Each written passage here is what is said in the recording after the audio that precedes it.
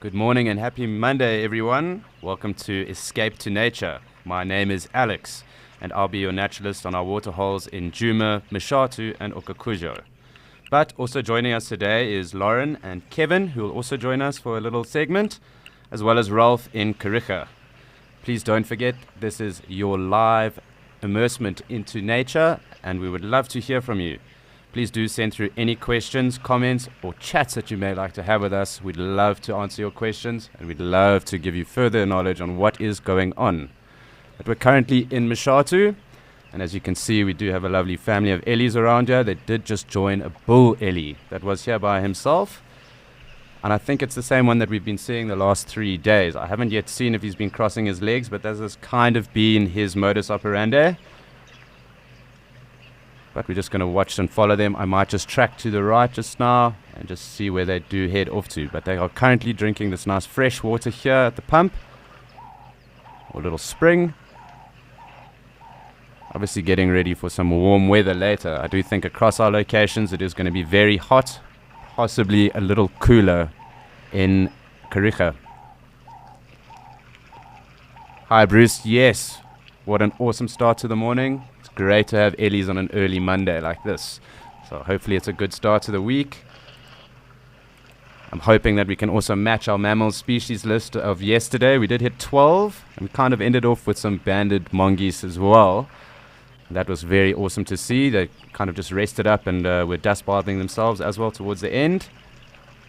But we're just going to stick with these Ellies for the moment and try and see if we can get our mammal list up or match it from yesterday. 12 will be kind of hard. But it is looking quite busy across our location, so we will try and get as many as possible.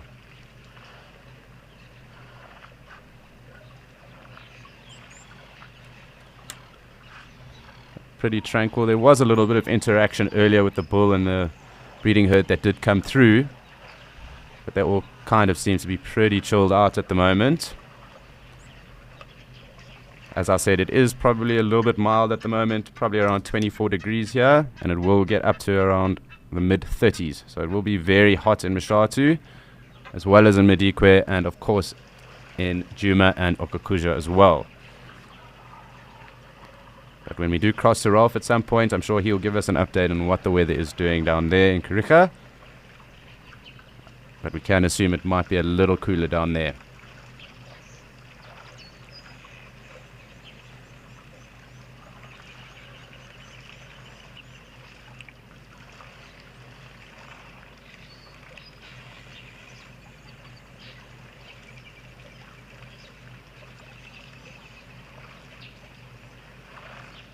I am hoping that a lot more Ellies come through. We obviously do have Ellies in 3 or 4 of our locations.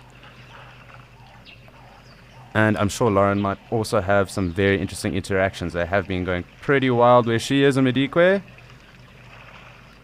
But we've also had quite a few locals, at least what that I've noticed over the last few days with regards to the Ellies at the different locations. And this bull over here, the one on the left by the pump, he seems to be pretty happy and just hanging around here as well. We will see if we do see our hairless tailed male up in Okakujo just now as well. He does kind of come through in midday, so it's always good to see him. He's quite a big bull.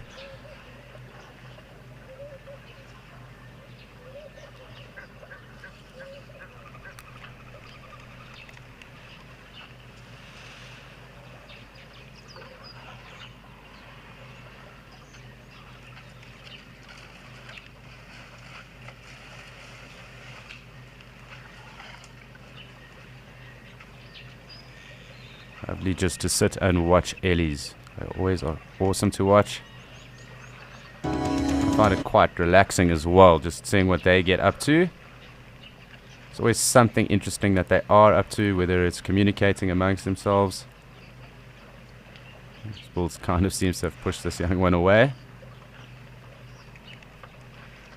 Let's just try and track and see what is going on and how they are going to play.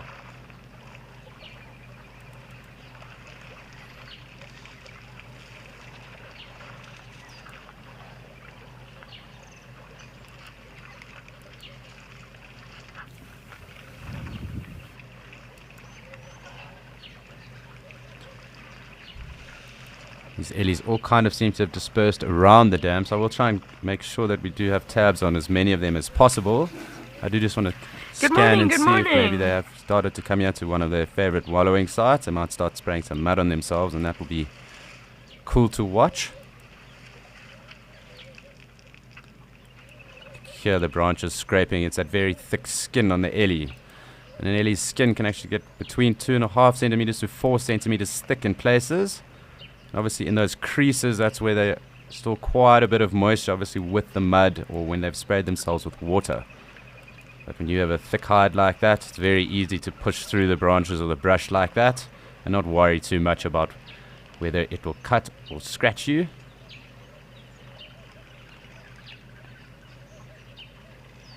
I think let's go back to the other side and see what the others are up to. Seem to be mulling around and pushing off. But here in Mashatu, the land of the giants, was also renowned in having the highest elephant population in a private reserve, that being 700 ellies at least. It's a huge number of elephants, but this is also a corridor, and it does link into Mapungubwe, the South African National Park, just across the Limpopo, which is just in the distance over there. And that's just across the confluence of the Shashi River, which is the border of Bots and Zimbabwe. So they do also roam, obviously, into Zim, and that's part of the Tuli Circle.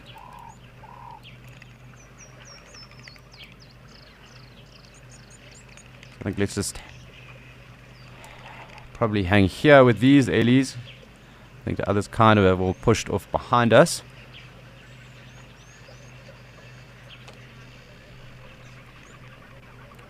To the right of us as well, but we still haven't seen our croc in 3 days, so I'm wondering when we might get the opportunity to do that. We'll keep you posted. I will also keep tabs on the cam as well to see if it does pop out.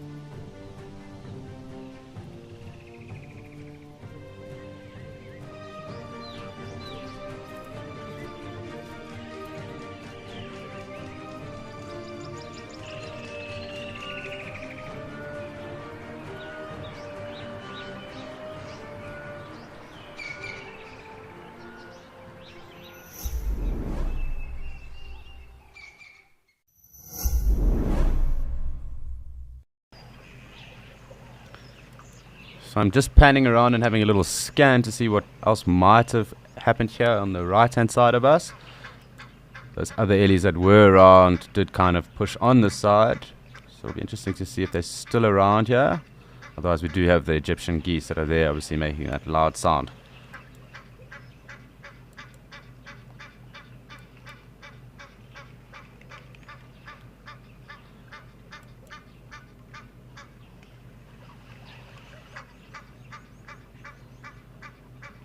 It seems now that the ellie action is over, it has got a bit quieter.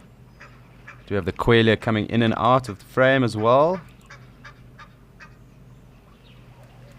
We'll try and see what we can see here with them. Quite confusing though when you do watch them swarm in and out like this though too. Here's some blue waxbills as well in the background. There are the quelea on the top over here. Obviously on the water too, but we can hear the little blue waxbills. Can't see them currently just because they are quite small and can't really get the focal length that we would need to actually view them correctly. But good to note they are around.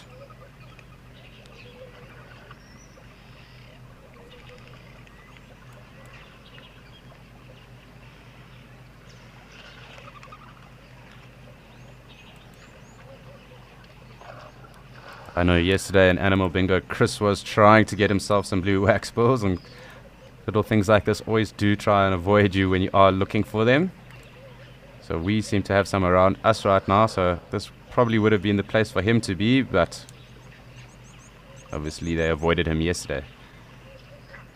I think it's probably time just to scroll back. It does sound like something else is back at the water.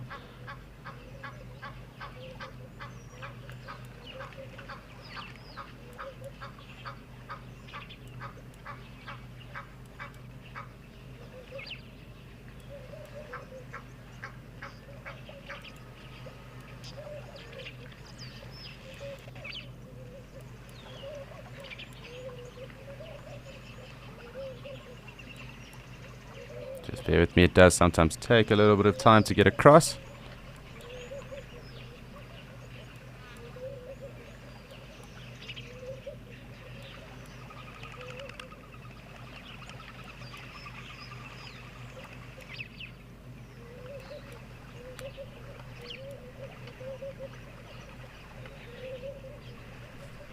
Hi Danilo, we didn't see them yesterday, although they did hang around pretty much most of Saturday, and they were actually wallowing in the water, just lying actually just on the fringe. I'll show you where right now, but I didn't see them yesterday unfortunately, but who knows, that could change today. It is going to be hot and they do like sitting in water, so if we are lucky we could get to see them again, but who knows. Looks like we do have our ostrich back again.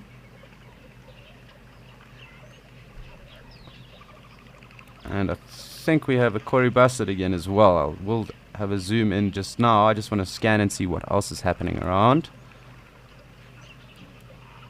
But yes, we will obviously keep a lookout for the hyena. They are great. That must have been the ellie that was making that sound. We'll just watch him for a minute. Seems to have come back. Oh no, that's a heron. You can see just from the walk. See, I'm a bit zoomed out. I can't tell you which one it is just yet, but I think it's a grey heron. We might find this ellie pushes or scares it off.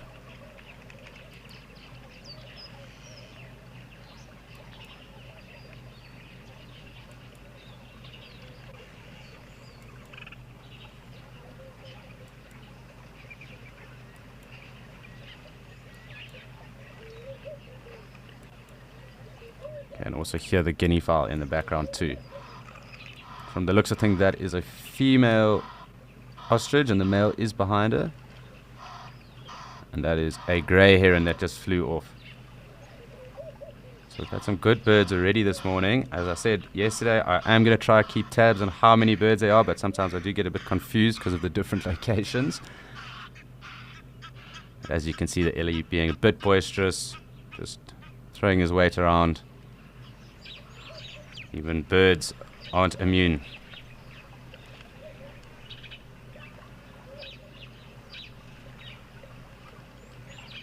Really interesting to see though if that male ostrich in his blooming plumage will chase the other male that was around again. We were watching them zooming around in the background the other day.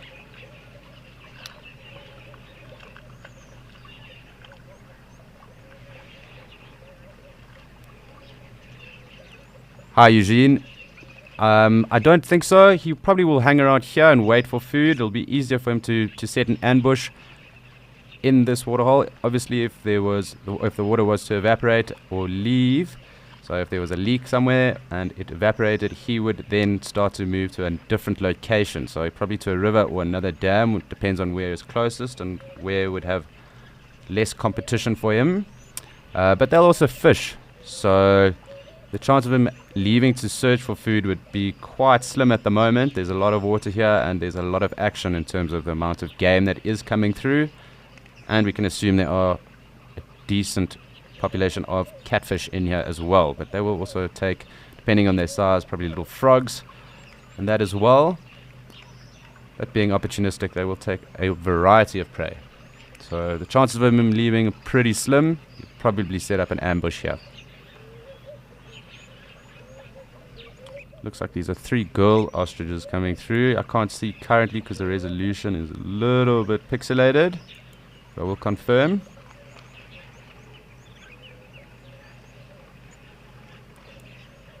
And we've got some other ellies that are back here. I can hear the typical grumble going on. So I'm going to try and pan back to them.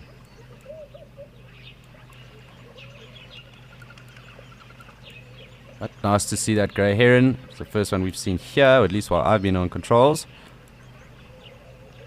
And we've got a warthog. 2 of them. 3.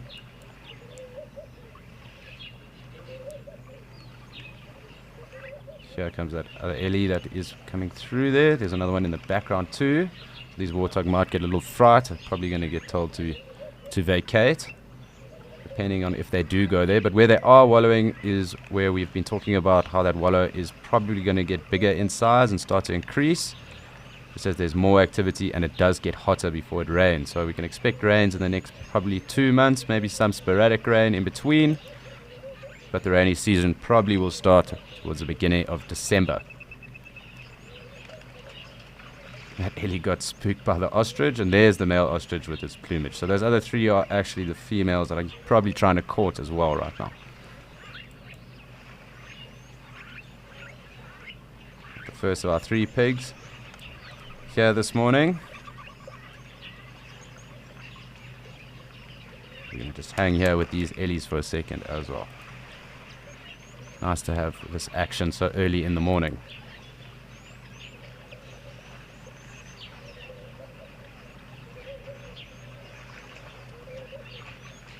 It's probably a little bit mild in terms of temperature for them at the moment to start wallowing. I'm pretty sure we might see that in the next few hours.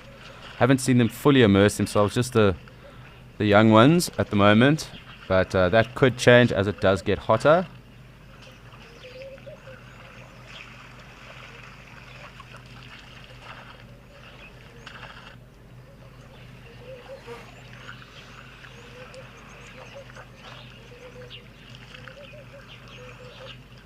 There's never a dull moment here in Mshatho. It's always pretty busy. There's always something going on, whether it's just the birds.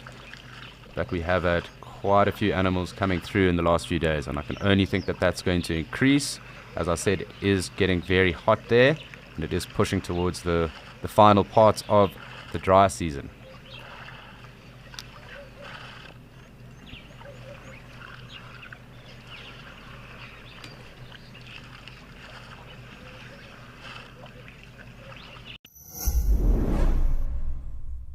Some say it's a game of chance, luck, even divine providence. Others would call it your grandma's weekly fix. Yes, we are talking about bingo. Join us in celebration of World Animal Day for the most gripping game of safari bingo to date. Our naturalists will be going head to head on a hunt to spot the animals you have chosen. It's sure to be one for the book.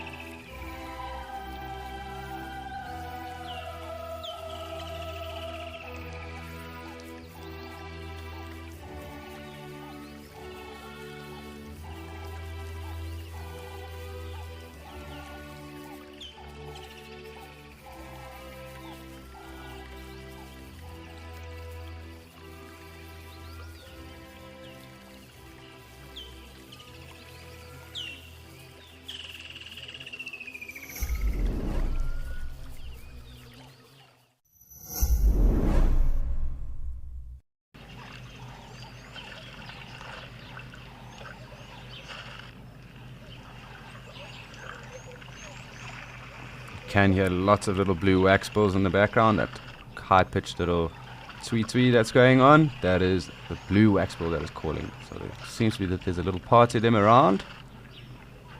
It's quite a common sound in the bush, depending on where you are, but at least here and as well as in Djuma, this is quite a common sound for us, and definitely in Pridelands as well.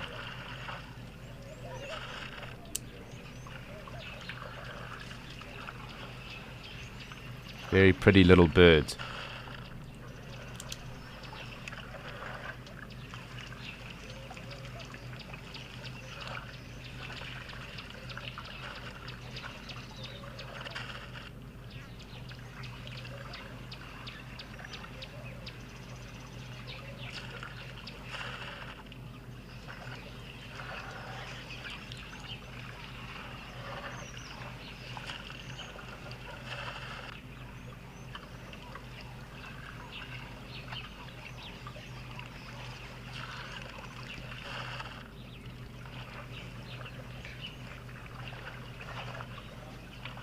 Looks like that big bull is going to meander off now. These guys are definitely thirsty. They probably walked quite a fair distance to get here after feeding most of the evening. They're probably going to push off now and go and find more food.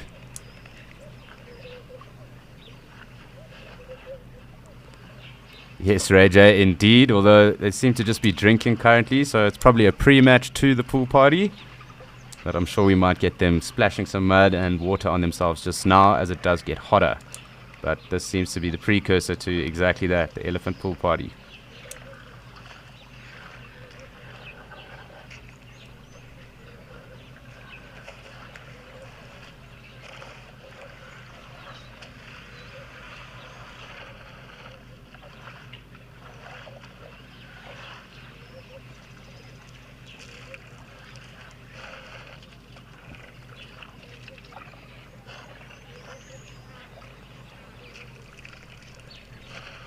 And we have a zebra walking across in the background.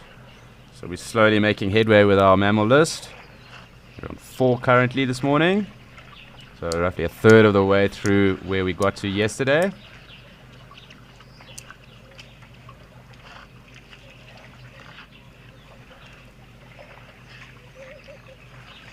Might be interesting to see if these ellies tolerate the zebra coming through for a drink, but that might not happen. We'll just have to wait and see.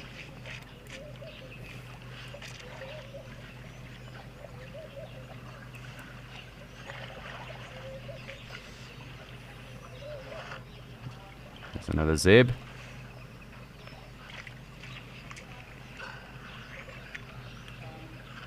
And we have a wildebeest there as well.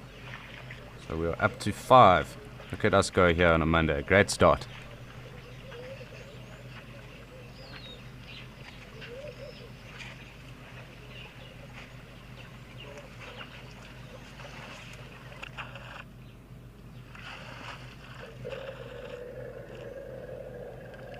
There the ellies showing that they're probably not enjoying everyone else coming and joining them here for their pre-match. We'll see how long this lasts.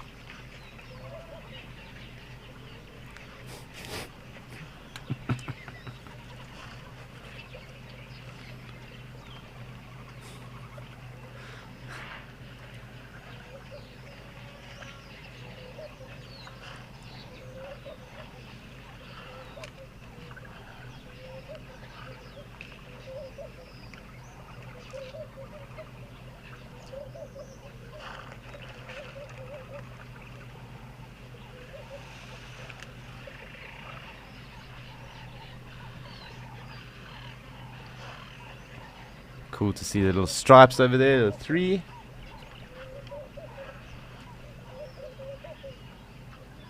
It'll be interesting to see how close this wildebeest can get in. It looks like quite a big bull, if you ask me, at least from what I can see here from my view. What's quite interesting is there is a little bit of grass that is here towards a floodplain on the Limpopo, so we're more likely to see these plains games here, so that plains game being the grazers, the zebra and the wildebeest. So there's a little bit closer to where there's a bit more grass. There isn't that much grass in Mashatu, so the numbers are obviously lower than in other areas. There's quite a bit of Mapani in that as well in the area too. We're yet to see the eland come through, and there is a huge population of eland in the area as well. So I'm hoping we do get those at some point.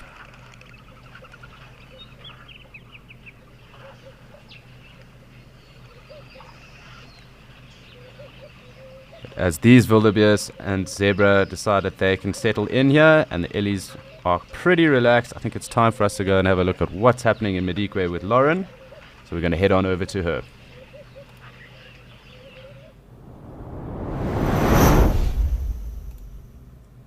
Everyone, a very good morning from Madikwe Game Reserve in the northwest province of South Africa.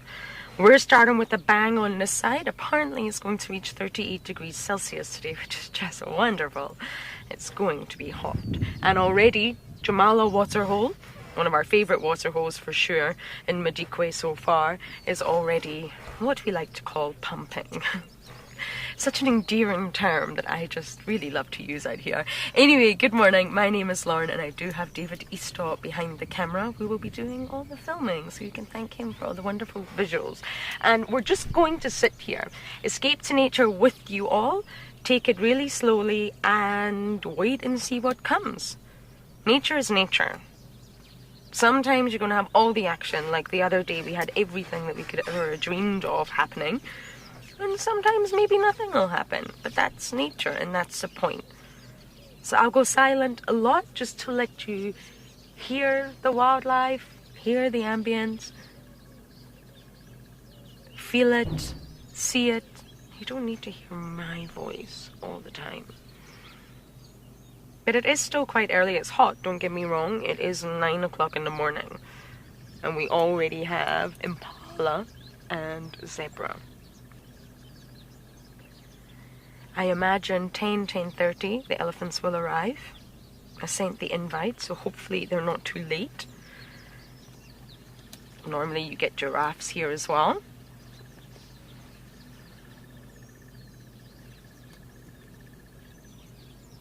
But we do have some wonderful swallowtail bee-eaters that are diving into a hole. So once they dive into the hole, Davi's going to use his speedy skills, and we're going to try and give you a view of them.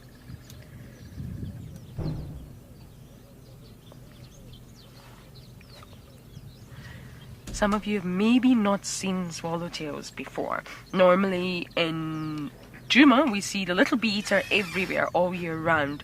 Sometimes you see the carmine bee-eaters, but it's not so common in that area anymore, which is really sad. A few years ago, there they go, Dove, there they go. They're in the hole. You see it? You're just going to see a tiny little head. I'll guide you on the monitor. Oh, that's my head. Nope, it's not that one. You just had it. It's this one. To the right. Here, I think. Yes, yes. Well done. Now, it's going to be a quick view, but it's still a swallowtail bee-eater. How cool is that? And if any of you are keeping bird list, it may be a new one for you. I'm not sure. And they're clearly eating something in there. I can only guess that it may be ants. It's a little bit sad we can't see in. It's just a coloration for me, the color palette. So vibrant. Green is actually my favorite color. And I don't even have the right words to describe that specific color of green. I'm going to try and get white-fronted bee-eaters on camera for you at some point as well. I have a huge to-do list from Madikwe Game Reserve, and I want to share with all of you.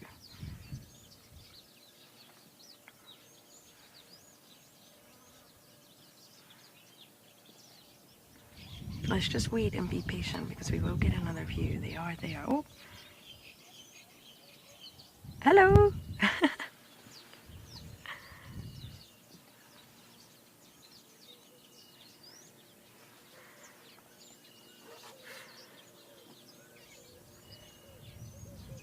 How lovely. There's one still in there.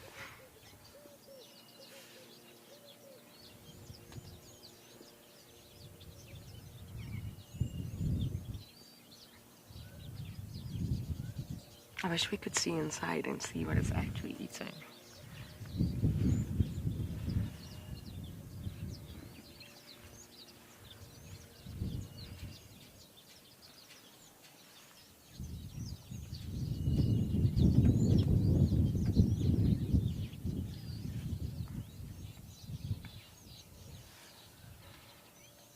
Darcy Miller, it's always so good to hear your name and know that you're watching.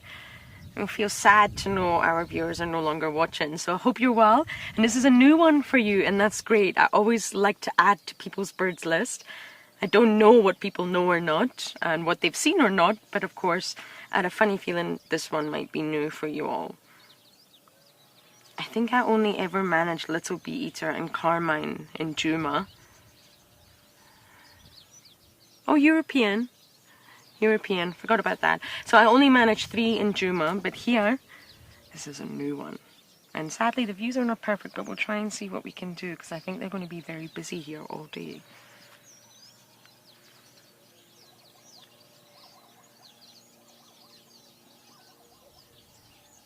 I mean, if you just looked at that, you would never know they're there. It's a deep hole. Those are the kind of holes that get your car stuck. Been there, done that.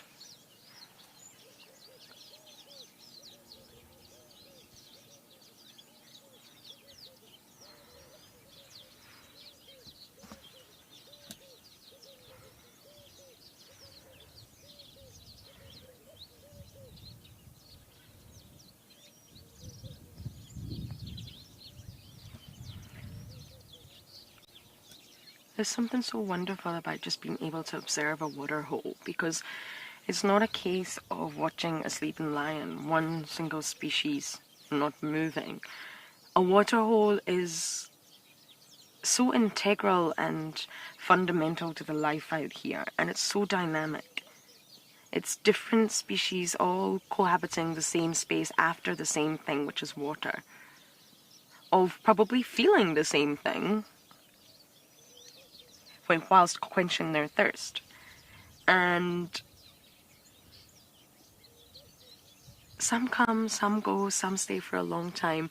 I think it's wonderful to be able to just sit and observe all of this.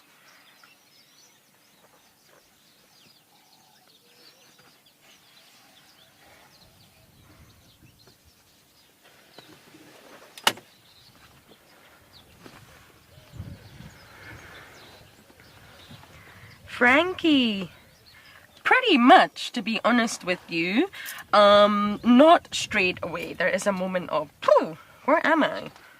Wow. Something's definitely changed.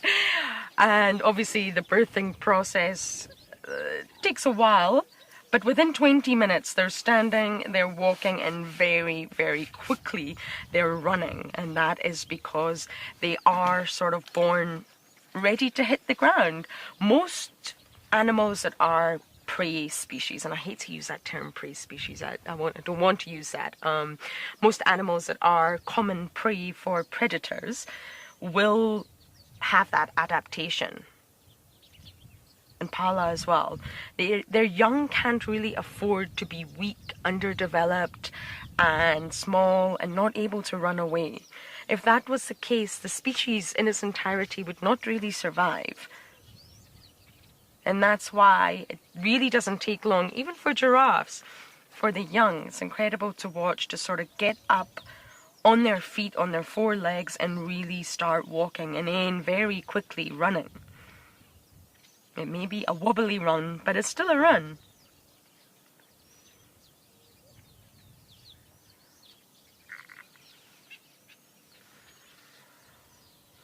And that's the sort of difference between altricial and precocial. Predators, it's not really the case. Most of them are born altricial, where they are weak, they're underdeveloped, their eyes don't open, they're blind, they need to be kept in dens or cracks in the riverine system or burrows or termite mounds. It's actually the complete opposite. And that's, again, based on the fact that predators like your leopard, your lion, your cheetah, they can't afford to be pregnant for a long time like an impala, 6.5 months. They can't afford to have these big huge bellies or they won't be able to run and hunt. So it's a trade-off. What's the trade-off?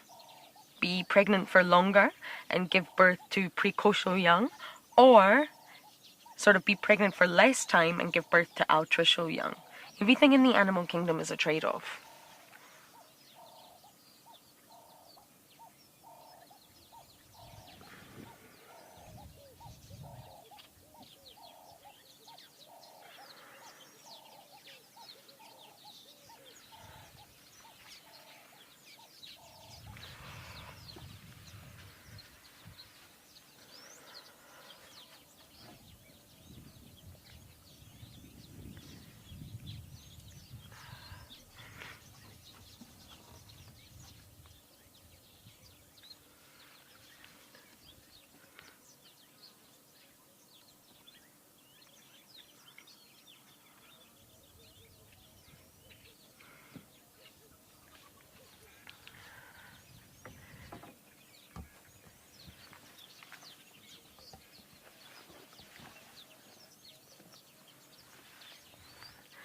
Betty, you're asking about the weaning process, and that's something that actually really fascinates me in the animal kingdom, including humans, because a lot of the time people want to figure out, like your question, Betty, and that's great. You want an age, you want to know when they're going to be weaned. But actually, the process is a lot larger than that, and it's dependent on a large number of things. It's not an immediate thing. All of a sudden they stop being weaned. And what I've noticed in my career here across the board when watching mammals is that it actually differs. So the ages that we give you are more ballpark figures, they're more averages. And for zebra, it is around 11 months, so just short of the year. But you may find some zebra that actually are fully weaned, and I'm going to use the word fully, by 9 months. You may find some zebra that are still suckling at 13 months. So 11 months is a sort of ballpark figure until they're fully weaned. And we use the word fully because, there we go, the beaters are back in the hole. Can you please give us a nicer view? I want you to see it all in all its glory. And I say fully weaned, Betty, because it is a process, and it's based on hormones, it's based on pheromones, it's based on environmental cues, physical cues. There's a lot that goes into the weaning process, and it's also a lot to do with behavior. I'm sure lots of young would suckle forever if they could. There's a lot that goes into the mother having those cues in her body, understanding that the lactation process is coming to an end, weaning must stop, and she has to change her behavior to teach the young that it's time to start eating other food. So great question, but weaning is a huge process. But for zebra, they do say around 11 months.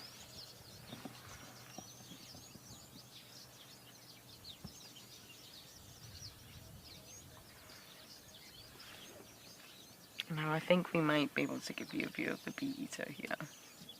It is on a fence, everyone, so it's not the most attractive thing to look at. We are at Jamala. But you're going to be able to see these bee eaters in all their glory. There you go. Hello, guys. I know the fence is terribly ugly, but fences are necessary in the wild, in game reserves and in parks for protection. Thank you, Davi. I'm just glad everyone got to see the swallowtail.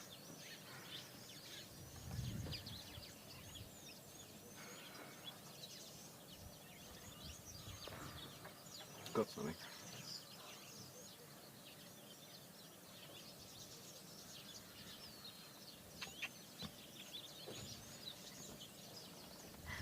The bee eater here are giving us so much action. One just caught a butterfly. That was so cool.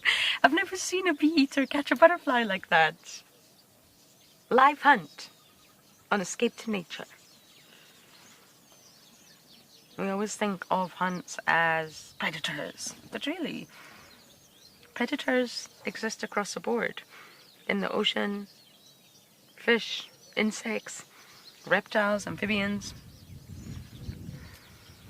The waterhole is quieting down a little bit now, but we are just going to sit here for a moment or two, take it all in and see what else arrives.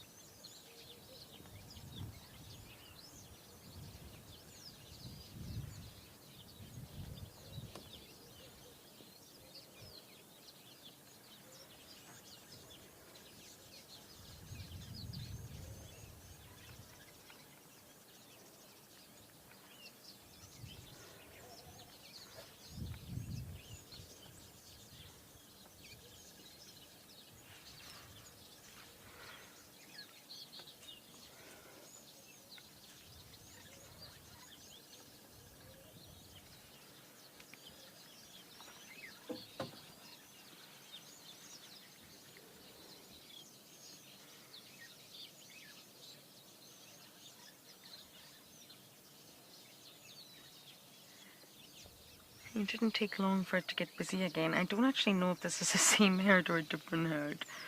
I'm not sure. But possibly a different herd, I would imagine, coming to quench their thirst.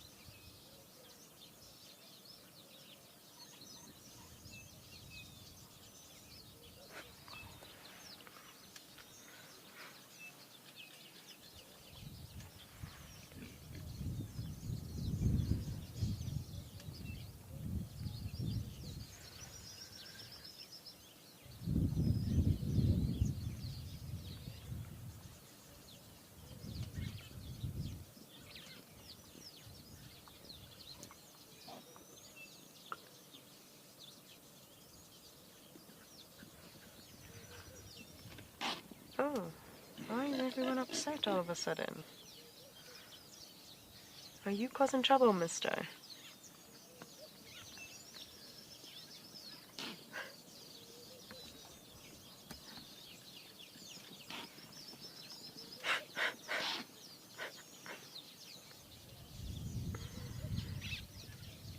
Well, a little bit of action with the impala. It's very reactive this morning.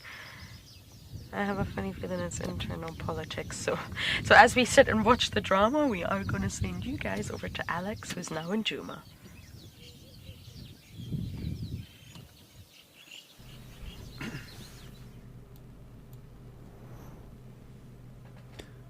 Thanks, Lauren. It all seems to be popping off this morning at the waterholes. We do have this lovely herd of Ellies that decided to join us here in Juma.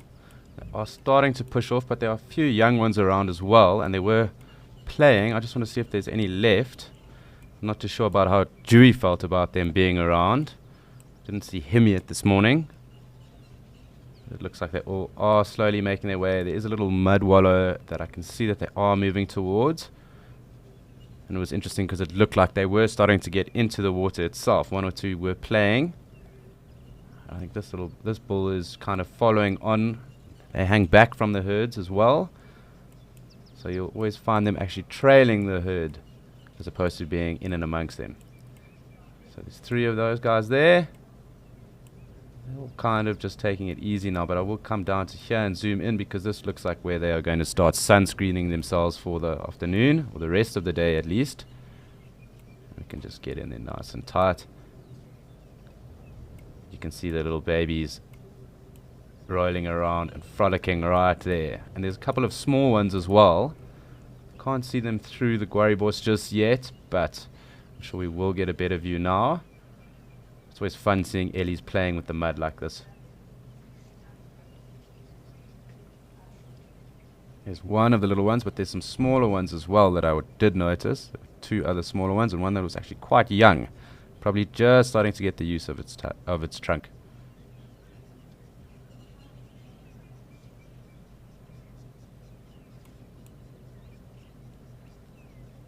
I do think these bigger bulls are also going to come and head into here and start to spray themselves too. And it's quite a clay soil, as you can see. It's quite dark. So that is going to almost act like a plaster for the day.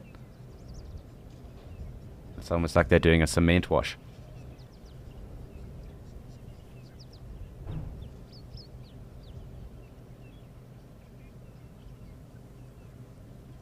That one's having a little rub there.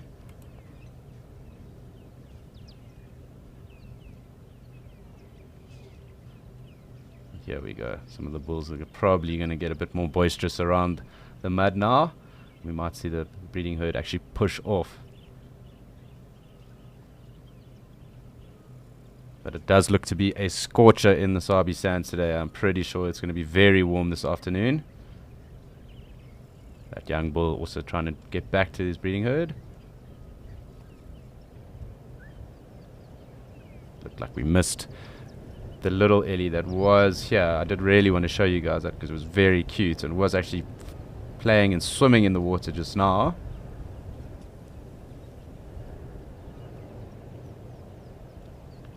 We can note that wind, and that wind is going to be very, very, very hot. So it's not necessarily going to be air conditioning for anyone. It's going to add to the heat at some point during the day as well.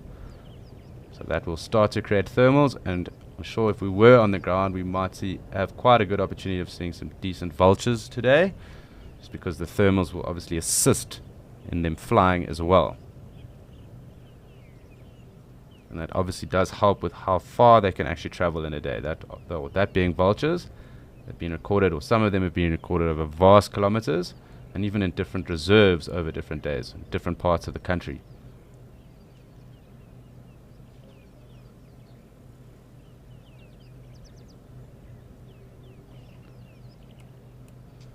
Let's just come out and see where those other bulls did go. You can see the rest of the family trying to get into the thickets there. They're probably going to spend most of their day in the shade now, I would assume. Try and find some water later. But anyone who's got elephant on their bingo cards for this afternoon, I'm sure these guys will probably be in the area for a bit, so someone might get lucky. Let's just see if there are any other individuals this side. No. Well, we'll track back. We're going to watch the Eddies play for a little longer.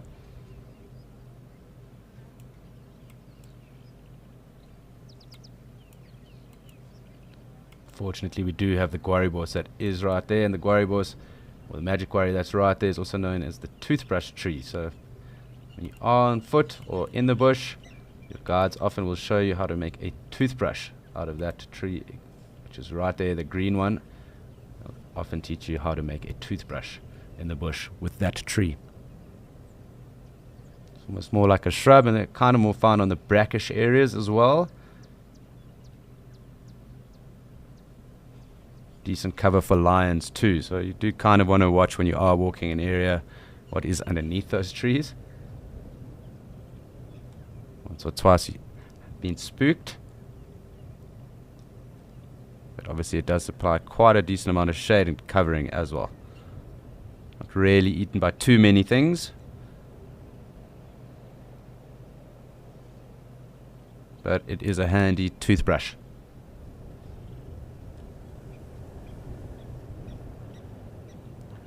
And just for anyone that might have joined us recently, this is an immersive and live experience as well as your escape to nature. So if you do have any questions, queries, or anything you'd like to chat with us about, please do send those through. We'd love to answer or chat with you about anything you might find interesting.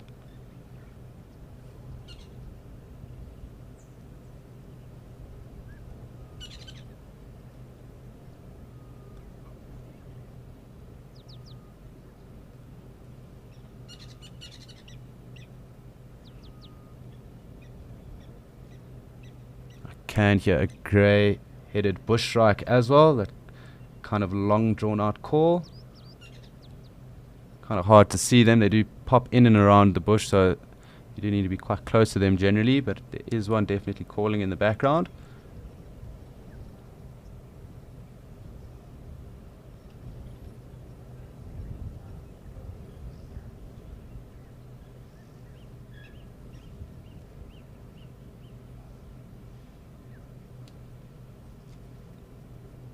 Bush shrikes are very pretty, so the majority of them in that family are always awesome to see. Got very cool colors. The gorgeous bush shrike being on most birders' lists. It's also got an awesome call too. But they do like hanging around within the deep parts of the trees and in the greenery, specifically in thicker vegetation and along the riverines as well. But very high up there on most Twitchers' lists, the gorgeous bush shrike.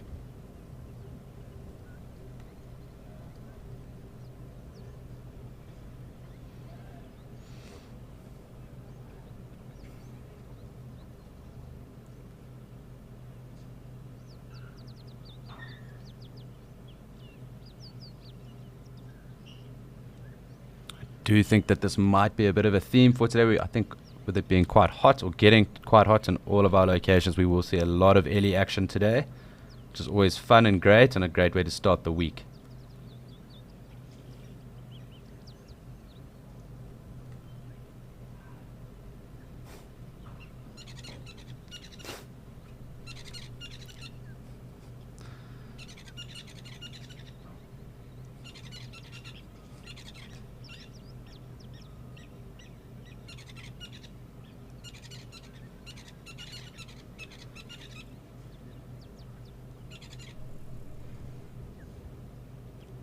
You can see that one there just behind the Guaribos is pretty much getting right in there, rolling around. And I'm hoping we do get to see these others as well do that, because it's always fun watching Ellies do this. And I can actually spend quite a lot of time just watching Ellies get on with it.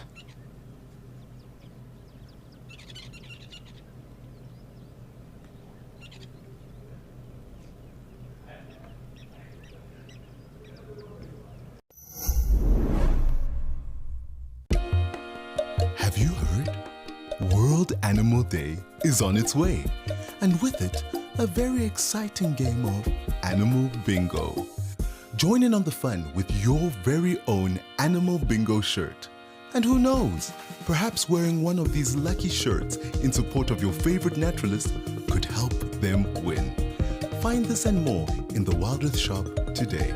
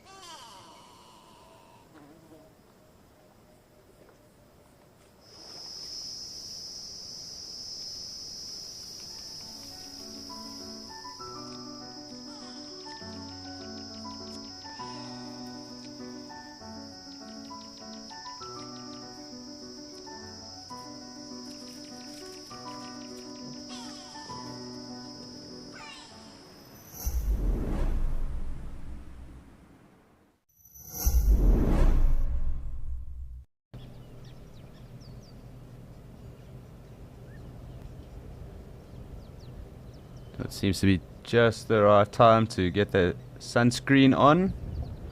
Not so much a pool party just yet, but they're definitely getting ready for some shenanigans throughout the day. It's interesting to note we haven't seen any of them spraying any sand on themselves just yet. It's been more of a mud pack morning, if you want to call it that.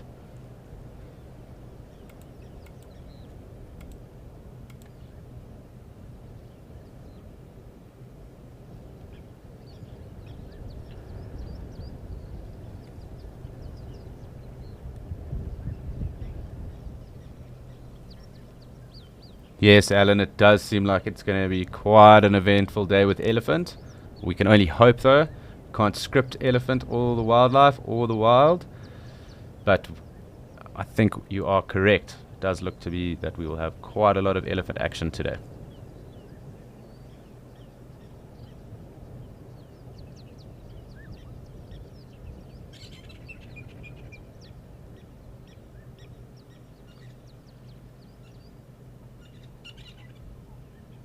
Nice and thick. And as what I was saying earlier is that an Ellie's skin can be between 2.5 to 4 centimeters thick. And obviously when you clad yourself with this much mud, it becomes quite a big barrier for anything. Sun, thorns, insects, parasites, the like.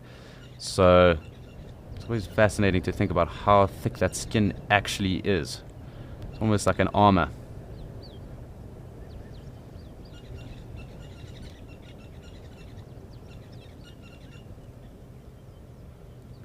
And of course, the dermis being an organ, elephant's skin or dermis weighs up to about 700 and 800 kgs on big elephants.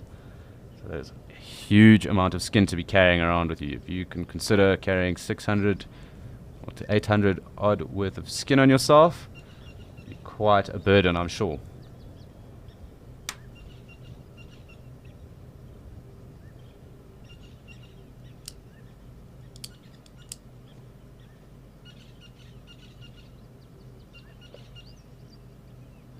Two little young bulls seem to be playing here. And what's interesting is that these bull parties, the younger ones, are sometimes called askaris. Askaris basically being almost like the understudies or squires to the big bulls. The big bulls being the knights, I suppose. You want to call it that, if we were to think about it in a medieval sense. But these guys will pick up a lot of their skills and refine a lot of their fine motor skills as well. So fighting, as well as foraging and that as well, from the bigger bulls who end up becoming almost mentors to them. So you will notice younger bulls around older bulls at times as well, when they have left or been pushed out of the breeding herds at least.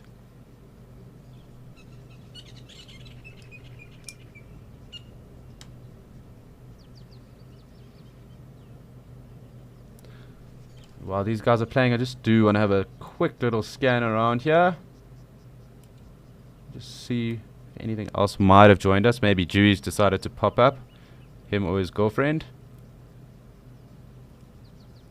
So I'm sorry, I am scanning quite fast, but I do want to make sure we don't miss anything that might be around here at the moment. Just because this seems to be where the action is at currently. Doesn't look like too much else is happening.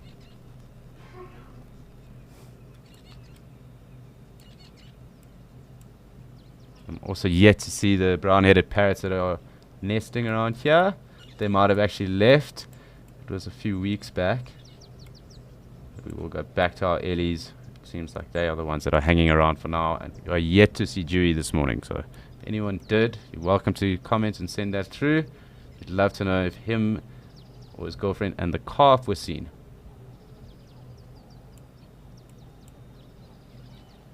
Someone's having a big scratch.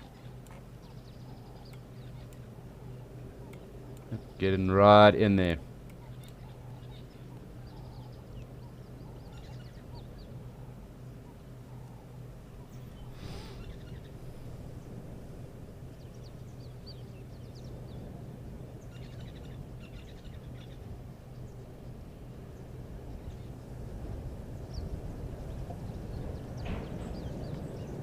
looks like these bulls are moving off now. They have covered themselves with mud.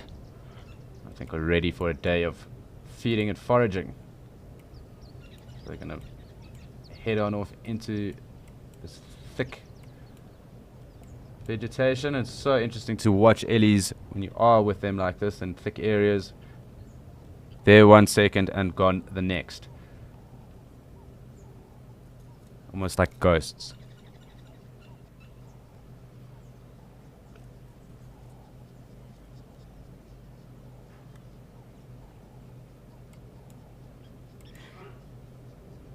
Quite interesting just to see how quickly it takes an elephant to disappear.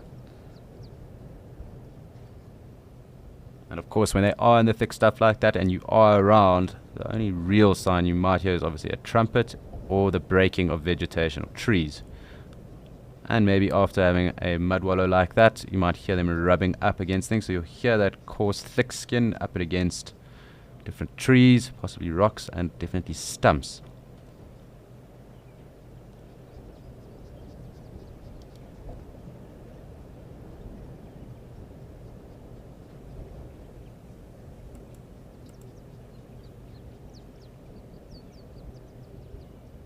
You can see exactly that happening right there.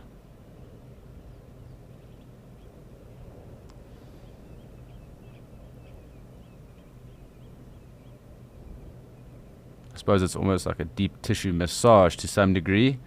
When you spend all your life on your feet like that, walking around, you do kind of need to get those knots and whatever pushed out. So I think on top of a good scratch, probably also does help with that as well. We do have a hoopoe as well in the background.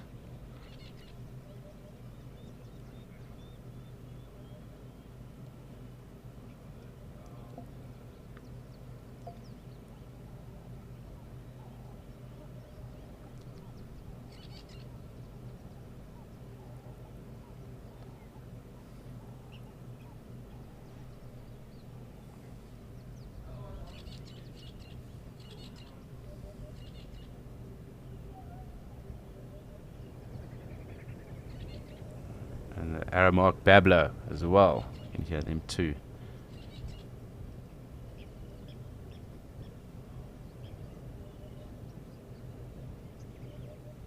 As I said, it's fascinating to watch elephant just disappear like that. These big grey shapes have literally pushed right off.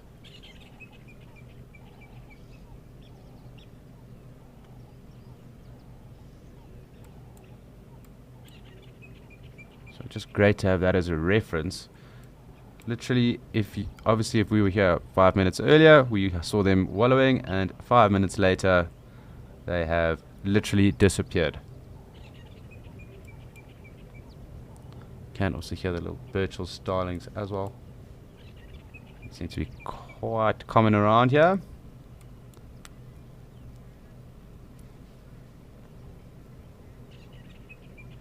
Well, as our elephant decide that they are disappearing, Lauren has some elephant and she'd love to show us what they're up to in Madikwe.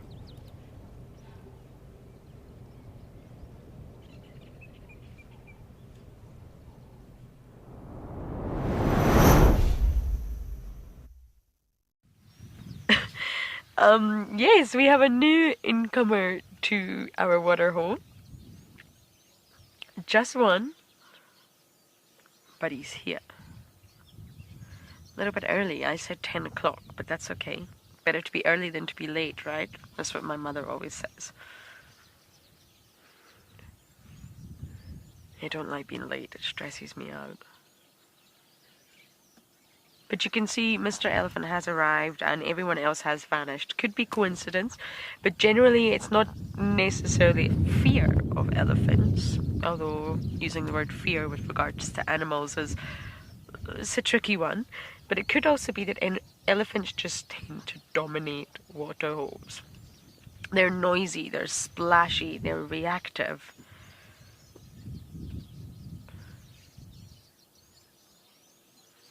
And warthogs are coming in. I'm not sure we'll get a view of them.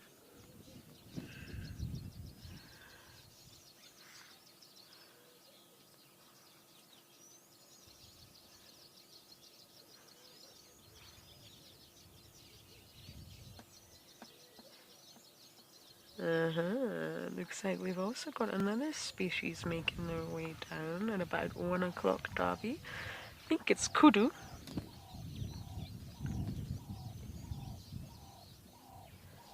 Ever so cautiously, yet gracefully, making their way down to what could potentially be a dangerous situation.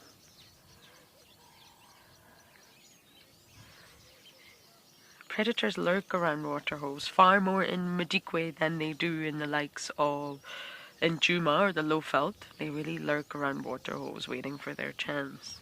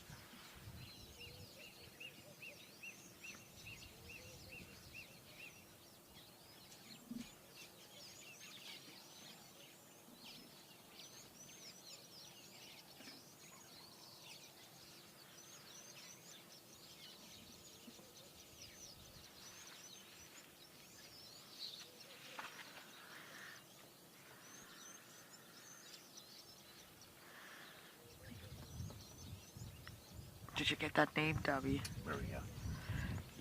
Muriel? Yes, they do. They can absolutely travel in sort of female-only herds. Even crash herds, especially when they've got youngs, like little nursery groups all traveling together. But yes, you can absolutely just find a group of females. It can benefit them in a number of ways to sort of be around a big bull, especially the really big ones with the big horns. But yes, you will absolutely find herds of females only.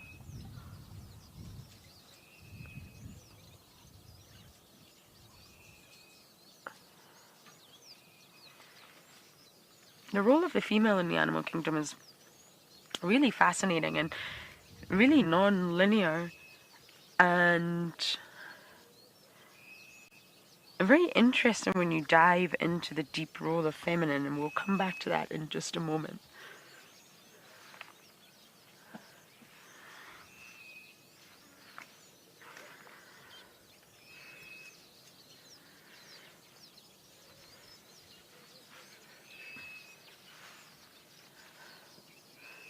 Waterhole. Oh, we've got something else hoping to join the waterhole way in the distance. So as it stands, we're watching the kudu drink. Lone elephant chilling, impala, and way in the distance here, Darby's about to show you someone who's going to slowly move in.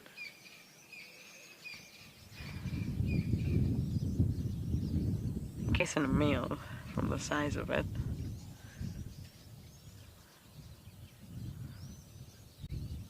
Ah, fascinating. Never a dull moment.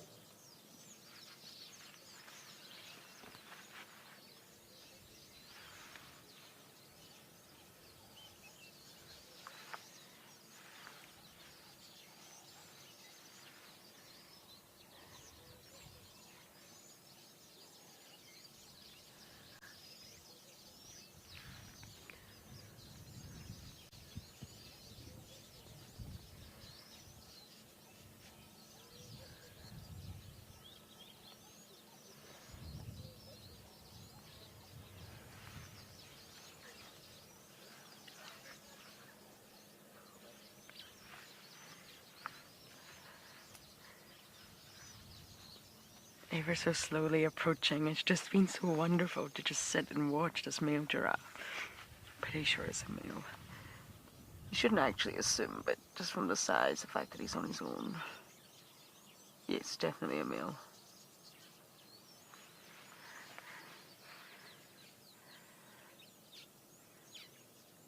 Analyzing and assessing what is happening in this waterhole long before he reaches it. Not just through vision. Smelling, can he smell any danger? Can he hear any danger? Any alarm calls? Any vocalization of any predator? Any distress?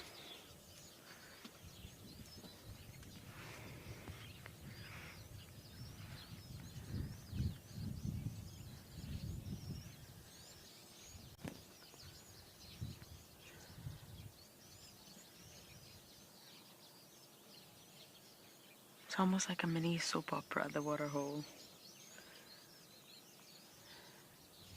It's like Friends, but not drinking coffee in Central Park. Animals at Jamala Dam.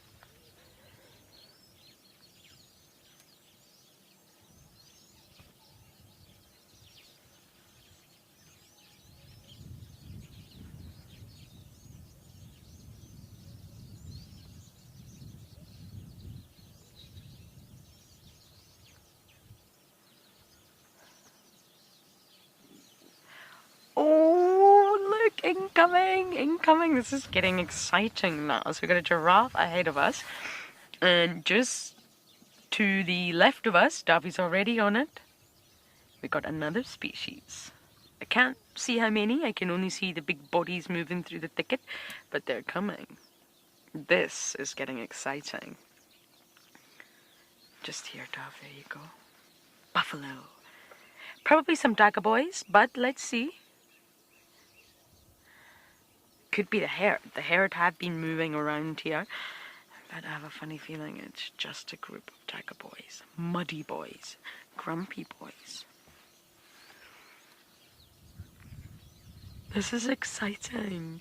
We literally have 3 of the big 7 here. The big 7 is literally just another terminology, because humans love terminology, for the big 5 plus 2. Oh, giraffe isn't included. I think it's a big 9. We've got elephant, buffalo, and giraffe. Cheetah, wild dog is a big 7, and then I'm sure it is hippo and giraffe at the big 9.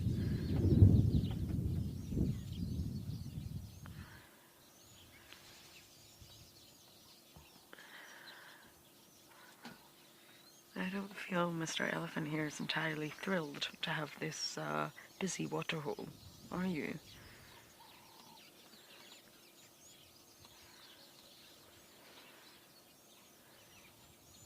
Yeah, dacaboys.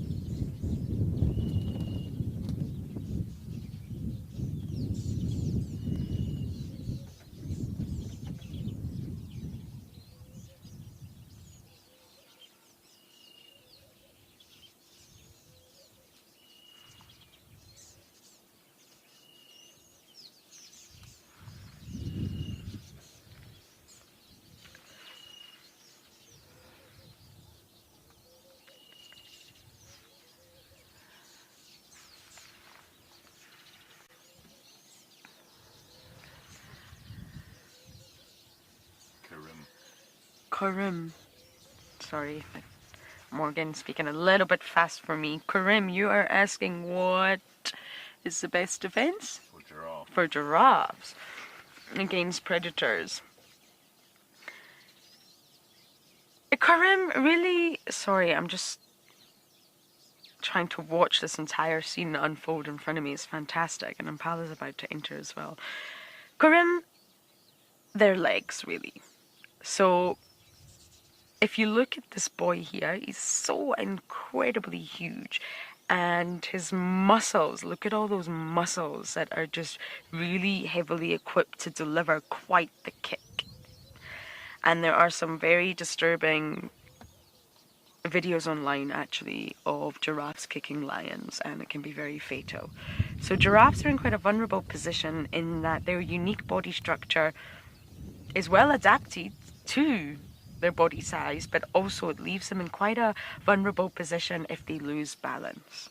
If a giraffe loses balance or trips up, really, if there are predators there, it's sort of game over, because it's very difficult for a giraffe to get up so quickly.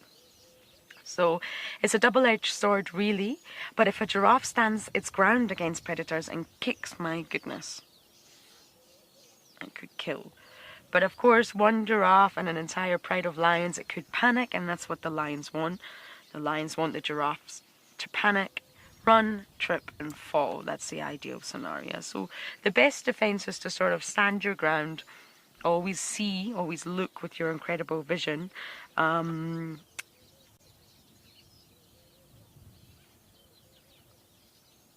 For where the predators are, and use your powerful kick.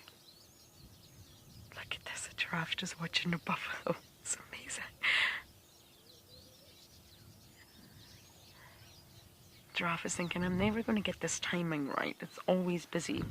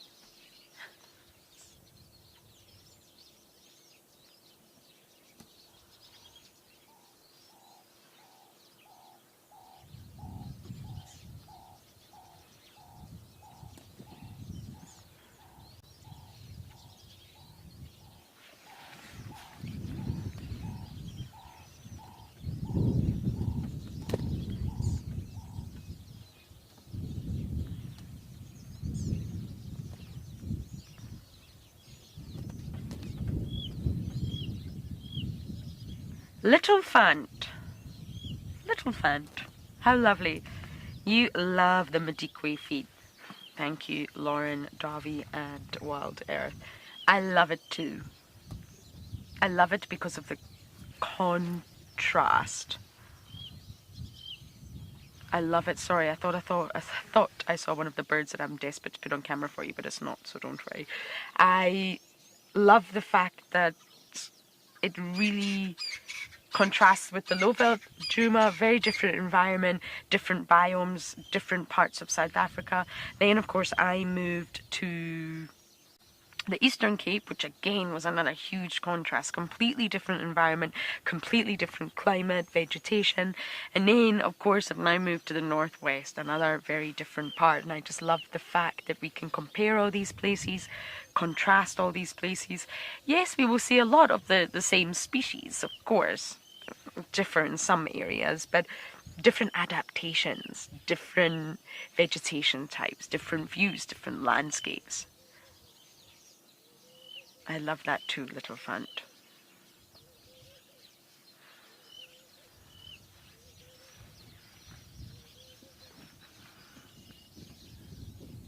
And that's really what the roaming team is all about, to showcase. Djuma will always be the heart of what we do, but to showcase other parts of South Africa, to give you that comparison where you're able to sort of see it all. I mean, with 9 different biomes, it's an incredibly diverse country. Indian Ocean on one side, Atlantic on the other, mountain ranges, desert. It's incredible.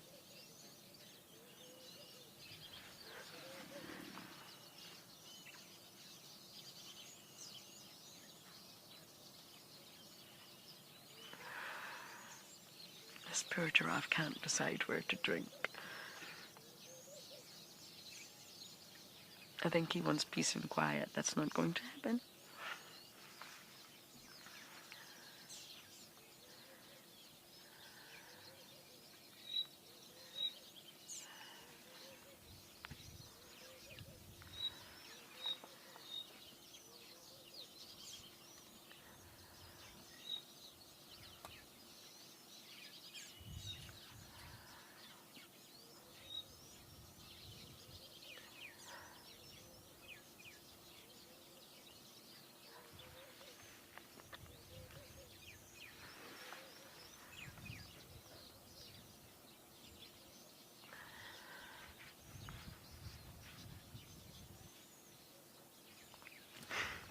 Lola, so much happening indeed. I would say, just in my experience, that congregations or aggregations around the waterholes here in Madikwe are a lot more diverse, with a plethora of species in comparison to the likes of Djuma. You do get activity at waterholes in Djuma, of course you do, but it doesn't seem to be as busy in terms of the number of species.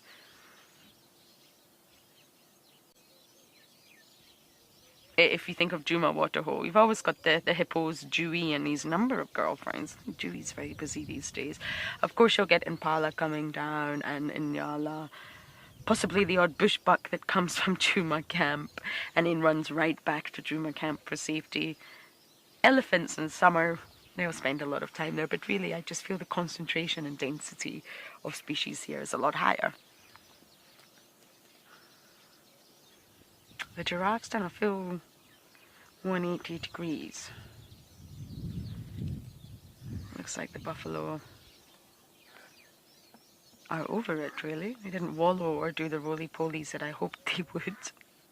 But they may hang in the area and come right back down as soon as the temperatures start to soar.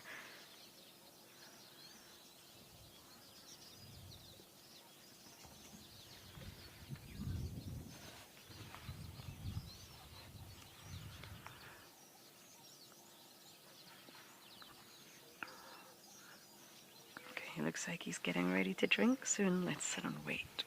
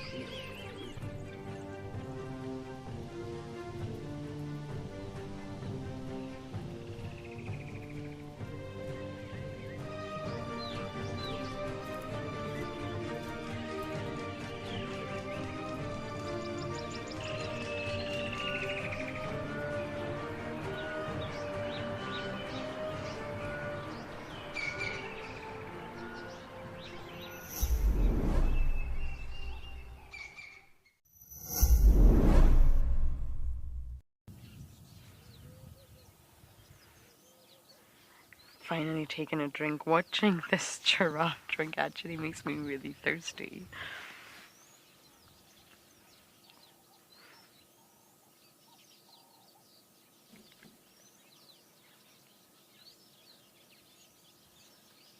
Took a while for him to find his spot.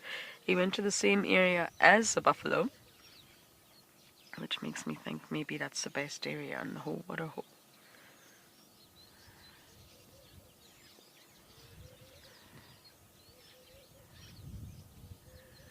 It's a nice size comparison for you all.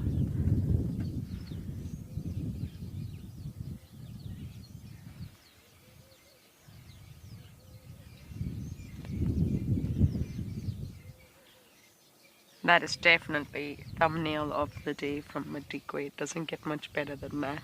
Wow.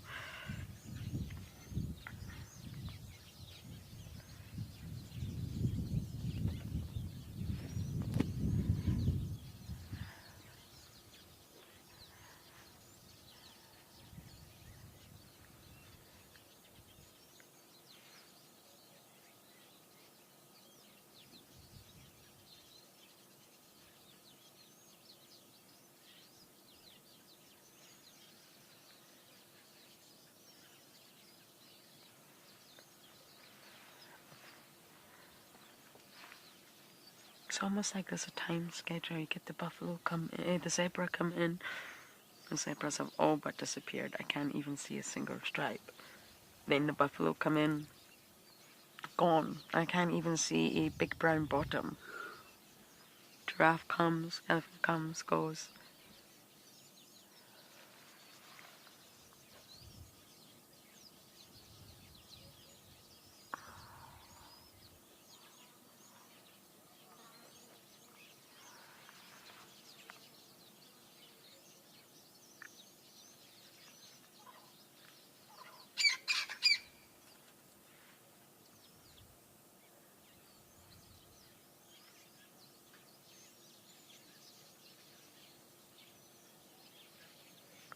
Okay, we're definitely not going anywhere. Jamala Dam is a place to be today, but you guys are going to head back over to Alex at Okakuyo.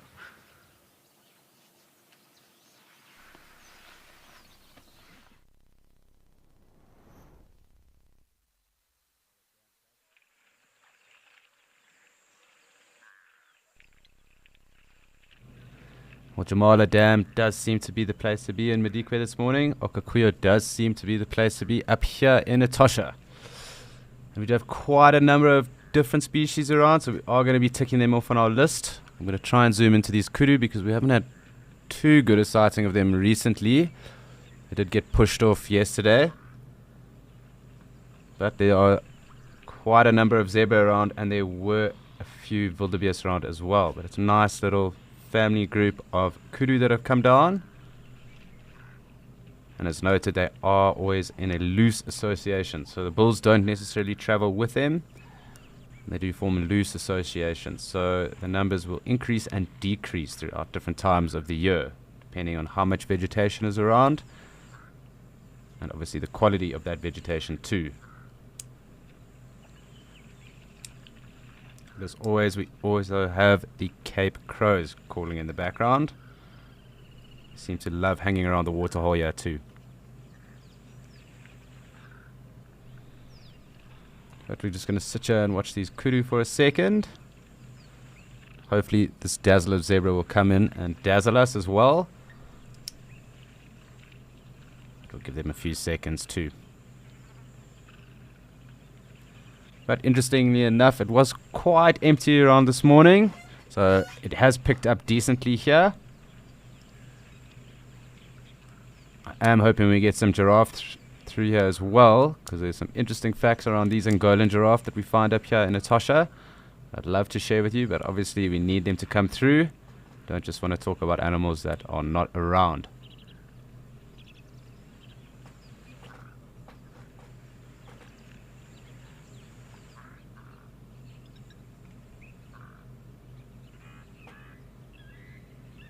Nice to see a number of calves with these cows. You count about 3 at least. The cows obviously being quite a bit bigger, but I would say that these calves are around maybe 2 to 3 years of age. They're definitely not too small, and they are slowly getting bigger in body size as well.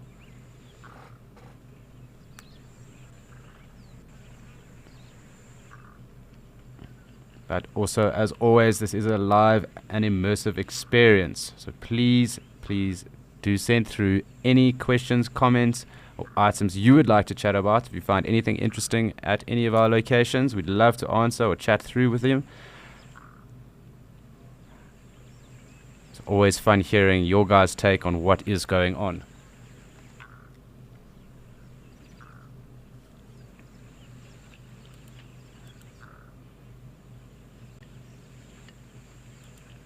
Looks like the zebra is slowly starting to come through. Nice kudu bull in the background as well. Hopefully he'll also come through for a drink. Over the last few days we have had quite a number of zebra coming down. I'm hoping that is going to continue. It's been quite awesome to see the numbers that they've been turning up in.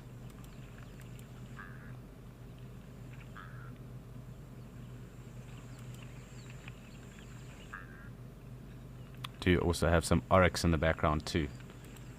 But we have some vultures, so we're going to move in onto them. I will ID them once we get in, and they do look like white-backed vultures. They are obviously here to do some cleaning and preening. I'm just hoping the camera controls allow me to do this. But we'll sit and talk about this because we haven't seen them here yet. And it is noted that vultures will stop, and they do come and clean themselves at watering holes as well as along riverbeds and rivers.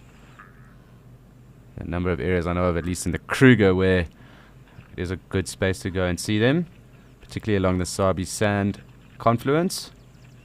But these guys here are definitely here for a clean, probably be bathing, rinsing off anything that might still be on them. But lovely to see some white-backed vultures.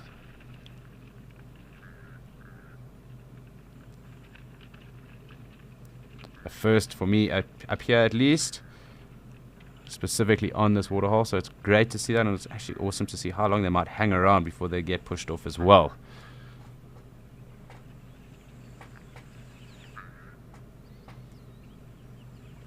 Obviously very susceptible to the recent poisonings of carcasses that have been going on throughout the continent, and I really do hope that that does stop and get curtailed. Because vultures are so vital to our environments. They are the cleaners, and they do help with many other diseases that are prevalent out there, such as anthrax and the rest.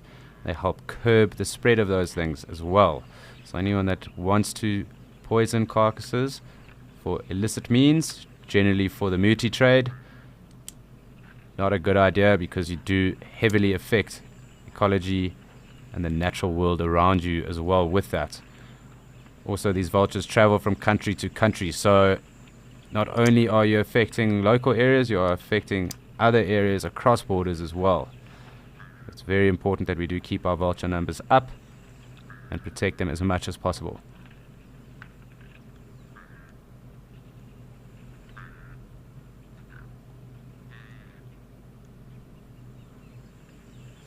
Probably quite an eerie sighting for those. Always reminds me of the Jungle Book when the vultures are in the tree. Those are obviously different vultures. We do have a lot of different vultures in the world. These are part of the old world vultures, and the new world obviously being more in South America and America. The white-backed vultures are quite widespread throughout Africa. They like to nest in trees. In particular, at least I know in the Lowveld they are in most of the knobthorns. They prefer knobthorns. On that, or in that side. Here I need to find a little bit more out about that, but I would assume it would probably be camel thorns, just because they are quite prevalent in the area as well. It sounds like a few of our zebra have come through as well, so I'm going to zoom out and we can just keep an eye on what goes on with the vultures as well as the zebra.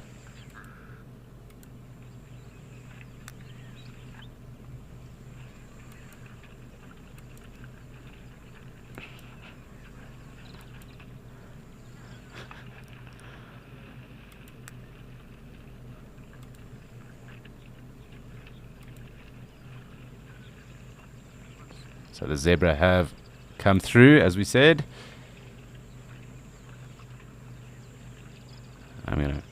zoom in on them for a second as well. They seem to be quite relaxed.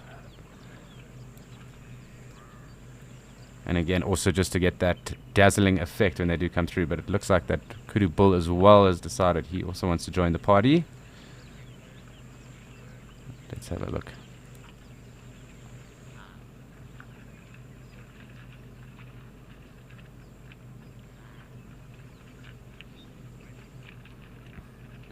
Not going too far in the water today. We have seen them up to at least their shoulders. But they seem to be hanging around the periphery. I'm not too sure why that is. Maybe not warm enough yet.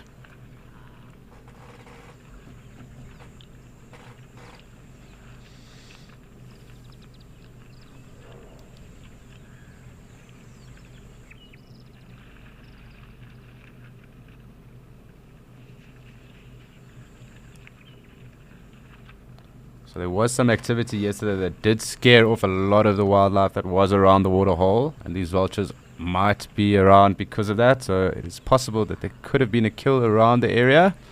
This might be why they are also hanging around today and also here at a cleaning station. Obviously, that is just speculation.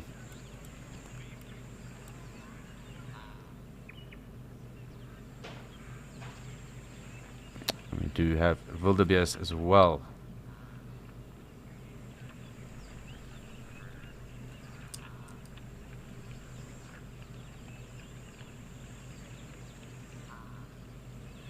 We've made quite a dent into our species list today, so we're already on 10.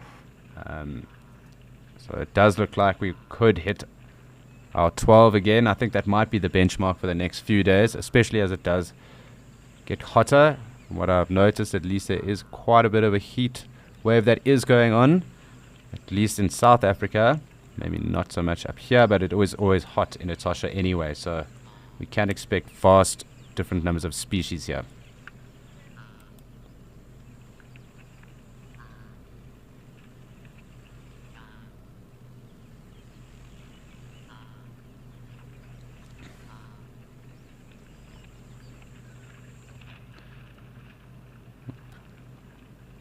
Something disturbing everyone at the waterhole.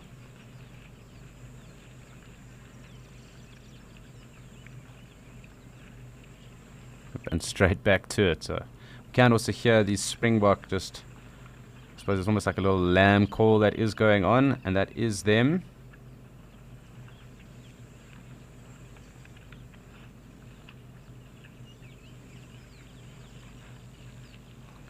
I'm going to zoom in again on the zebra and the wildebeest while they drink.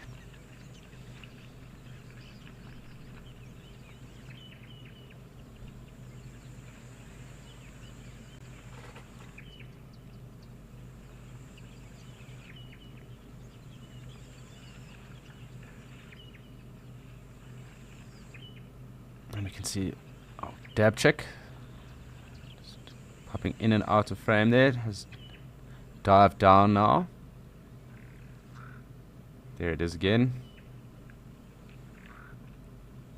It's a little grebe. Two of them.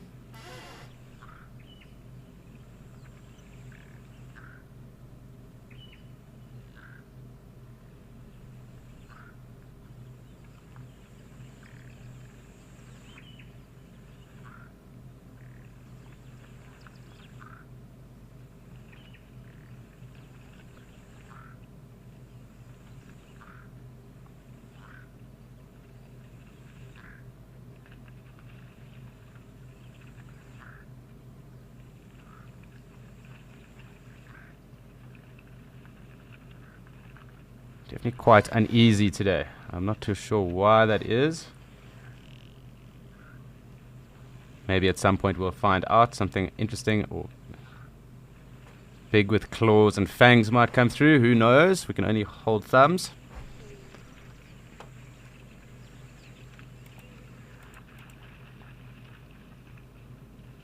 But definitely uneasy.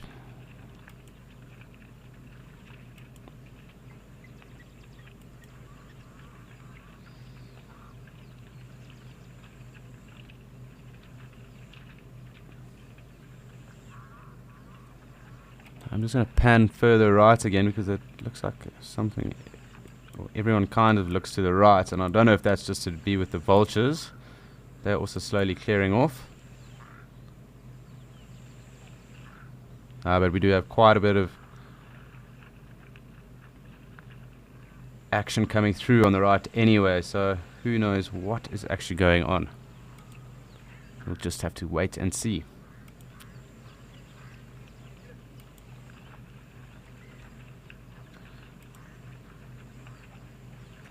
But while we have the last of these vultures here, I am going to zoom in on them because who knows when next we might see them.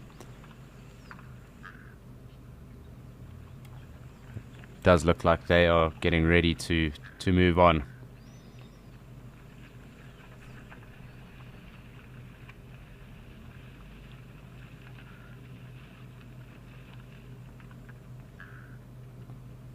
It is possible that this one in front of us is actually a Cape vulture too. It does look bigger than the others, and they are actually very big vultures. Just want to double check, but I think that is a Cape vulture with the white backed. You can see the white back there on the one on the right. Definitely does look like a Cape vulture that is right here in front of us. So we've had two species of vulture.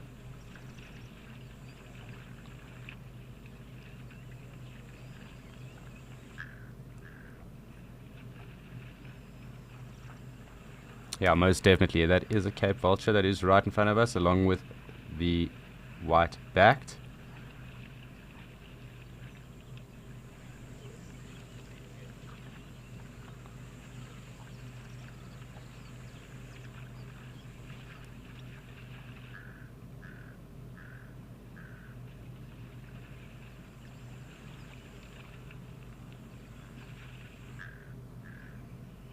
So what's interesting is that those Cape vultures can actually move up to around 750 kilometers from their colony site, and that's mostly during the non-breeding seasons. And there have also been immatures that have been resighted and even recovered up to about 1,250 kilometers from those colony or ringing sites. They're very nomadic, and they kind of do settle down. But I mean, that just gives you an idea as to how far vultures can travel, and that can even be in a few days. So it's very interesting to note, and that's also why I mentioned that they do travel in between and throughout different countries in Southern Africa and also Sub-Saharan Africa. So it's very important that we do conserve them, and we do manage our wild areas very strictly with regards to not allowing any poison carcasses, or when they are being found poison carcasses, that they are very well managed and cleaned up very quickly as to not disturb and cause further damage in the environments where they might be found. It is sadly quite an issue at the moment. It's something that does need to be worked on.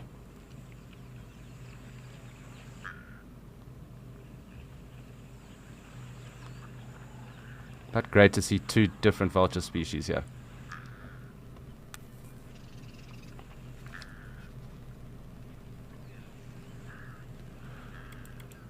Hi Moya, so I would say probably around 1.2 to 1.5 meters deep, and that would probably be at its deepest in the middle. It's not a very deep waterhole, but you do see the oryx in particular getting quite deep into it.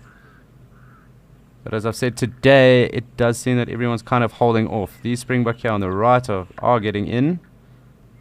We generally see the oryx in their deepest, as well as the elephant. Springbok are also not too worried about wading in, but yeah, I'd say probably between 1.2 and 1.5 meters deep at its deepest, and that would definitely be in the center of the waterhole. So not the deepest of waterholes, but very much a lifeblood for the area.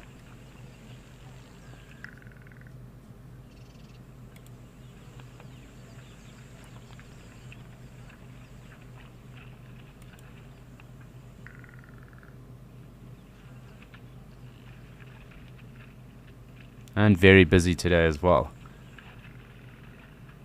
These zebras seem very, very skittish today. I'm not too sure why.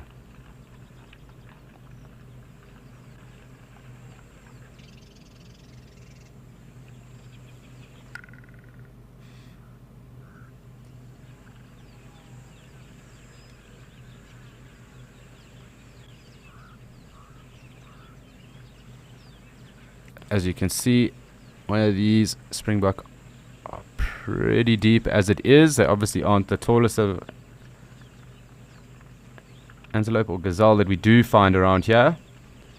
They are wading in quite deep on this side at least. It does seem to be that everything else on the left hand side is quite skittish. These guys and girls seem to be quite relaxed and unperturbed. And this is also due to the fact that there aren't any crocodiles in here. Probably very far away from any crocodiles, to be honest, where we are right now.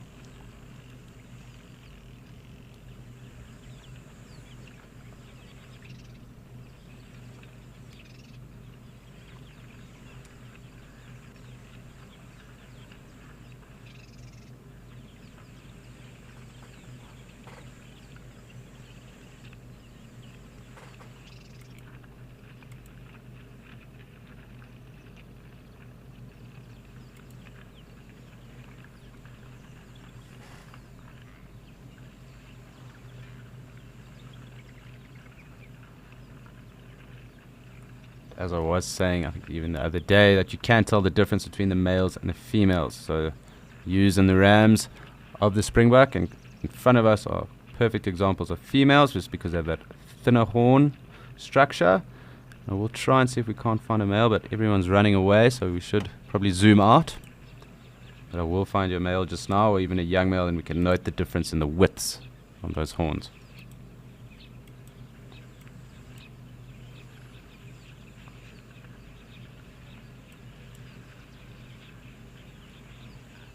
And we just have one last vulture, but there you go. Actually, on the left of us over here, those are some rams. 2 rams, and obviously a younger calf, probably from the last season. The one on the left of us is definitely a male. So you can see a far thicker width with regards to its horns.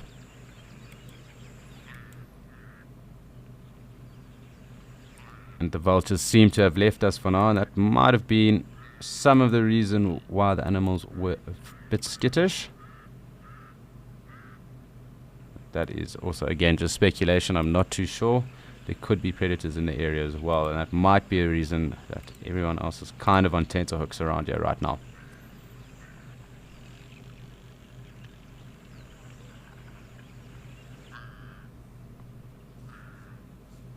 It's amazing how the different landscapes kind of play with your eyes. Specifically with the zebra, at least in this area, as well as the kudu as well. They also kind of blend in quite well, and the oryx too. Everyone's kind of camouflaged exactly for this area.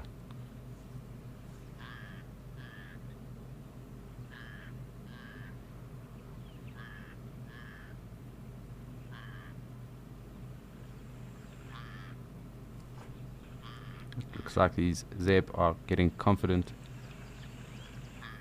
thinking about coming back down again. Kind of mulled around and push back and then come back down and then run off. But let's wait and see. I do think if I zoom in a little bit, I think we might get quite a nice frame with a number of them coming into it.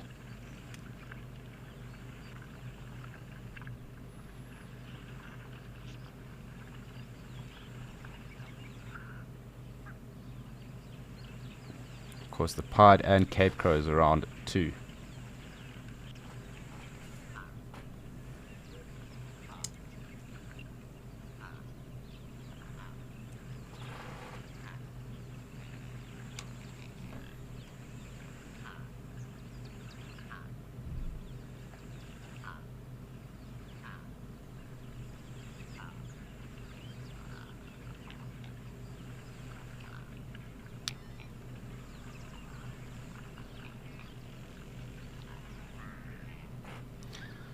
But as we sit here with this dazzle of zebra, we are going to shoot across to Madikwe and say hello to Kevin. It'll be the first time Kevin's on, so it'd be great to be introduced to Kevin.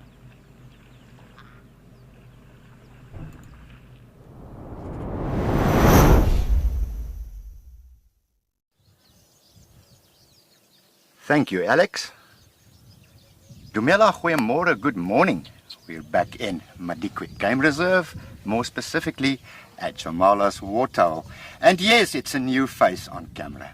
Good morning, everybody. My name is Kevin Holroyd, and it will be my pleasure to be your naturalist. I'm taking over from Lauren for a short while. We've still got Darby behind the camera. Hello. We've certainly had a productive morning so far. With the buffalo, giraffe, a few ellies coming in, beautiful kudu. And now it's gone a bit quiet, but 2 youngish elephant bulls here at Jamala's watering hole.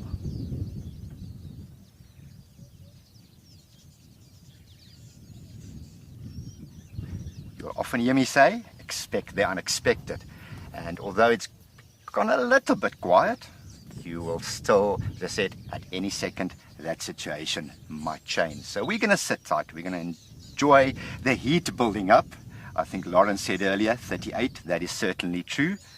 And we can feel that heat building as I speak.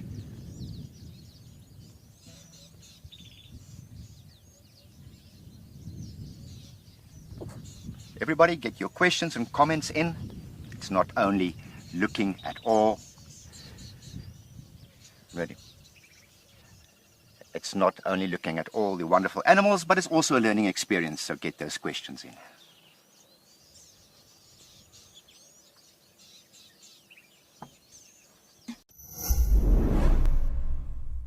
Listen up, explorers. We have a brand new prize. This time you can recline riverside at the breathtaking Settlers Drift Lodge at Kariga Game Reserve. Take a breather from your busy life. Why not treat yourself at the spa or wander into nature on a guided bushwalk, twice daily safari drives, or even a boat river cruise? Open to all levels of explorers. Sign up before the 28th of October and it could be you jetting off to this luxurious lodge.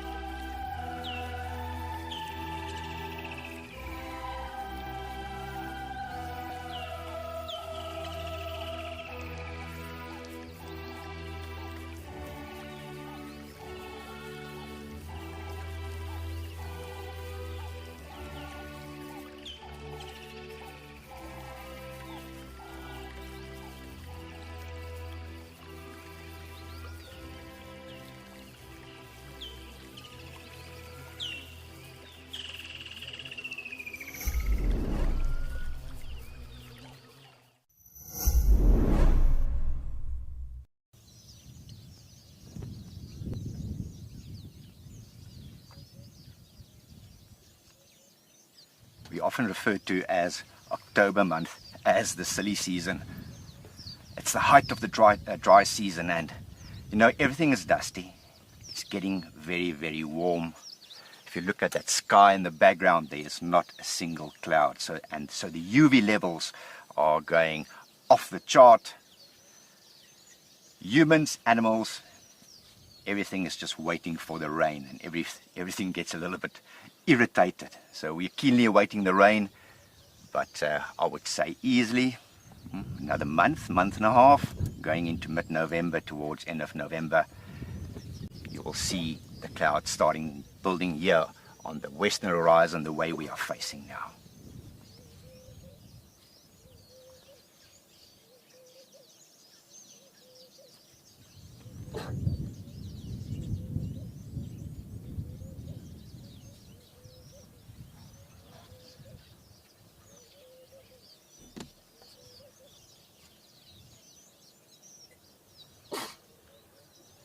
typical Ellie.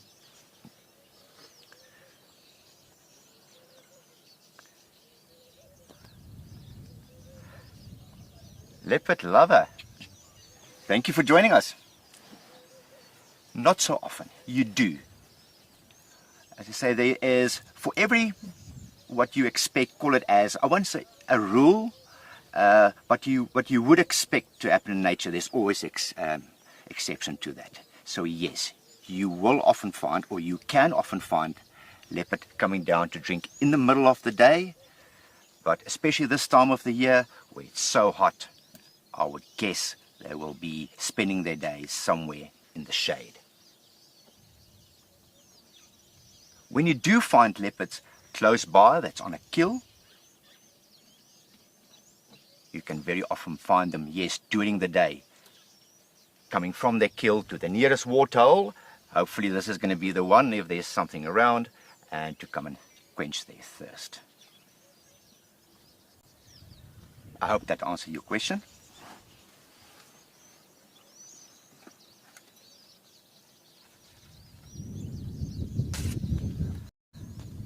Oh, and some pajama donkeys. Come, Zebbies.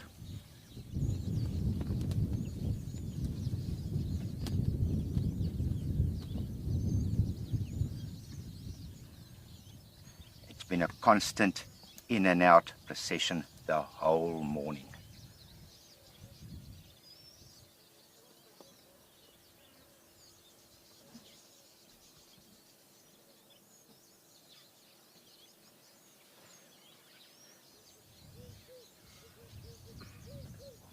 Now, Jamala watering hole is the only water in this immediate vicinity for, I would easily say, 3 kilometers square.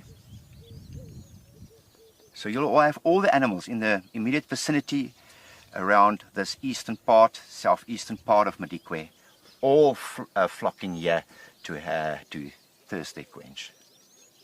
Or quench their thirst, shall I say, other way around, huh?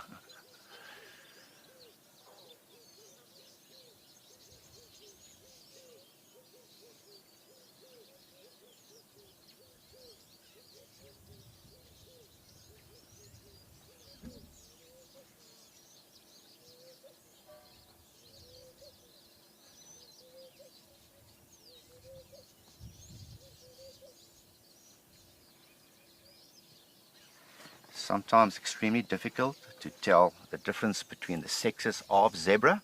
I'm just quickly grabbing my binos. I just want to have a little bit of a closer look.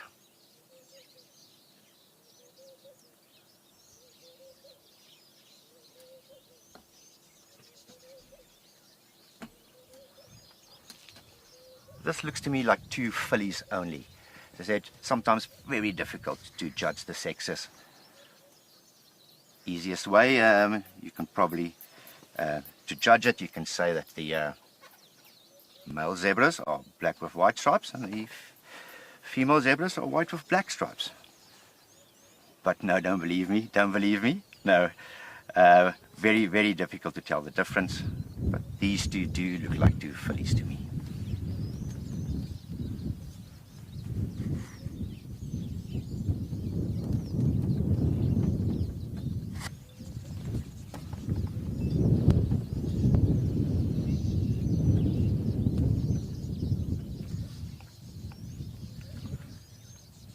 A very good morning to you, Nina.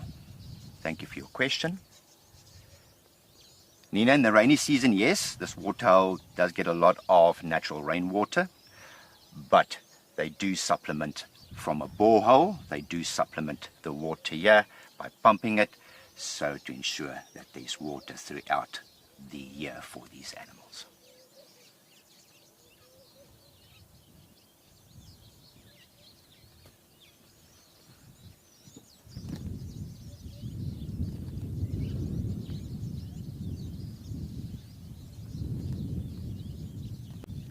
Thirsty, thirsty, thirsty.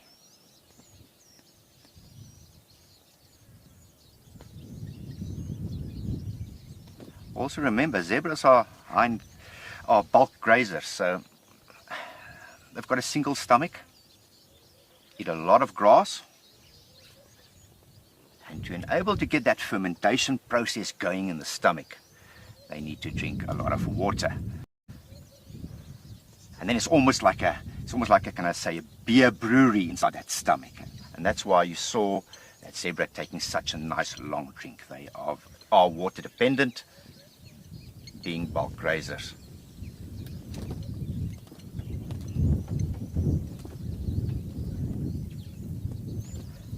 And then all that fermentation going on in the stomach, you will find out here that zebra is probably your most flatulent animals.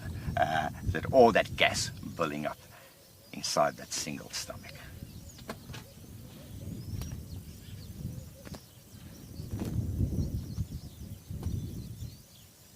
Using his body for a scratching post.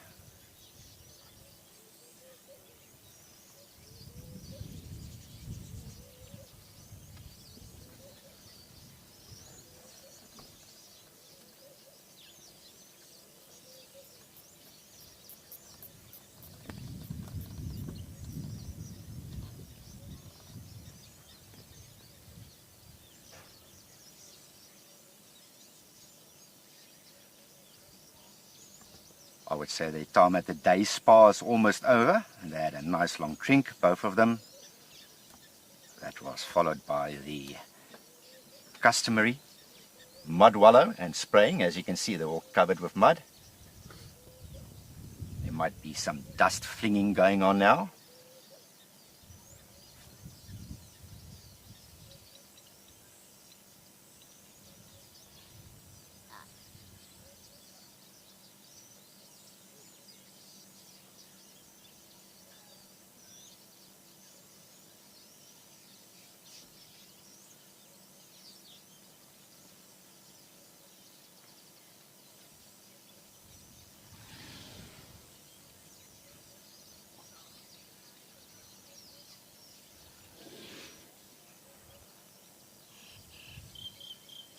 As we're watching these elephant, we're going to break away quickly. There's more zebra coming in. We'll get back to you. For the time being, we're going to cross to Alex in Okukuyu.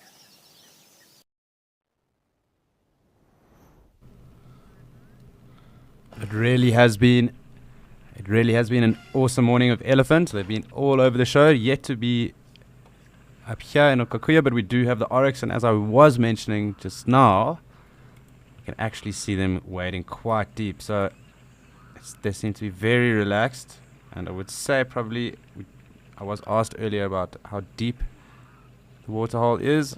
You can see there from how deep these oryx are, that it is probably around 1.2 to 1.5 meters deep. But I do think in the middle and in the center of the dam it is a little bit deeper. But always cool to watch these gemsbok wade in. I did actually see a black rhino wade in the other day as well, but that was far later on in the day.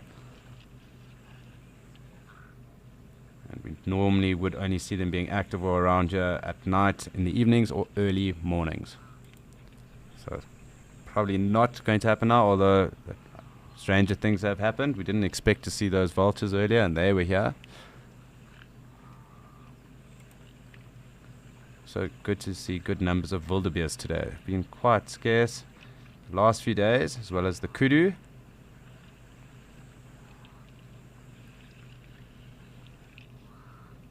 But wouldn't you love to just do that? Look at these oryx right there. Submerge yourself and drink at the same time. It's almost an oryx pool party at the moment.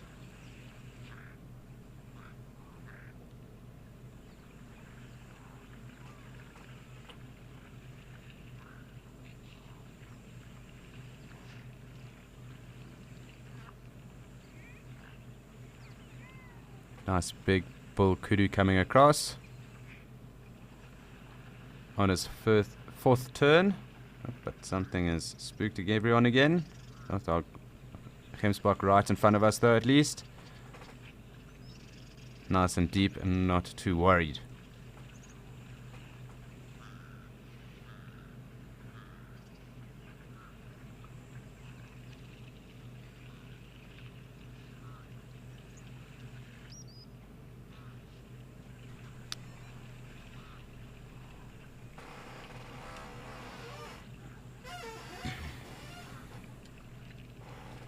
I do just want to zoom out quick.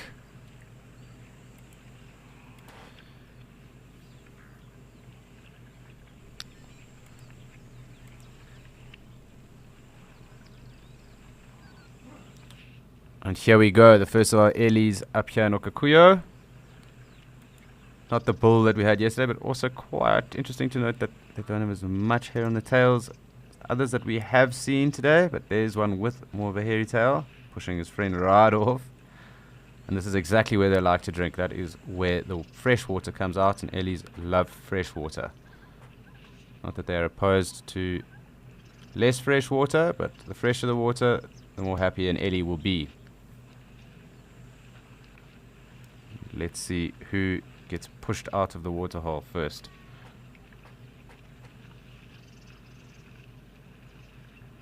Let's see, everyone is kind of giving them a wide berth. And here we go. So it seems to be a little group of boys. So the bull Elis are starting to roll through for today. This one on the left is quite a bit bigger in terms of its body size than the two here on the right.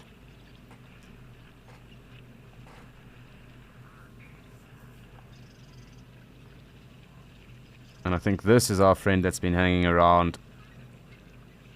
I do recognize his tusks, but I will confirm. Nope, I don't think it is him just yet. I will have a look though. So I'm going to just zoom in. I just want to have a look at this bull, confirm whether it is the guy that's been hanging around for the last 2 days. He did spend most of the afternoon with us yesterday, so yep, it looks like him. I'm not too sure how he lost most of those. It even looks like a segment of his tail. It could even be from lions back in the day. More than likely that is the case.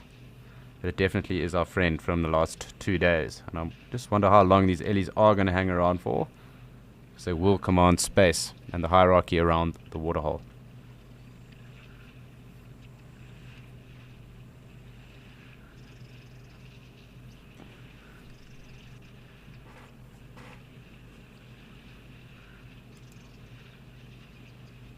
Pity we don't have them facing towards us. It would be great to just watch them being this close with their faces facing us, but it's always cool just watching them get up to their antics and playing with the water and the rest.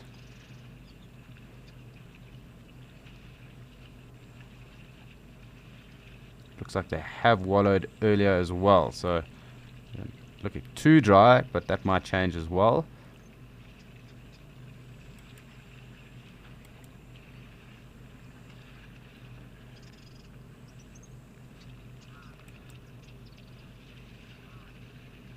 But we can assume, with elephants having one of the bigger brains out of the mammals and weighing up to 5 kgs, that this bull's brain probably does weigh around 5 kgs. So they are very sentient animals. They have very big and vast capacities when it comes to them knowing what is going on and how things work.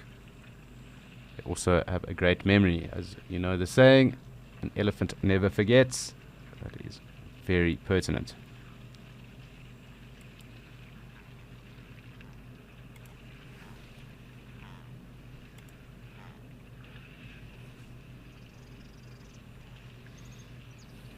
Let us just come back out again, because as much as Elis are great to look at, looking at Elis' backsides all morning isn't necessarily the coolest thing to do.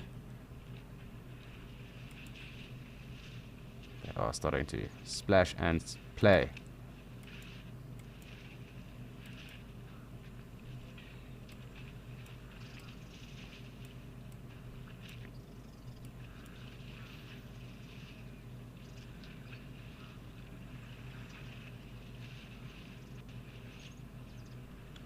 And being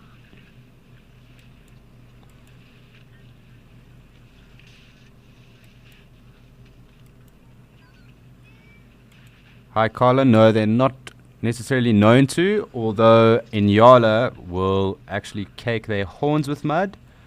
But I haven't seen Impala or Springbok doing that. That isn't something that they are renowned for. And the fact that these Gemsbok are actually so deep in the water here, it's also quite an anomaly for them. But again, that is also due to the fact that there aren't any predators around. So there aren't any crocodiles in this water system. So that is why they are way more confident when coming in and having a drink. So even the kudu are venturing in quite deep.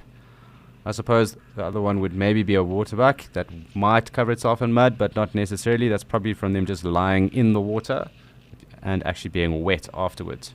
And then Setatunga, which are known to be a bit more aquatic, as well as Lechwe.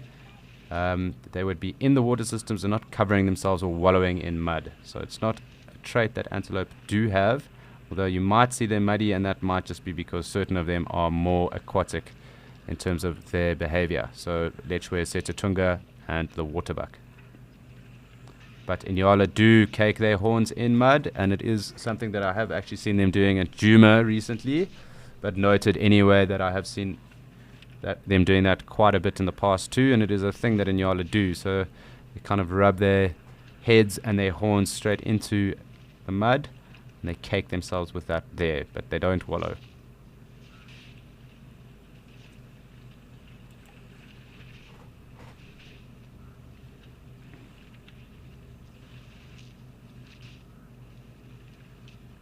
I love watching the spray. It's almost like a Jackson Pollock painting being created with these elephants on themselves, splashing all the water all over themselves, probably getting into a bit of the silt as well, and putting that on their bodies as well, or sunscreen.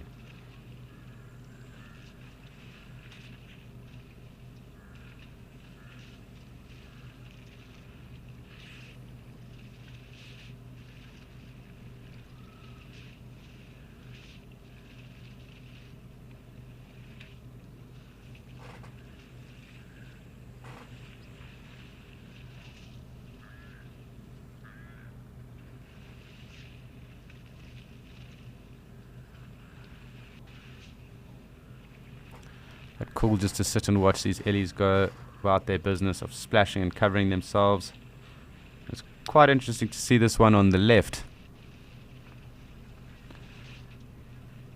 He seems to be the biggest body of these bulls and probably the more dominant, although I do think that him and the one that was right directly in front of us are probably the two that would push for dominance at the moment. But as these ellies decide that they splash themselves and get their sunscreening on, I think it's time for us to cross our man Ralph in Kariga.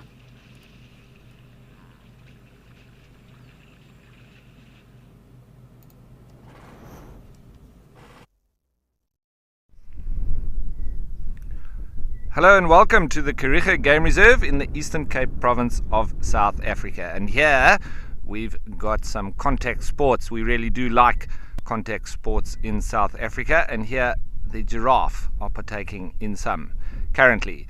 My name is Ralph Kirsten, and we've got an action-packed morning. I have had a flat tire this morning already, and so I spent pretty much the morning sorting that out. I was playing with the high lift jack, probably the most dangerous animal out here. And if you know how dangerous high lift jacks are, you'll understand my caution.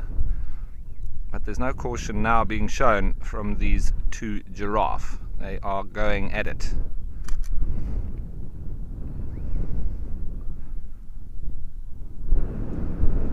So this we call necking, and those ossicones or ossicles on top of their head are now being shown as the weapons that they are.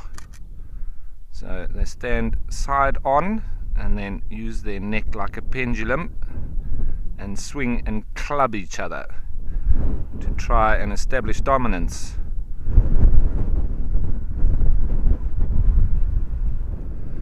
That's also part of the reason why they become bald on top, because of this sport that they undertake. I've actually seen a giraffe knock another one out cold doing this. It is a normal occurrence.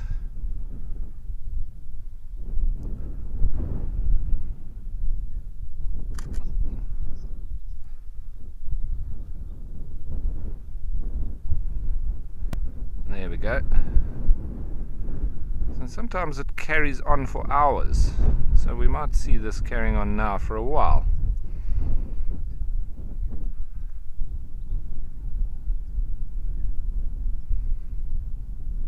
And another one just sitting as a spectator. You see, they really do try to wrestle each other. They're pushing the other one's head down, trying to stop it from being able to swing.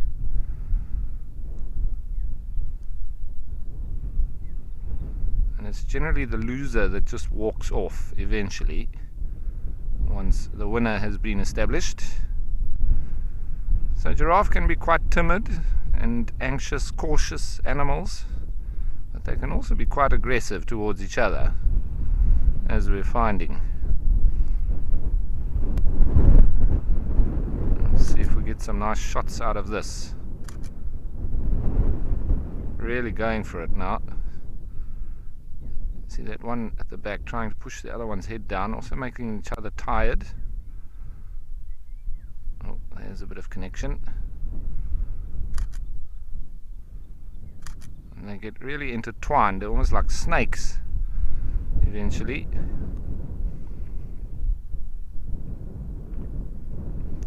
And the other two in front just carrying on their business. Not really bothered.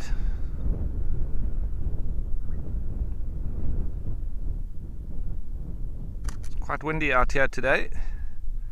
Got a westerly breeze, strong breeze coming through. Very close to the coast here, so it's to be expected.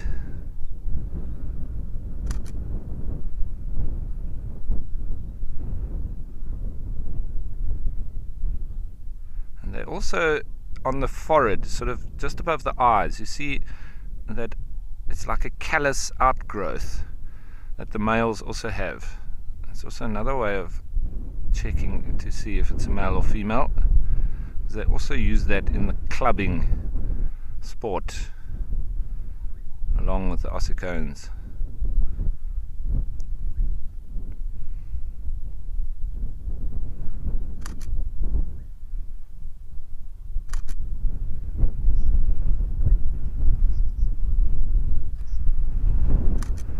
So Moyo, they can do a little bit of necking for courtship. It's sort of just more of contact though. It's not, they don't swing and smack each other. If the male does it to the female, that would probably be that. She'll walk off and decide that that male is not for her. So it's generally the males that do this exclusively. And it is then for breeding rights, because there's a lot of giraffe around here, and there's probably some females that these guys would like to mate with, and so they're establishing who is going to mate with them by fighting it out.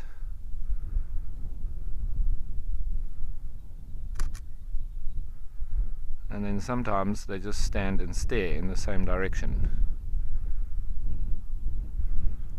But you can't let your guard down, because if you do and you turn to walk off, you may get clubbed.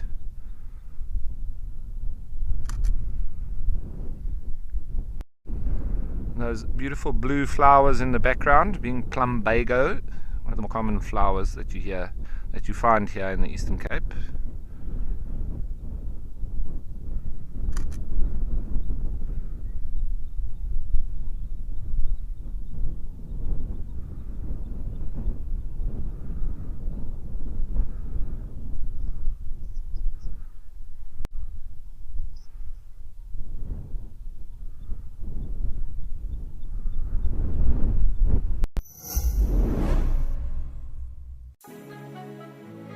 Hi, my name is Debbie Den Hartog and I come from Pretoria in South Africa, and I am absolutely thrilled to have won the Wild Earth Prize to the Woodbury Tented Camp in Amakhala Game Reserve. Wild Earth has changed my life, as I love watching the daily game drives. Thank you, Wild Earth. Sign up today and you could be getting out there to experience it for yourself. Wild Earth Explorers, it's in your name.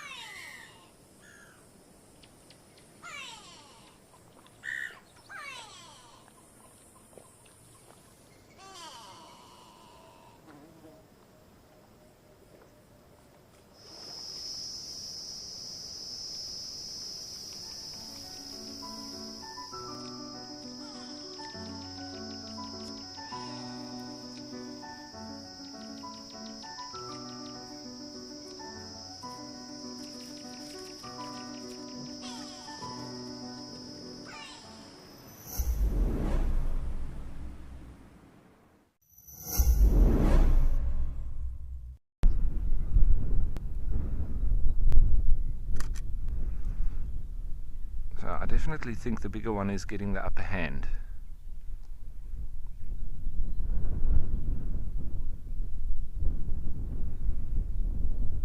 But the smaller one is not giving in just yet. That's it, good shot.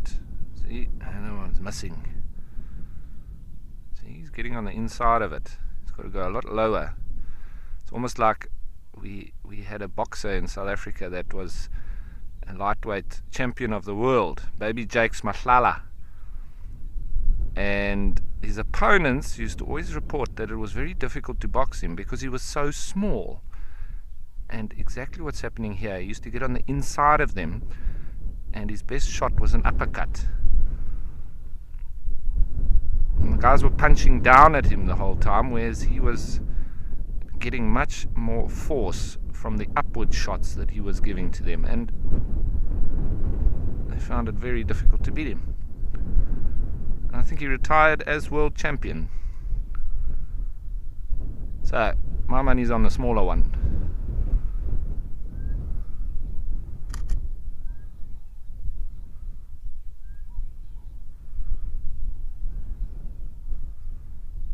The other giraffe don't seem to want to have anything to do with these two.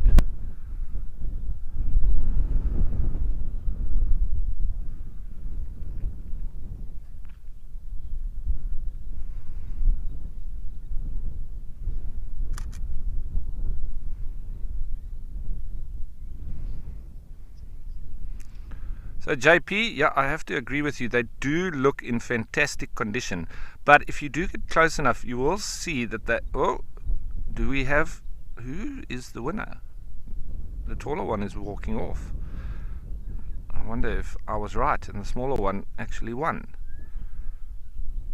It seems that way. Or they just got bored. They do have a lot of ticks.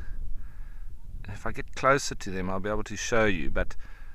especially around the tail and the bum, lots and lots of ticks.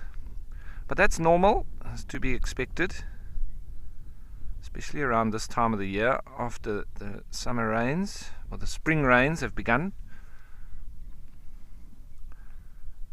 I can tell you here the pepper ticks are crazy. I only get off the vehicle every now and then for a few seconds just to walk around the vehicle or whatever I need to do, and I've picked up pepper ticks. They're tiny, like a little pinhead. Sometimes, you know, don't even know that you've been bitten by them. You just get itchy and you scratch them off without knowing because they're so small, and then it's like a mosquito bite times 10, and it lasts for about 10 days. Sometimes makes like a little water blister, and you scratch that open and then it's a little small little wound. It's obviously from the anticoagulant that they is, and that's what we slightly allergic.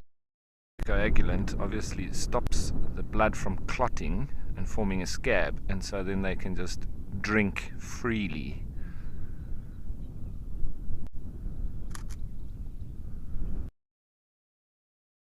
Seem to want to talk to each other. They've had their fight. Come on, settle it like men. Normally we have a good fight and then we're best mates.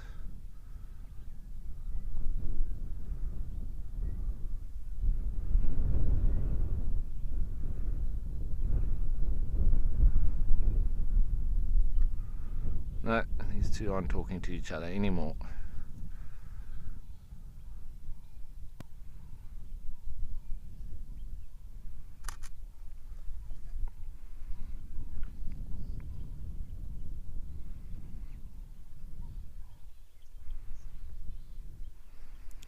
So that's the lovely contact sport that we've had for the morning. I'm sure there'll be a little bit more of it. These giraffe are all hanging in the same area, and it's that time of the year.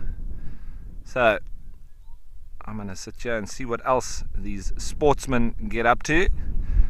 I'm hoping for a little bit more. But while I wait for more, I'm going to head you off to Etosha.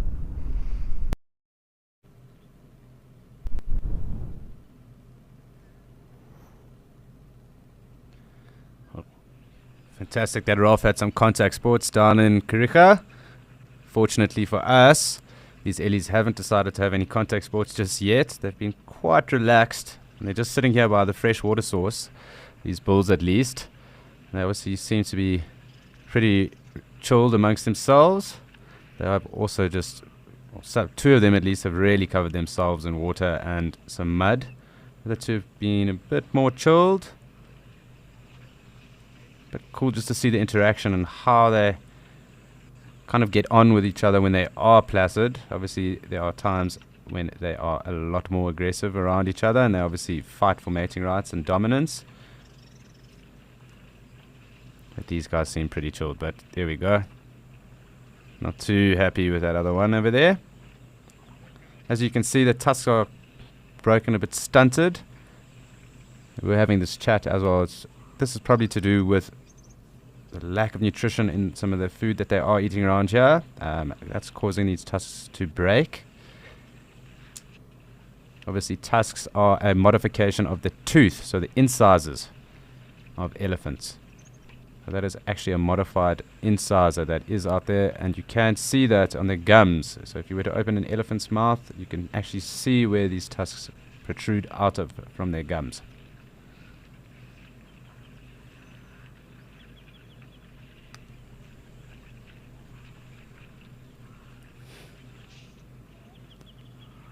Exactly that. It comes in my ear that these Ellies are having water cooler chats. It does seem like it is a bit of a break and a water cooler chat moment, probably before they get into some heavier business this afternoon. But who knows? We will have to watch and see.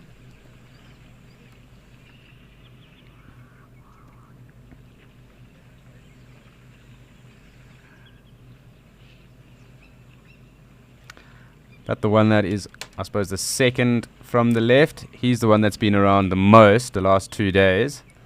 He kind of does have quite a commanding presence as well. It seems that he is the most dominant of the bunch. That one, I'd probably say the one next to him.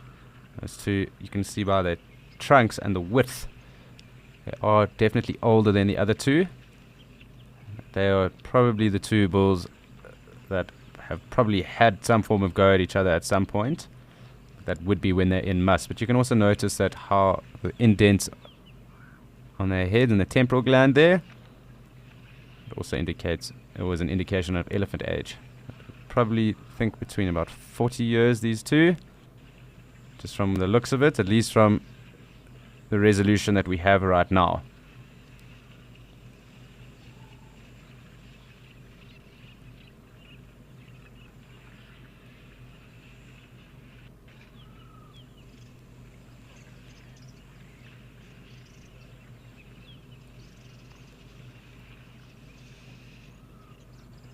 Not a care in the world on a Monday. Probably a better start to some Mondays out there.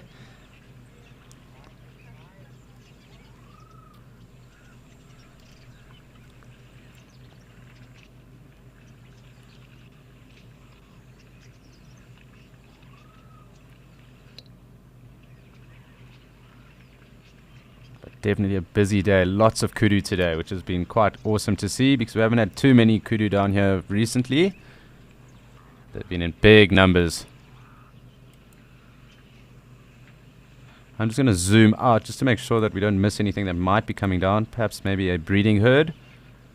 It'll be interesting to see the interaction that these bulls might have with the breeding herd.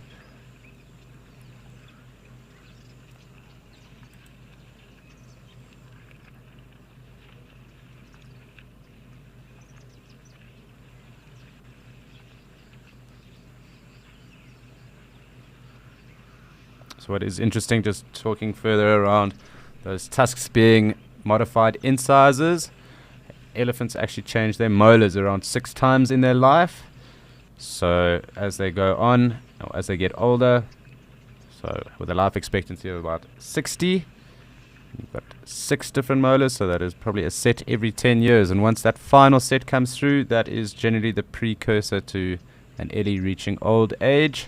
If they do pass away from old age, it is generally because they can no longer grind down their food and actually ingest it. Not that they have the best of digestive systems, it's pretty rudimentary.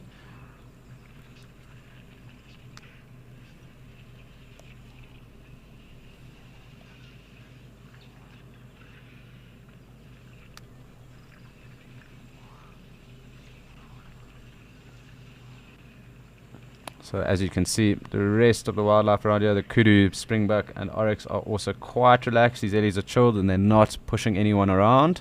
But that's probably also because they have access to the freshest source of water into the dam.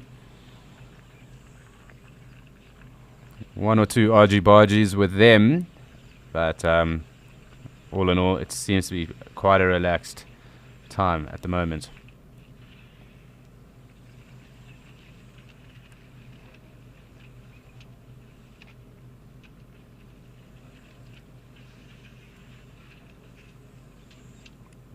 And these ellies are probably on the outliers of the desert-adapted ellies that are found in Namibia. These guys obviously being in Etosha, and they do have access to this water, probably a little bit more food.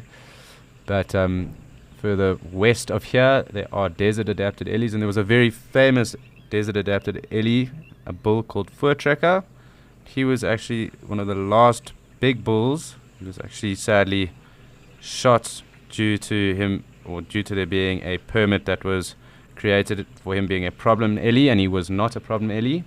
It's a very sad story. However, he was the bull ellie that kind of got the roots for those desert-adapted elephant up and running almost. So he was almost like the guide or front runner that taught a lot of the ellies that are left in that area where to go and how to find water and the different food sources. So the different anna trees as well as the camel thorns that are found along those rivers. But very sad that he was shot a couple of years ago, and it was a trophy hunter that shot him. So someone paid money and they found a loophole in the system where they said he was a problem animal and he was shot. It's a very sad story, but sadly this does happen in Africa, and I hope it doesn't happen to any of our other big bulls, specifically areas such as the desert adapted ones.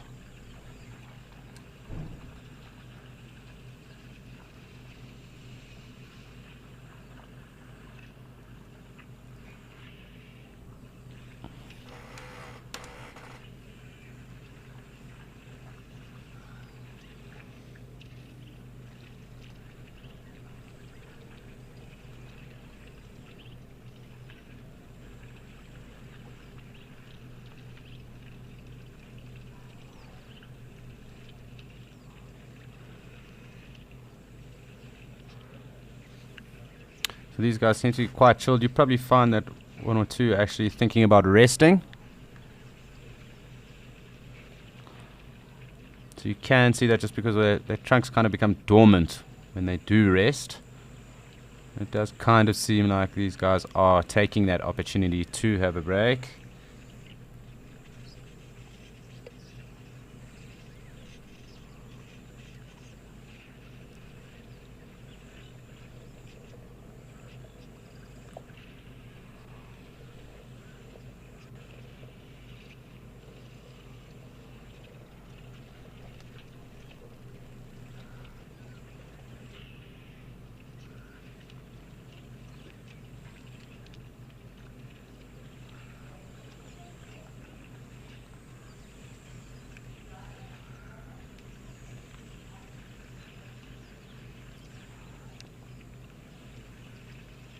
Always great to sit with bull ellies, or any ellies of any kind,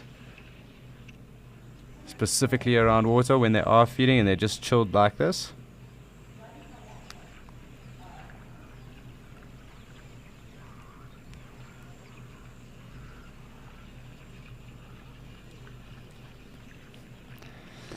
So with these ellies being quite chilled, I'm told that the ellies in Madikwe with Kevin are up to some shenanigans.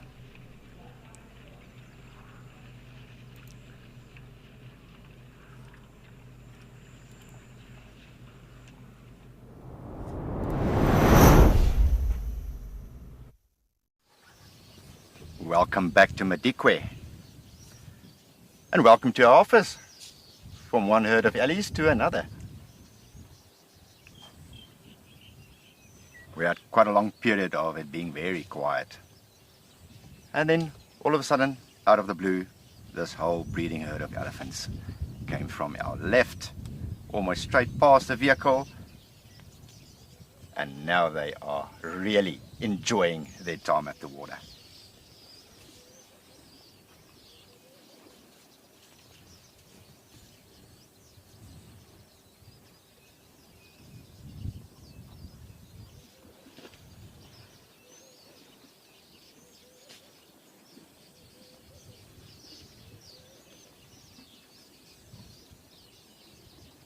That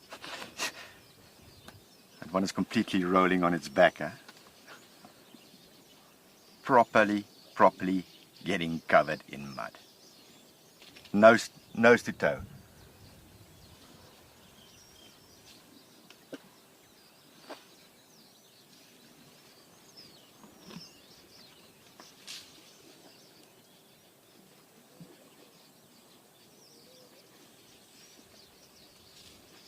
You can see that cow specifically flipping the mud right there behind their ears, where that skin is nice and thin, richly supplied with veins, and that the heat that dissipates then carries that cold blood.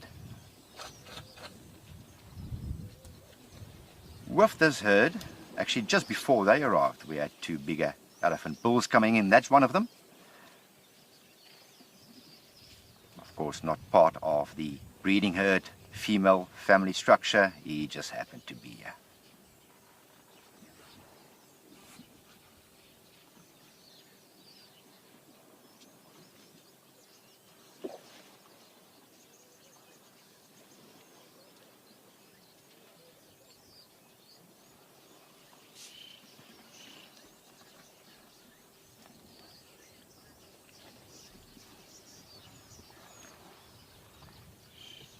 Very good question from Valentina.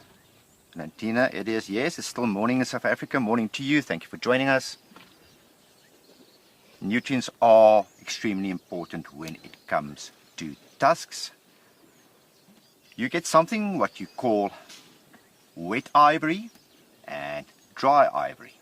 Now, in very arid areas like Madikwe, we're right here on the western part of South Africa, very close to the Botswana border and the start of the Kalahari. Vegetation is generally drier, which normally results in more what we call dry ivory. And that is one of the reasons in Madikwe you do find a few nice big tuskers, but very often you'll actually see elephants with the tusks being much shorter or broken off. And that is because the ivory is drier. East Africa, Tanzania, even towards Sabi Sands area, where the vegetation is a little bit more lush, can I say, for a longer period of the year, the ivory doesn't tend to dry out that much, the tusks. And you call it more wet ivory. And they don't break that easily. And therefore, you sometimes get longer tusks. So to answer your question, the nutrient value of the area you're in is very important for tusk growth and tusk development. And then, based on that, also then, the size of the tusks. While these guys are splashing away, there's another herd of ellies coming in out of screen from our left. They will should soon be joining this herd at the waterhole as well.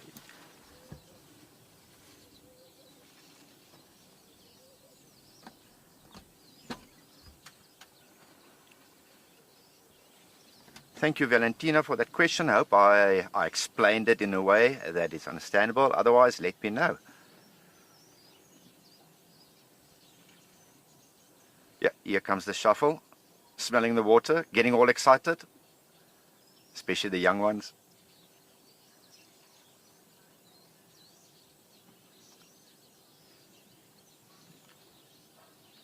And of course, it's not only your questions, comments as well. Please send your comments in. We would love to hear from you.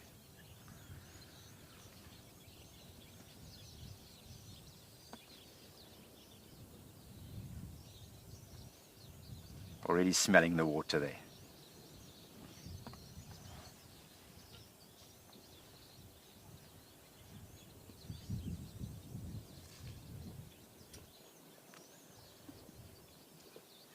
Valentina, into your shot.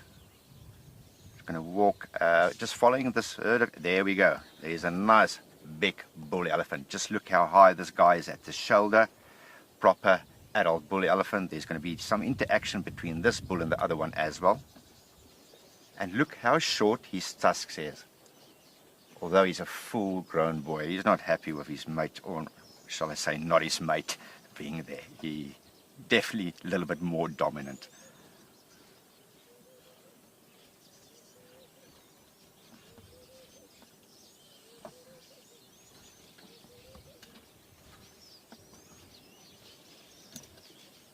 He's definitely the boss. Even that other bull is making way.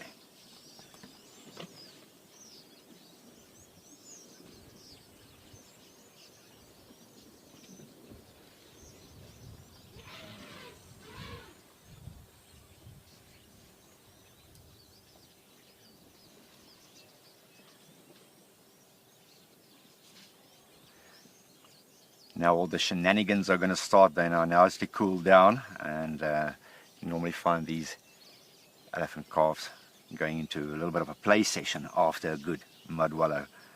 Well, I hope they got the script, but we'll find out soon.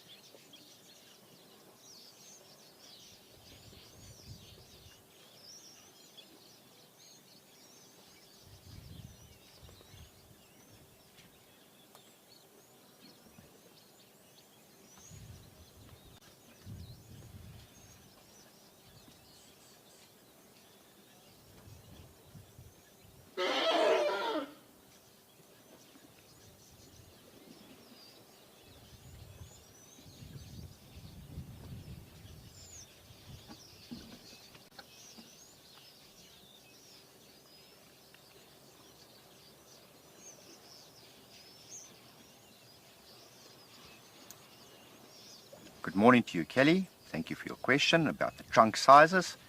Yes, they do vary. Very much like humans or genetics in general.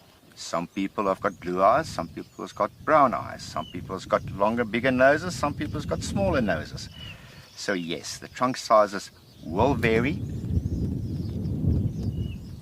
just between individual to individual. Naturally, you'll have your bull elephants. The trunks are normally much wider there at the base where it runs out of the nasal cavity. You normally find them much, much wider.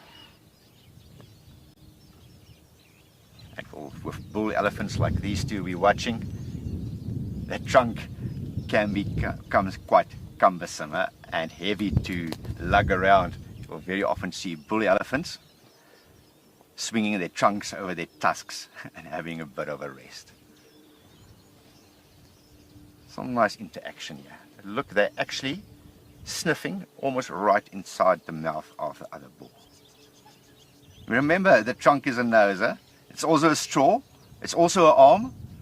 But primarily, it's still the nose. And they are just smelling each other, picking up who are you, where do you come from, which family you belong to. All of those hidden clues that we don't even know about.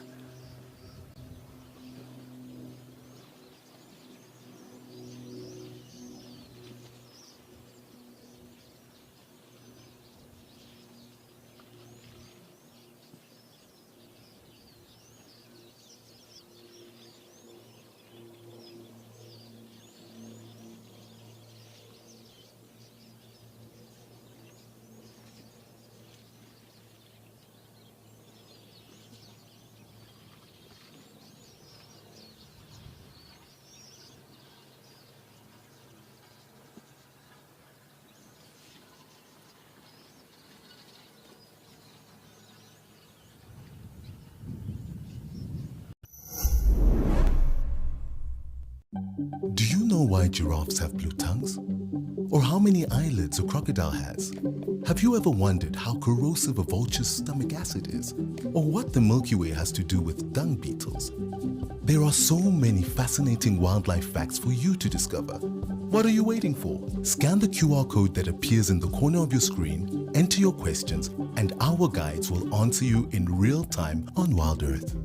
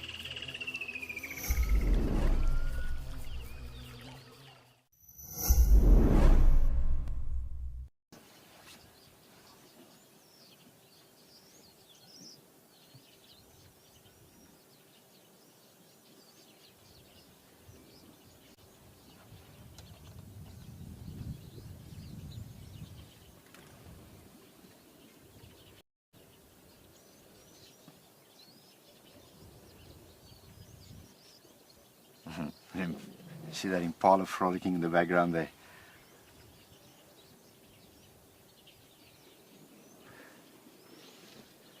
Darby, if you look on the left, if you see that little clump of females, there's actually quite a small calf there.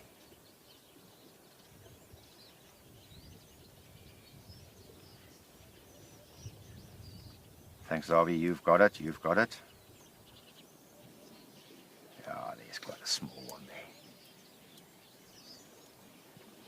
General rule of thumb. Suppose you've got maybe have questions on how old is that little one. General, well, what's the it's now that bull elephant causing havoc at the back there. General rule of thumb: when a elephant calf can roughly still fit under mum's belly, then they are give or take a year old. So say, can't always be specific about these things. It's a general rule of thumb. So that one, yes, that one, I would say, year old, give or take a month or two each way. That bull elephant at the back there causing the havoc.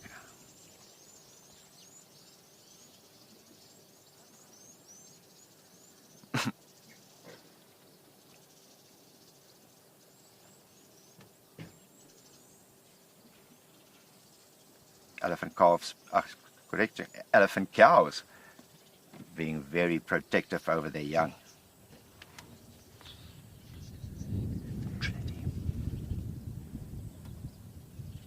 Trinity, thank you for your question. It's a difficult one. Let me explain. That bull is definitely fully grown. And they will reach maturity around about 25, 30 years old. And so from a body posture, from a body size point of view, after about 35, they won't really grow any bigger. Their tusks can still grow longer.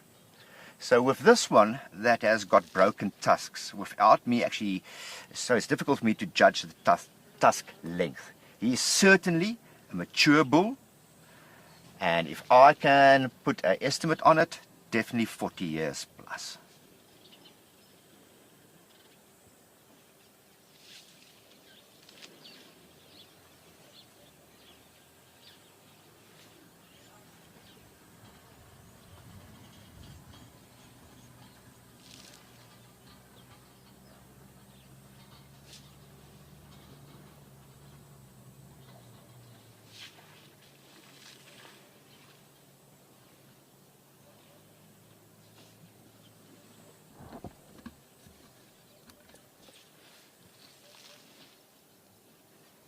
He's having a proper splash.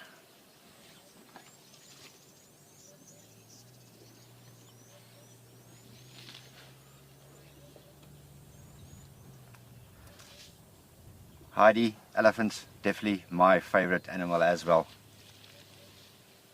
I can watch them for hours. For me, there's a human-like quality to elephants. The way the herd is structured, the young. And watching elephants sometimes for me is like watching a soap opera. There's always something going on. There's always some dynamic.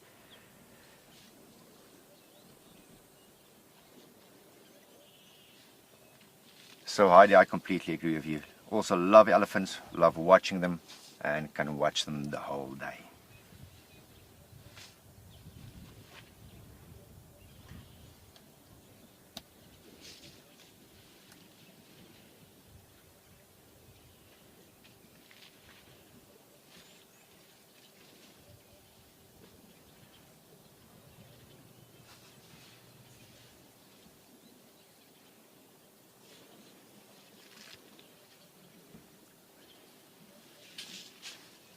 Here we've got that little teeny one we just spoke about. Look, it's actually busy suckling. Oh, what a special moment that is.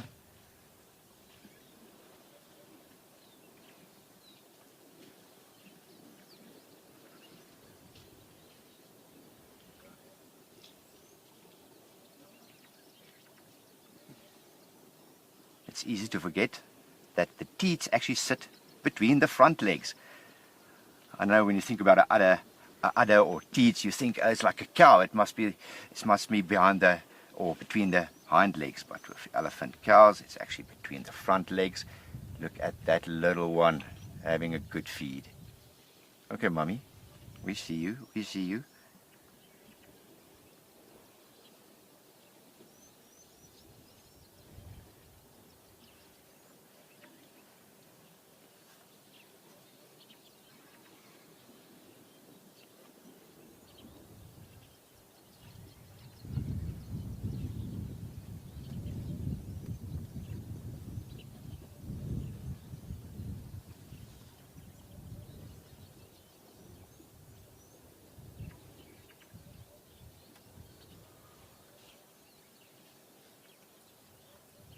Very special moment between mum and youngster there that we're busy watching live here from Jamala Watering Hole in Madikwe.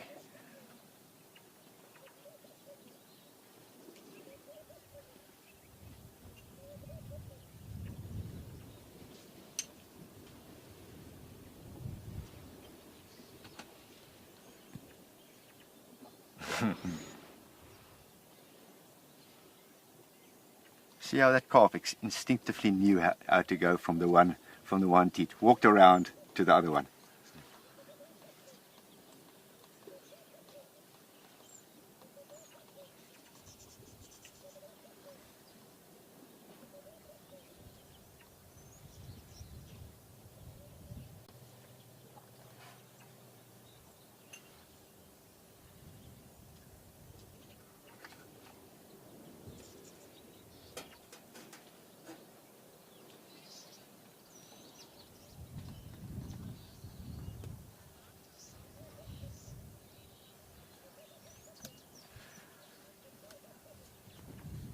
Morning to you, Lenny. Thank you. Lenny, it's a privilege to be with the Wild Earth team.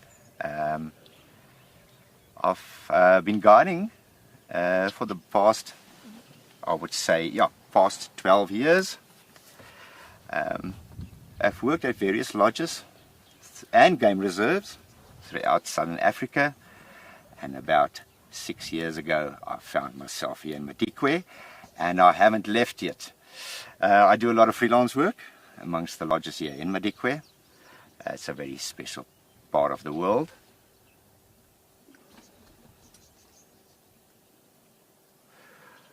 My wife actually lives in the UK. She lives in London. I live out here in the African bush. And yes, every few months at least, she either comes and visits or I go that side. Lenny, thank you for asking. It's always nice to start building up a personal rapport with all of you watching. But as I said, it's an absolute privilege to be with you guys, and hopefully we're going to spend a good few hours more in each other's company. Another big herd coming.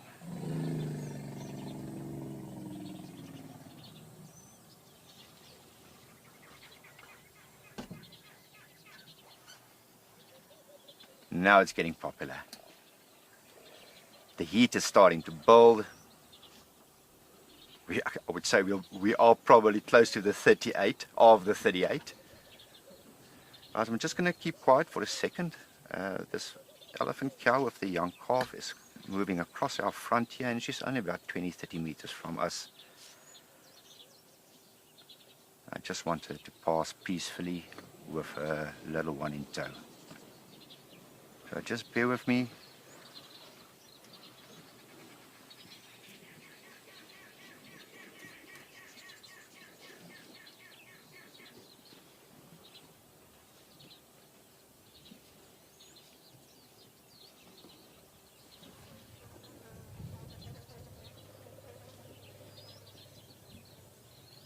We see you, Mummy. We see you.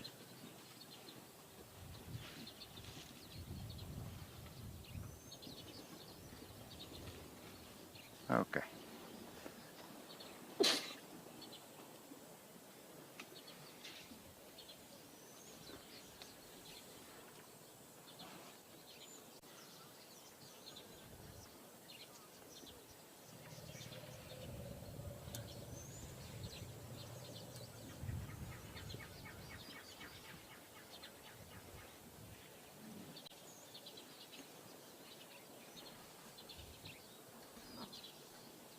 Just watching.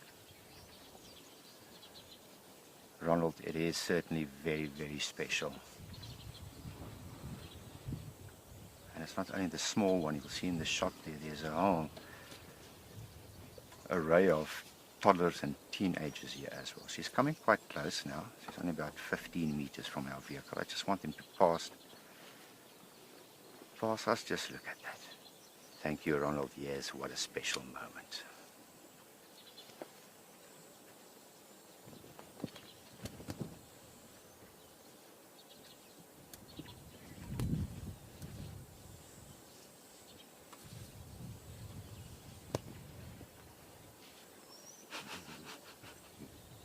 Cute, huh?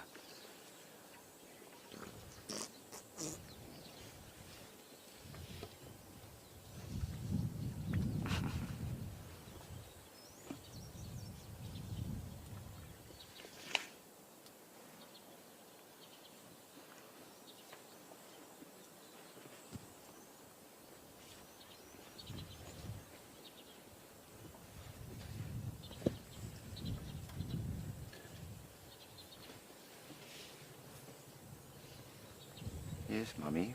We're just watching your beautiful baby. You can move on. You can go, just watching.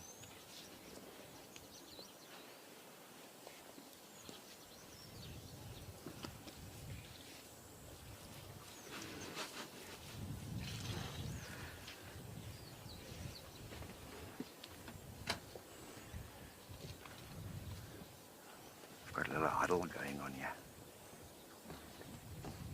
Folks, if you don't hear me properly, please bear with me. We are all of a sudden surrounded by elephants, so I'm just talking very softly for the time being. Just bear with me, okay?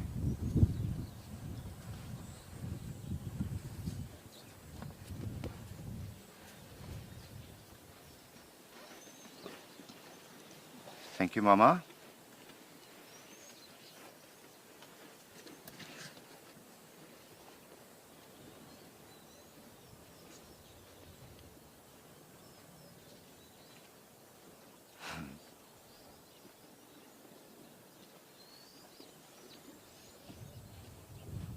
So many interactions going on at Derby, you almost don't know where to point the camera, huh?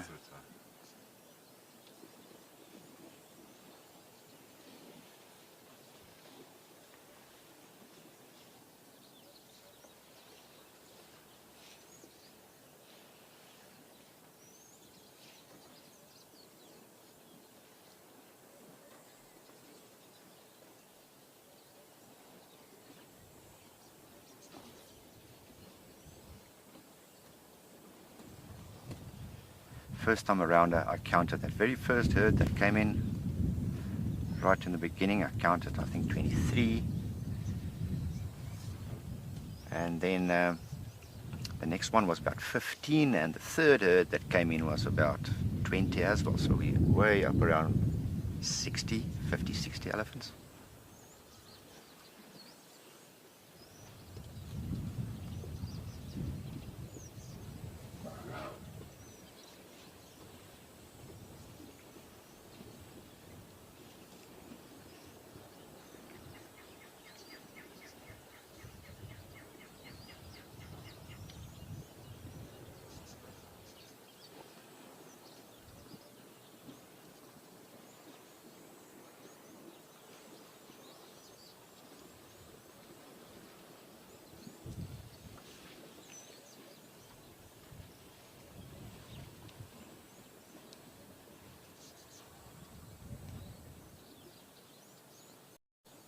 And all of them seem to be wanting to walk straight past our car here.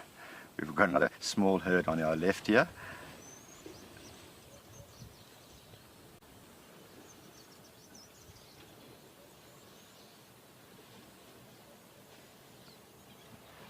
What a stunning African scene. Plenty of happy ellies. Beautiful fig tree in the background, and dry, arid African bush behind. Typical African scene.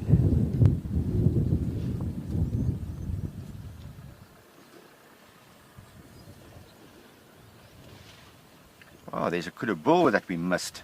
We're looking so... Yeah, the elephants were actually blocking our view. Thanks, Darby. Yeah, on the left there, somewhere there, behind this elephant, is actually beautiful kudu bull that snuck down to the water. There we go. There, you've got him in view. Thanks, Darby. He came in and out without us even noticing. And off he goes.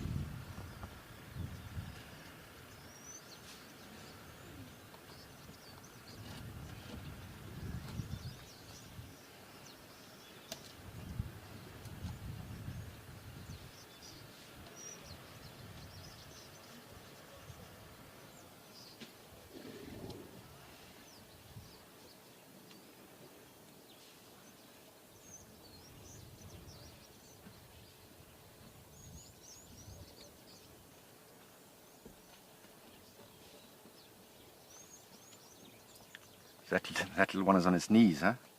Yeah. I'm not sure if it's trying to reach the water, or is it just doing what the young elephants do? Yeah, he's trying to reach the water. He's actually down on his haunches.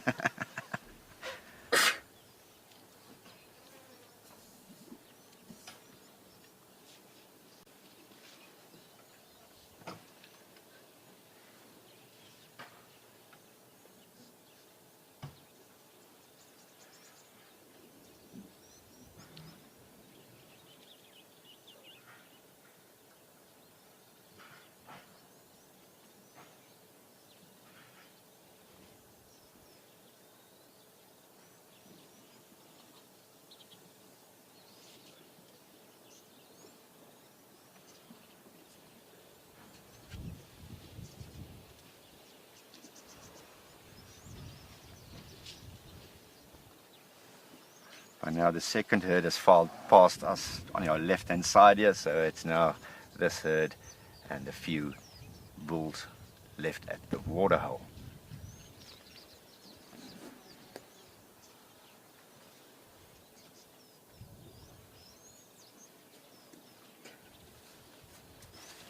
Hopefully someday technology will bring us, how can we call it, thermovision or something. Because I just wish you guys can feel the hot air. It's almost like having a hot hair dryer blowing upon you. It is really reaching melting point now.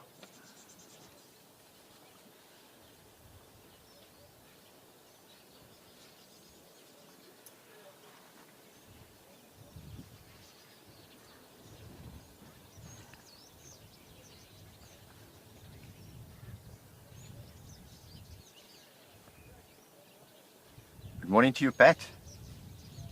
Thank you for watching and thank you for your question. Pat, any elephant encounter at water is always special. Exactly like the one we're seeing here. Especially when a few herds come together, there's always that interaction going on. So for me, any elephant sighting at water, but more specifically, if I have to be very picky, elephants swimming. And sometimes when the waterholes are deep enough, and there's a few Madikwe, and I'm sure we're going to end up at a few of them, on a hot summer's day, they actually submerge completely. And they use their trunks as like snorkels. The only things that you see above the surface are these trunks. It looks like a Loch Ness monster in a dam. And that is absolutely my favorite type of elephant sighting. Thanks for your question, Pat.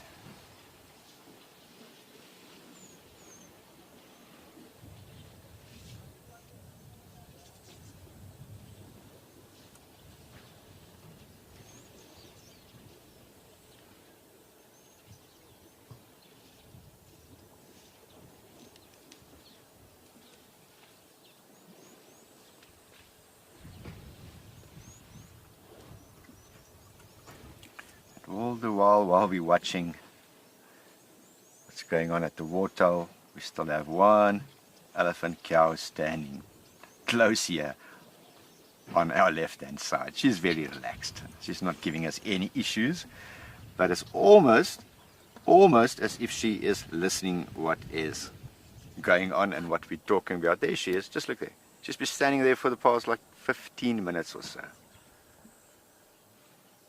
And I'm certain she's actually listening in.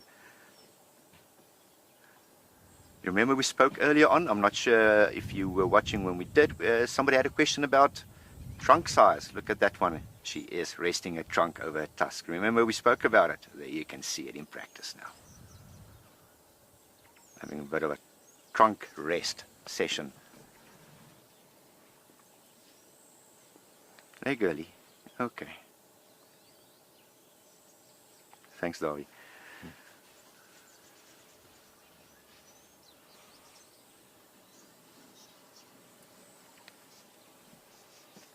And so from a busy Jamala watering hole with elephant action galore, we're going to go to Alex in Mashatu.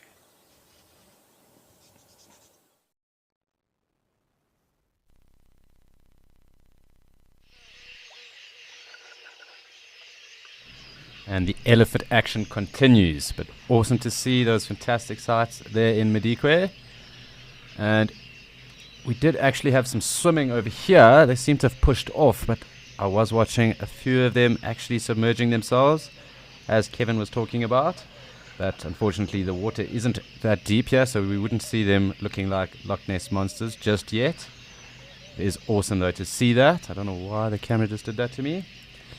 However, there were a few of them actually quite deep in the water just now. Trying to get back here, but there was also one actually very close to where the camera is currently and was spraying itself from the wallow. But I do want to gauge the size of the other wallow that we've been keeping tabs on, because it has been growing. And as all the ellies and the warthog decide that they are going to be wallowing, and as it gets hotter, this wallow should be growing, and it does look like it is. Although it's a bit blocked here now, we do have a big heifer lump right in front of where we would want to be looking.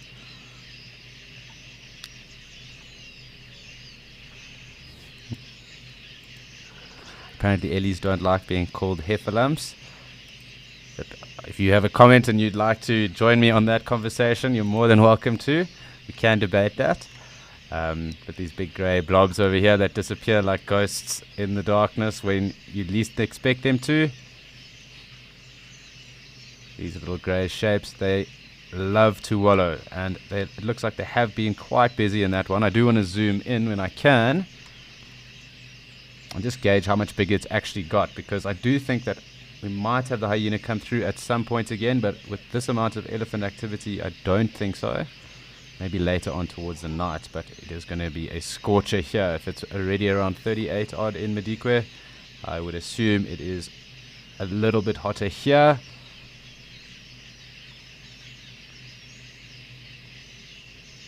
But always great to have an elephant day like this.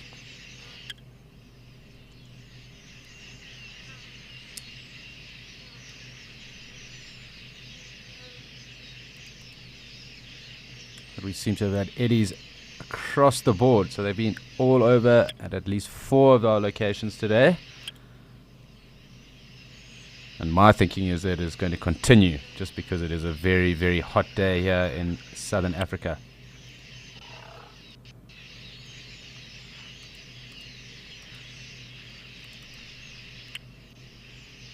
I'm not too sure what's going on here.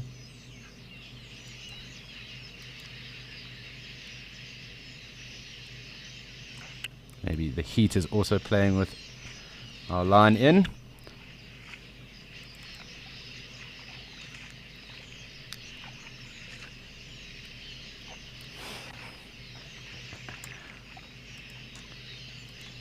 Perhaps it's karma for calling ellies heifer lumps.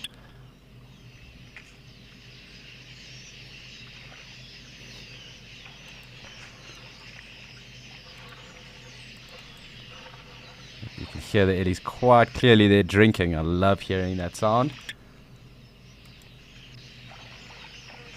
go. But I'm pretty sure there's one or two actually towards the left of us, and that's probably why we can hear them there. But also with their trunks right in there. I don't know why this is doing this to me today, but unfortunately I can't do anything about it.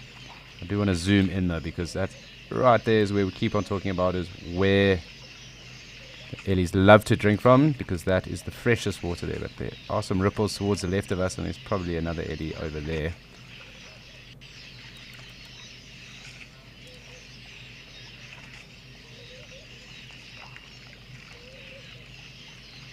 But you can see the wallow has been very busy as well, and it is slowly starting to widen in diameter, and I'm sure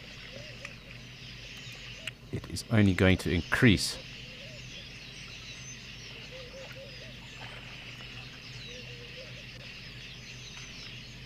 Quite an old calf having a drink there, or suckling. Mom's kind of just moving on.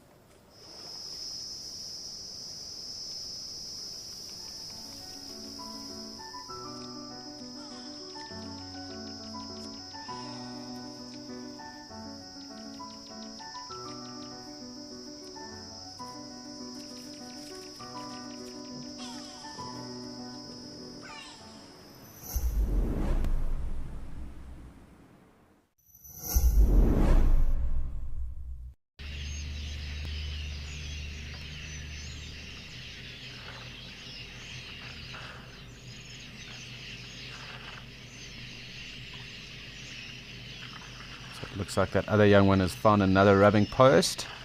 And I was hoping that that mum and her young calf over there, although not the youngest of calves, were actually going to get into the mud, although she did spray herself.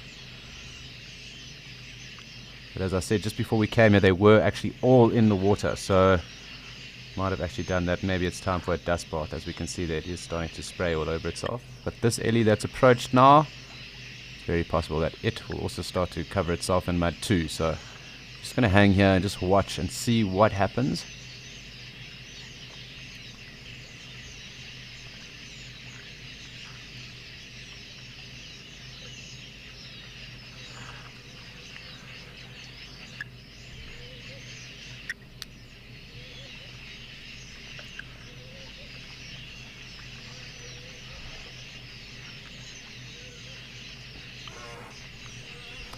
a very interesting question, and one that I suppose really would come down to, what area the elephant are in. There are some areas where elephant are actually predated on by a lion. So, the calves would obviously then be fall prey to those gummies. So I think it's safe to say that the females, just because they are in breeding herds and they would protect themselves more, would probably be more likely to live longer, just because there's a bit more help in that. Although bulls also do live long, but the average lifespan of an elephant is around 60 to 65 years. But again, that is dependent on the area. So I hope that does answer your question. But I would say probably a female, a matriarch or an old matriarch, just because she has that support of her breeding herd around her, and the younger or her daughter that would have then been passed on to become the matriarch as well. So she'd probably have a little bit more support. So I would like to lean towards the fact that female elephants or cows live a little bit longer than the bulls. But again, it depends on the elephant and it depends on circumstances too.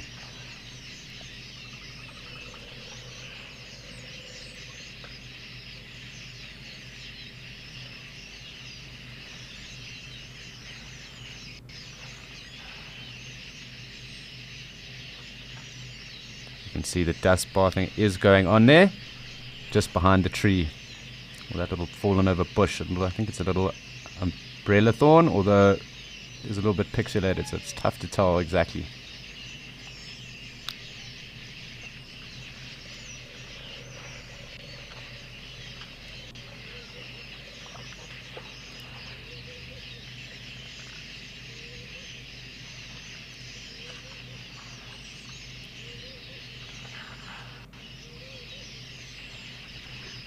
So I'm going to try and scan here. I can see that this area over there is starting to mud itself.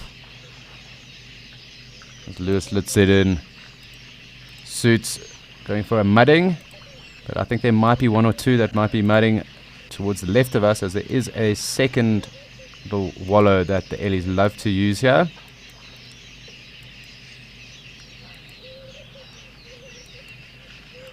So we do see that other one. So I scan through, just spraying itself. I just want to make sure we aren't missing out on anything.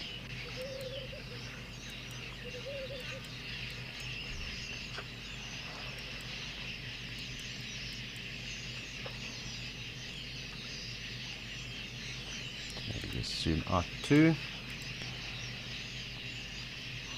We do have some impala coming through there, as you can see.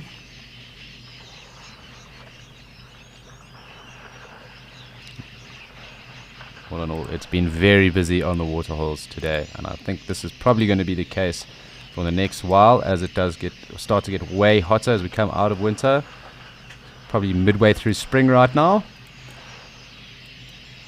So it is starting to get very, very hot during the day. Someone's not too happy with someone over there. We will have a look, but as you can see, here's the other little wallow. Doesn't seem to have been as active as where the other Ellies are, but these impala are also clearly avoiding where the Ellies are on that side. Try and sneak a quiet drink here.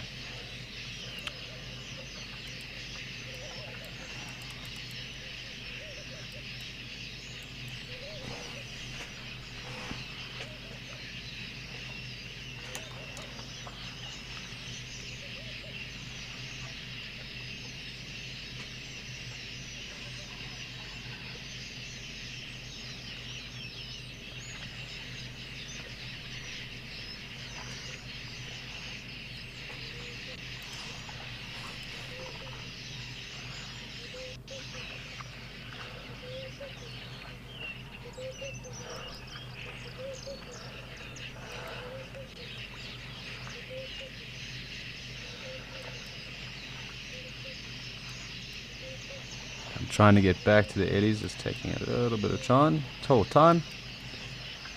to see the impala there anyway.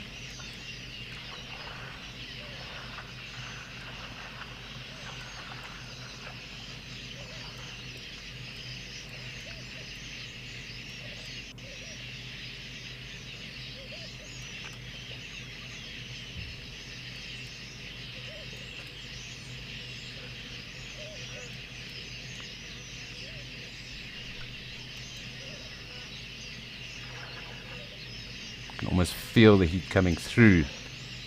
It looks like a very, very hot time over there.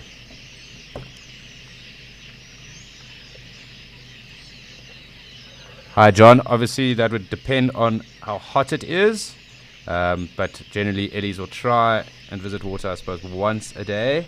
But in the heat of the day, much like it is right now, getting towards that, Ellies are going to spend quite a bit of time, but they do need to eat a lot. So Ellies do spend far more of their time actually eating. So this is almost like a break, but drinking and playing is obviously part of an Ellie's life and a day. So I would like to say when it is very hot, probably they would be around water twice a day. But I have noticed on certain of these dam camps, some Ellies have actually hung around. So they've actually preferred to stay by the water as opposed to eat. So they've obviously found a good food source and then come down and have been able to spend more time. These Ellies also will move quite far too. So they might actually move from this water source to the next even and feed along the way. It obviously does depend on where the vegetation is and how dispersed the vegetation might be for them, or how adequate it might be for their diet. I hope that does answer your question.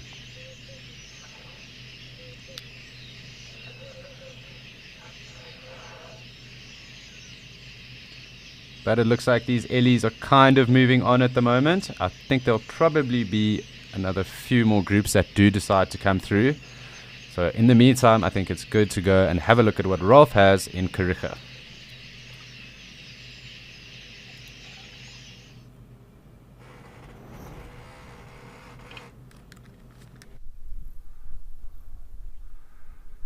So the sports have continued here on the Kariga Game Reserve. These two have not settled their differences and the necking continues. I've thoroughly enjoyed watching them, and there's no clear winner as of yet.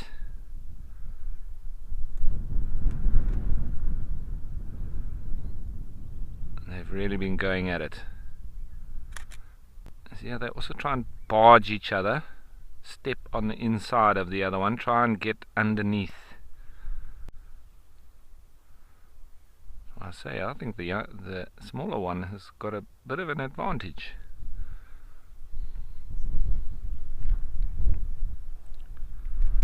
It's been a giraffe morning. For me anyway. Let's go in here. I'm hoping I can get some nice photos of this.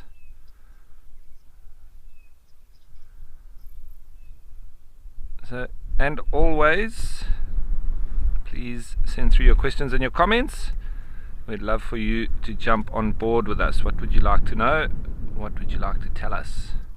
It's an interactive experience. Look there in the background, there's another couple going at it, but those ones are younger. They're obviously learning the tricks of the trade.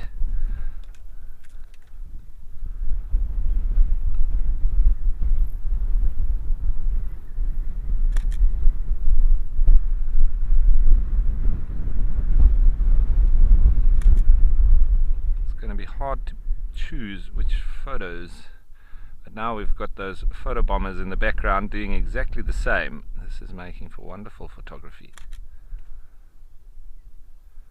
You just got to snap away, get the focus right, and then go and check afterwards where the good ones are. The wind's not making it any easier.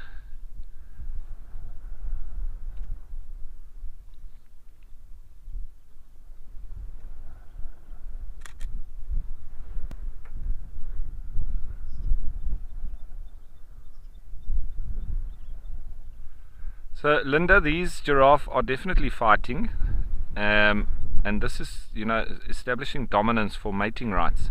So there's quite a few females around, and they're obviously trying to establish who is going to get the rights to the girls.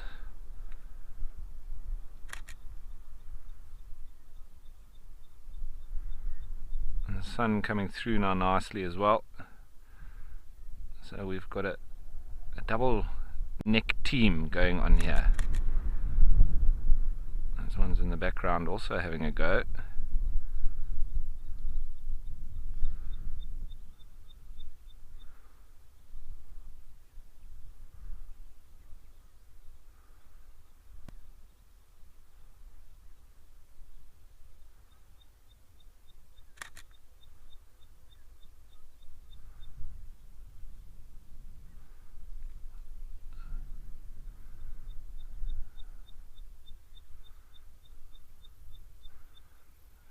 There's 3 sets of them.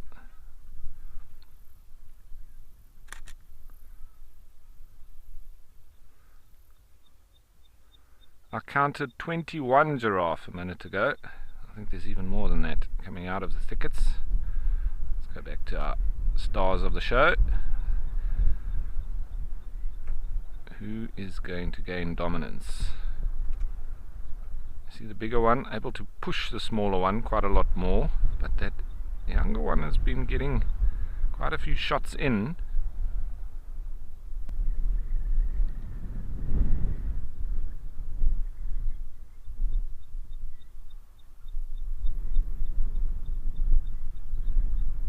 A rufous-naped lark calling.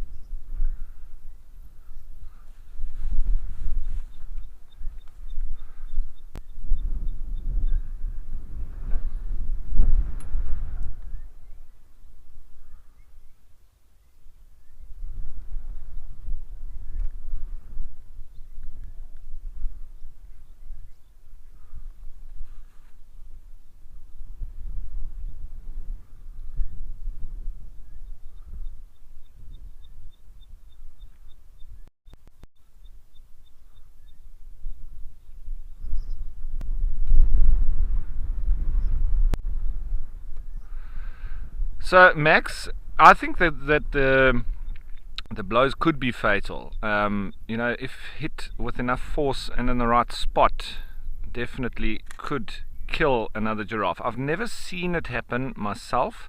I have, however, seen a giraffe be knocked out cold, and it was lying flat on the ground for about 2 minutes. I thought it was dead, but then eventually it had some wheel spins as it woke up and then struggled to get up because it was lying flat on its side.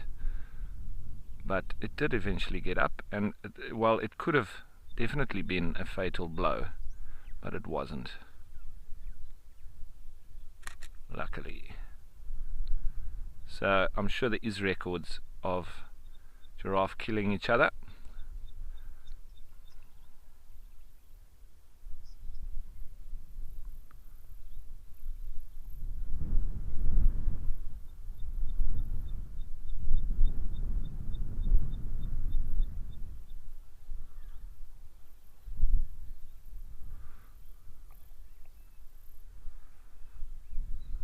So it seems once again the larger one walked off. So I don't quite think that that dispute is resolved. I'm sure they will go at it again at some stage. Let's have a look.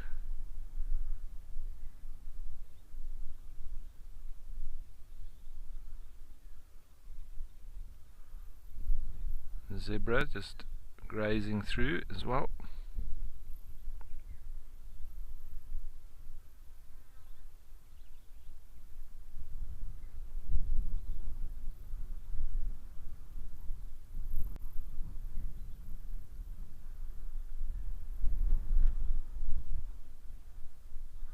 So the giraffes seem to move through this open plain. They don't really hang around too long. They head for the thickets once more. There's not too much for them to eat out here.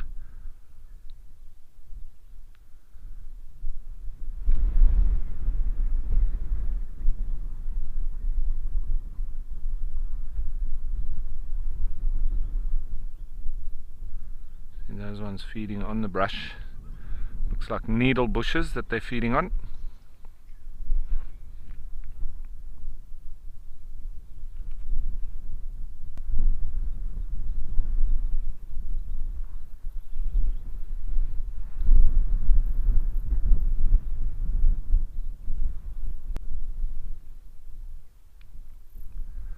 See that one in the background there? That one is obviously pursuing a female,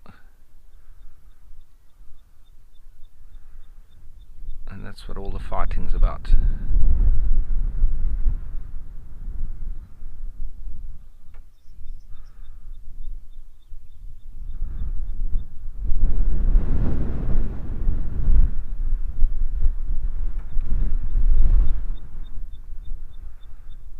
So, and it can be quite an intricate affair as well when they do get to mating, because there's a lot of walking around in circles, as you're seeing there now, and the female sort of walks away a lot till eventually she allows the male to mount her. But then it's a very long process. It's kind of like when they go down to drink, and eventually he mounts her, but then she just takes 2 steps forward and he drops off, and that can go on for hours.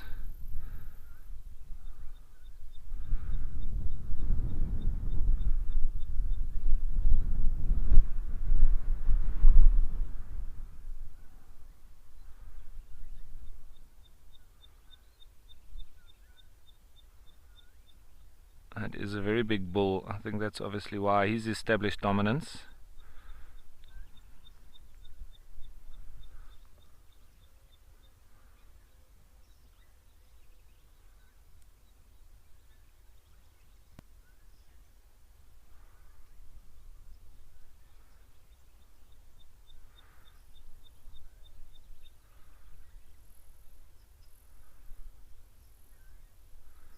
See, once the circles start getting tighter as well, smaller circles, that generally does mean that she might be thinking of allowing him to mate with her.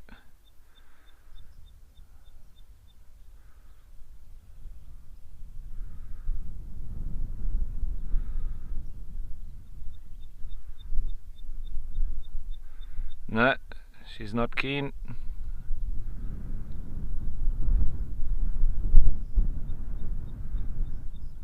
See, this can continue for long periods.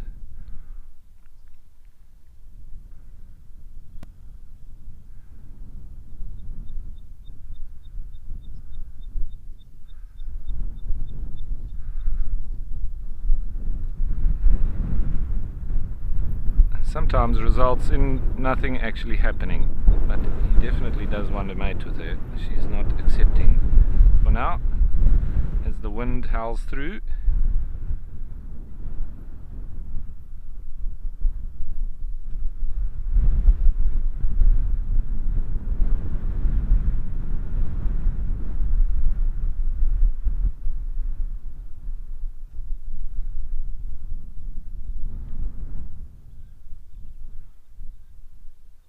Is she going to accept him?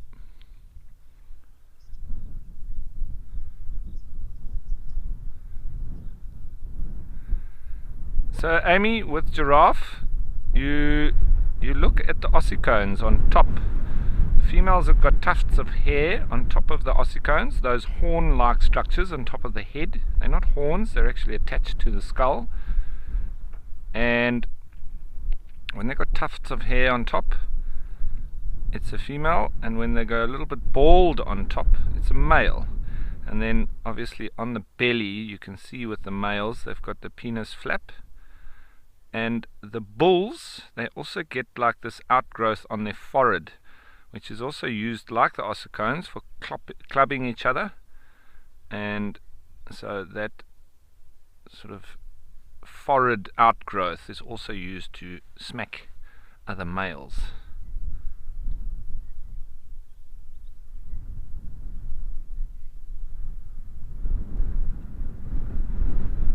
She may be starting to accept him.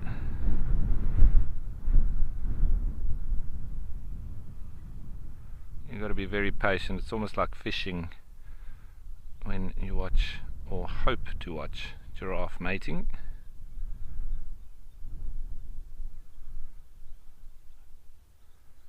Sometimes you can watch them for hours and they do this and it doesn't even happen.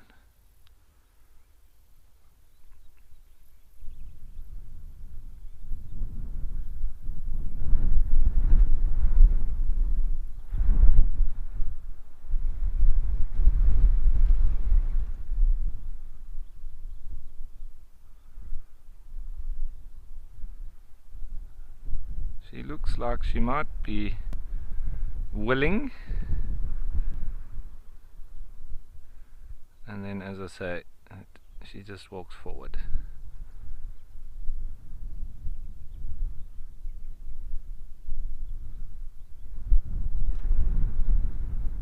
Round and round the mulberry bush.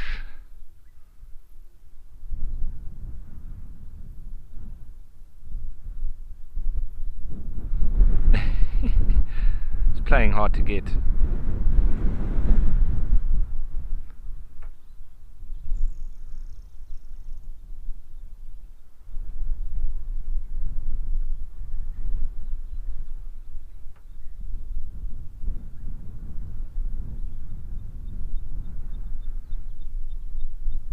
Okay, so I'm gonna carry on watching and hoping that this potentially actually happens, and well, hopefully by the time you come back they'll still just be going round in circles, but I'm gonna send you off into the twilight because I don't know where you're going.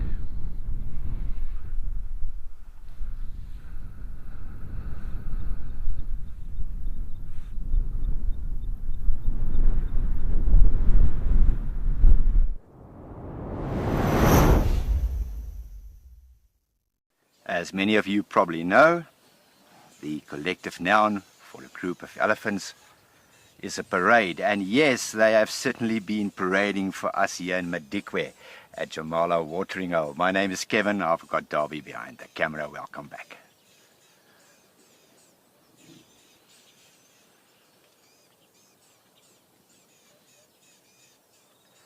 For those of you that's only joining us now, it has been a constant procession of breeding herds of elephants in and out to this waterhole the whole day. I did a quick count just now and I counted 40 still here, but that is easily about half of what was here. Most of them have left already.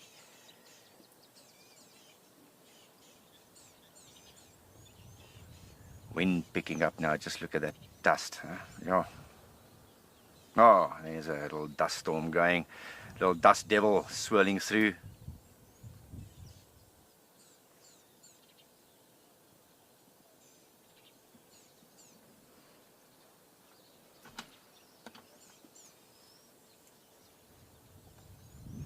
And the zebbies have been waiting patiently on the periphery here for their turn for a well-deserved drink as well.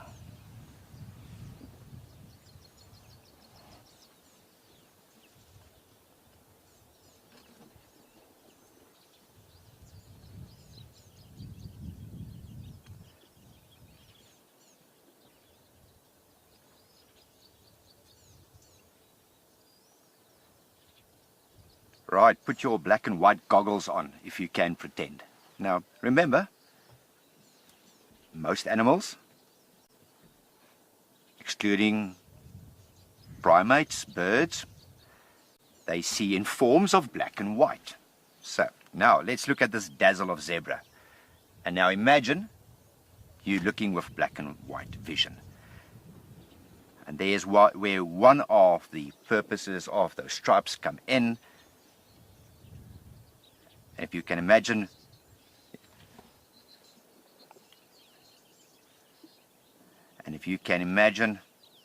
looking with those black and white eyes, that it will be very difficult to actually distinguish between some of those individuals. And that is what is thought to be one of the purposes behind those stripes. It makes the individual animal not that discernible. Ben, thank you for your question. Yes, the dust, well, they're certainly affecting our eyes, yes, but yes, it will affect their eyes.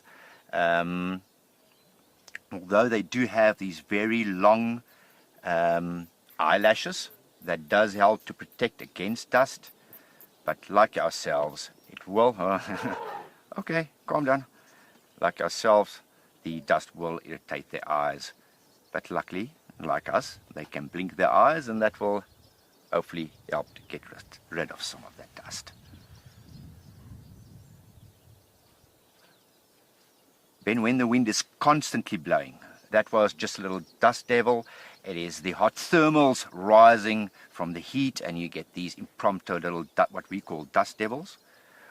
When the wind is blowing constantly, it does affect any animal, including of the zebra as well, because now all of a sudden it affects their hearing.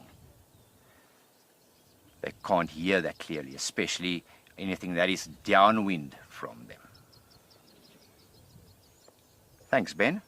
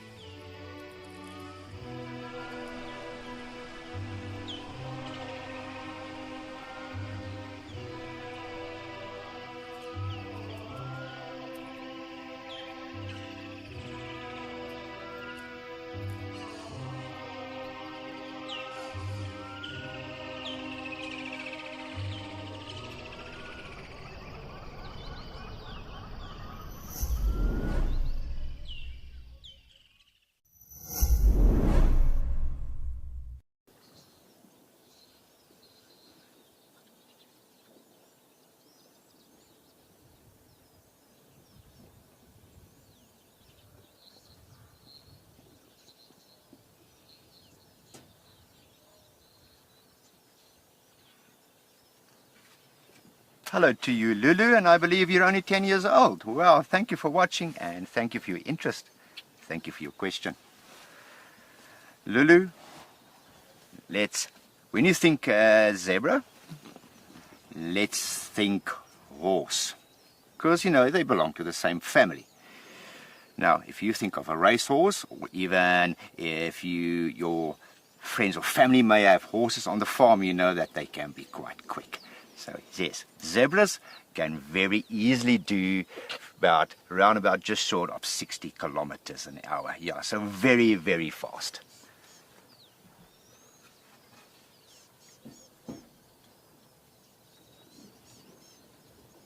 And of course they do look a little bit more stocky than a racehorse. I think you will agree, Lulu, but do not be mistaken.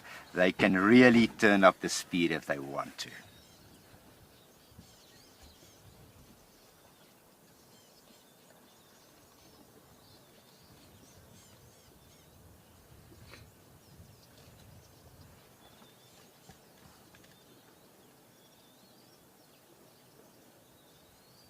Thanks for watching, Lulu. Thanks for your question. Tell Mum and Dad you want to come and visit, okay?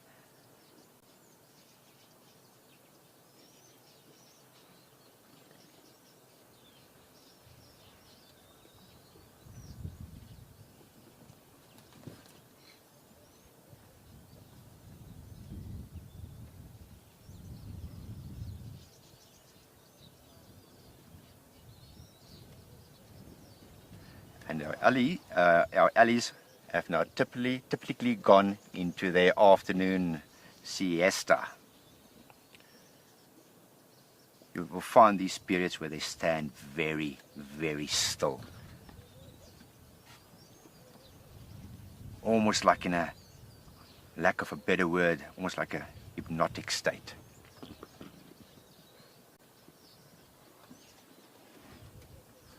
Except when I say it, and then they will start moving again.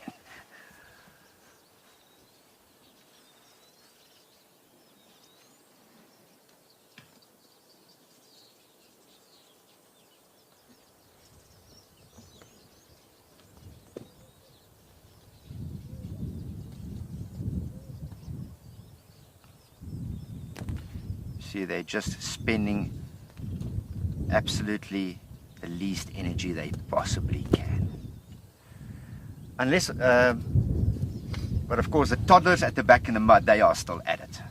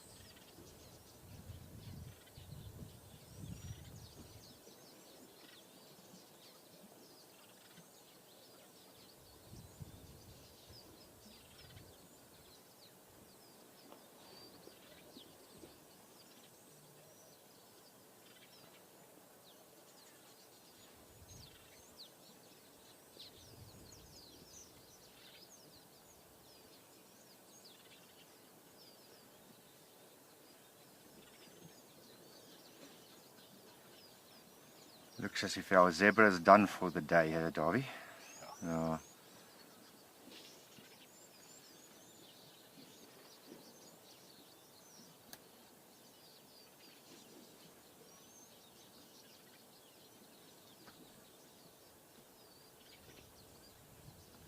I think Lauren did mention earlier, but for those that wasn't watching, most animals don't really like hanging around at waterholes for too long. It is normally a very good place for your predators to ambush and congregate, and they know that all their prey species must congregate at the water. So everything except elephants, they are of course the kings of the African bush as far as I'm concerned. All other species will come in, they will have their drink and their fill, and then normally move off again.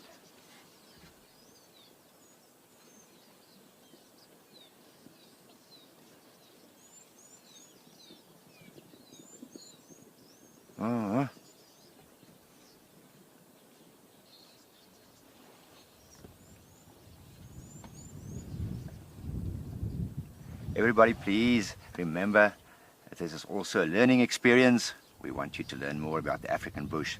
Everything big and small. Please remember to send in your comments and questions, and we'll answer them the best we can.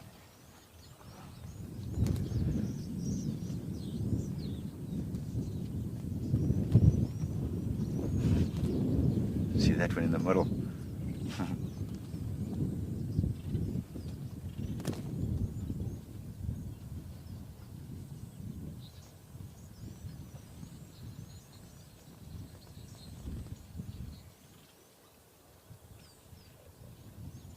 Good afternoon to you, Simba.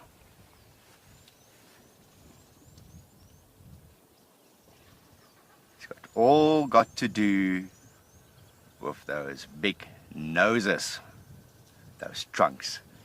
So elephants' sense of smell is absolutely acute, and they will smell water many kilometers away. And they will also make big migrations and tracks to actually get to remaining water, especially here in the dry season. If there is not a lot of water remaining, they will actually walk vast distances to get to water. So that is to do with smell, but then also they are governed and helped by your older elephants. And in a breeding herd like this it will normally be the matriarch. And over a 50-year lifespan, she will know and map exactly and remember exactly where water will be when it starts getting scarce. And they can walk these vast distances to actually get to it. You will very often find elephants in dry riverbeds or rivers that temporarily dry up.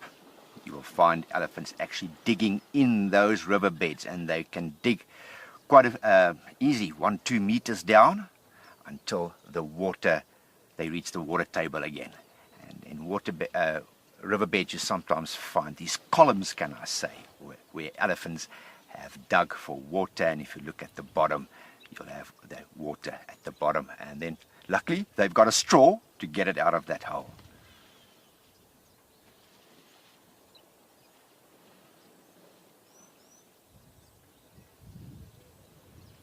But I hope that was useful and that answered your question.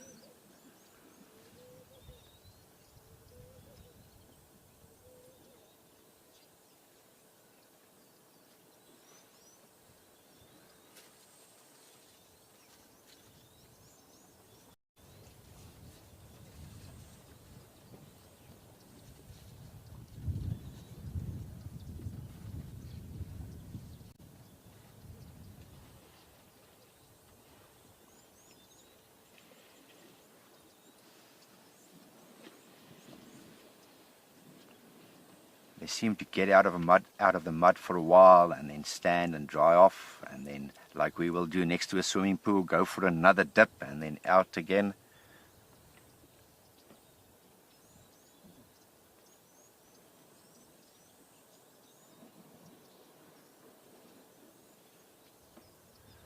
But we are hoping that the rain will arrive soon, and normally when it does, it comes very quickly, very violently, and this waterhole, although it has got a permanent supply of water, it does, with the heat building and the amount of elephants and other animals visiting the waterhole, this water level will definitely still drop.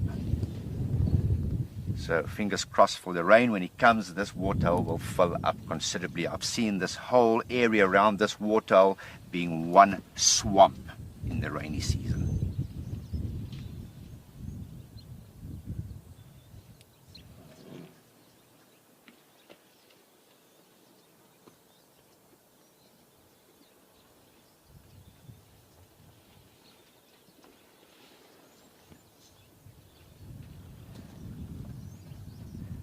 These two younger bulls testing their strength. That's very much play. There's nothing malicious intended there.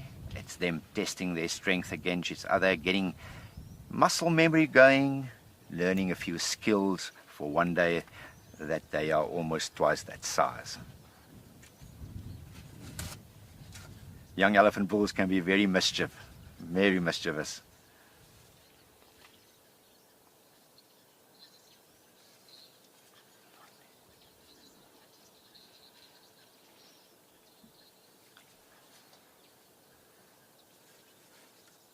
Hi there, Londi. It is common to find elephants without a herd. Now, saying that, it depends on the sex of the elephants. You're looking at those two right there. They are almost the age. You saw just how boisterous they were just now. They start irritating the cows when they start reaching puberty, and then they will start driving them out of the female herds. You will then very often find them alone. They might meet up with other bull elephants, young and old, and continue walking with them, but it is possible to find elephants on their own, especially much older elephant bulls. You very often find that they want a bit of peace and quiet, and they've had a long, tough life, and they somehow, almost going to say, prefer their own company. So yes, elephants do walk alone. You'll very seldom find it amongst cow or female elephants, only amongst bull elephants.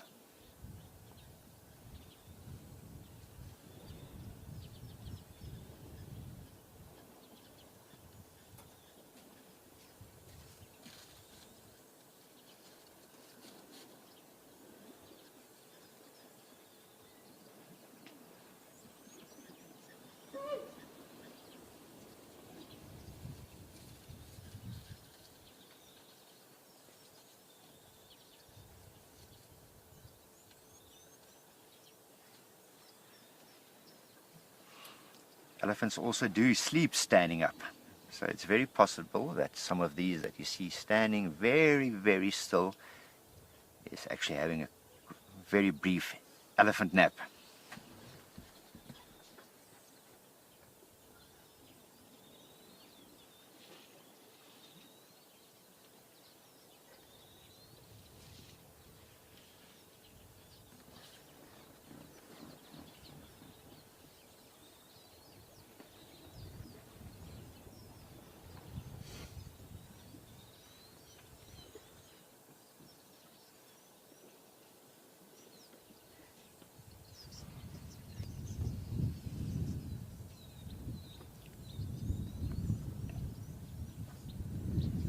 Everybody, thank you so much for joining me. I'm actually going to hand you back over to Lauren.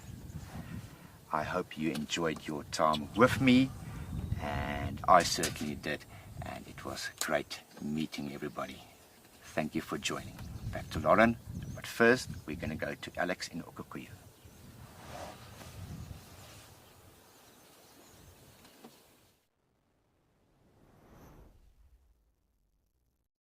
You too and meeting you for the first time, and we're back here in Etosha, Okikuyu.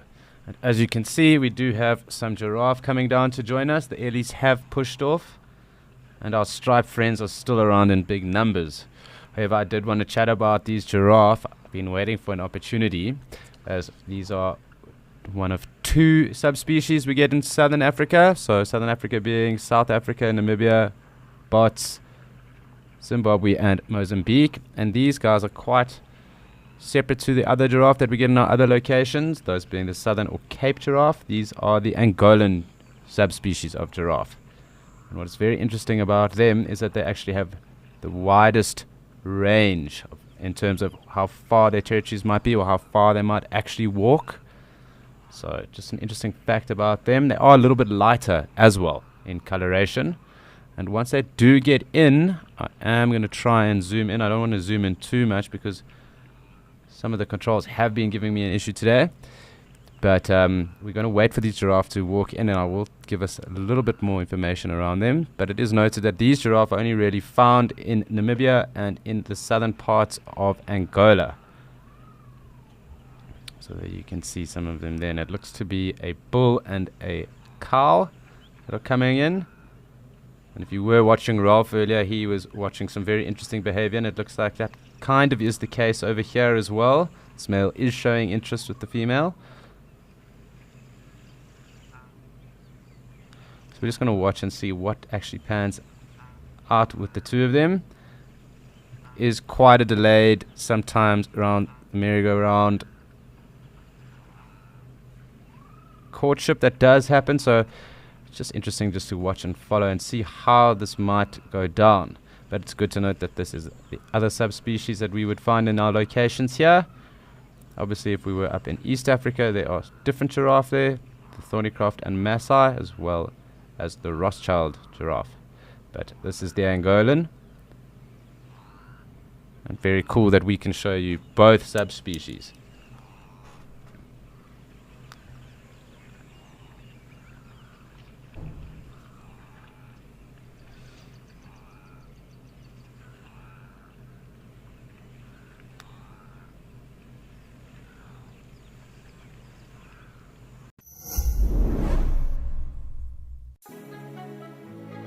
Hi, my name is Debbie Den Hartog and I come from Pretoria in South Africa, and I am absolutely thrilled to have won the Wild Earth Prize to the Woodbury Tented Camp in Amakhala Game Reserve. Wild Earth has changed my life as I love watching the daily game drives. Thank you, Wild Earth. Sign up today and you could be getting out there to experience it for yourself. Wild Earth Explorers, it's in your name.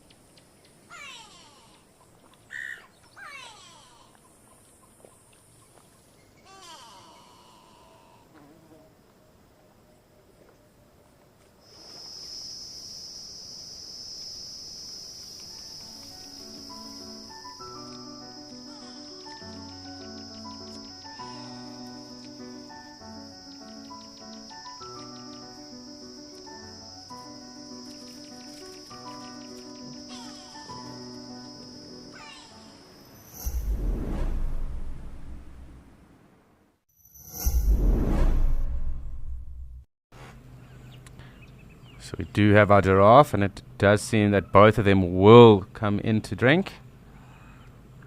Just waiting for the bull to kind of settle down as well. But the female has started drinking. The cow, there she goes.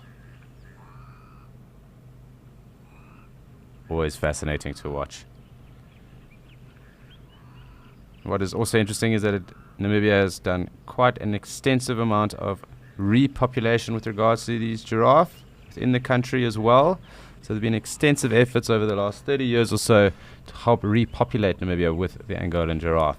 So there's roughly about 12,000 Angolan giraffe in Namibia, and within their national parks around 3,500 of them. So you're looking at two of some that are in the state-run parks of Namibia. You can hear one of the mourning doves in the background. That is what it's calling.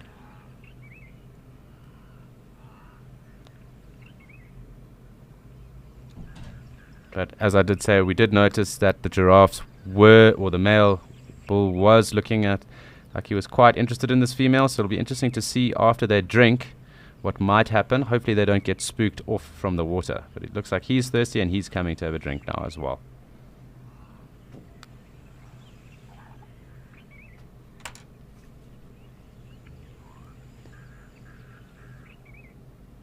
Sorry, Randy, I do need to get your question again. I didn't hear that. I know it's about babies.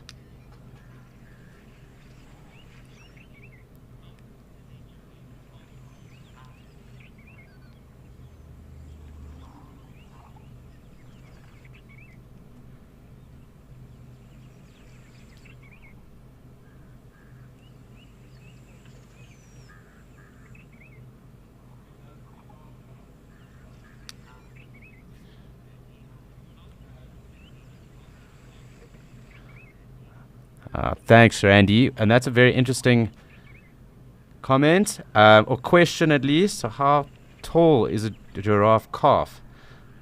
When they're born, they're obviously far shorter than their mothers and fathers. They're actually up to, well, at fully grown, a giraffe is around 5 meters. So as a giraffe calf is born, just want to double check. I do have an idea. So it's about 1.8 meters. I did think that was about it. It's about 6 foot that a giraffe calf is when they are born. And sometimes the females are generally a little bit smaller than the males. So they weigh about 65 kgs also when they are born. And they grow very quickly. So they almost double their height in a year. But in that first year, they are probably the most vulnerable. And they get taken by quite a number of different predators. I've personally seen them being taken by leopards as well as lions. But there are reports obviously of hyena and wild dog taking giraffe calves too.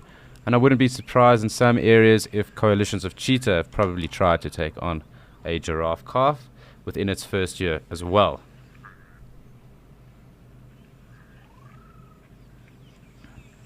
But hopefully that does answer some of your questions. If you do have more, please do pop them through. We'd love to answer your guys' questions.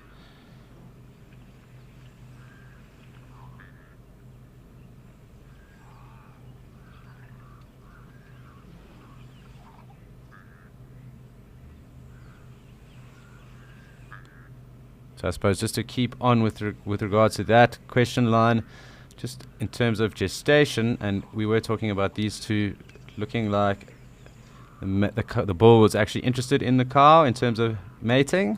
And the gestation, if that was successful, would be around 15 months. So 15 months and then a 6 foot, 65 kg young calf would be born, and that calf would then probably double in size within its first year. And as I said, the first year is its most vulnerable year when it is smallest. They are quite active and they do get up within about 15 minutes of being born. But that 15 minutes is probably the most dangerous or treacherous of that life, along with it being the first year after that. But you can imagine for a giraffe or something like this to being still for 15 minutes, that would be quite treacherous. But the mothers are very protective and they do have powerful legs to kick and ward off other predators, so they will do that, and they have been seen and documented as doing that. But obviously that might be futile because the calf wouldn't be that strong just yet.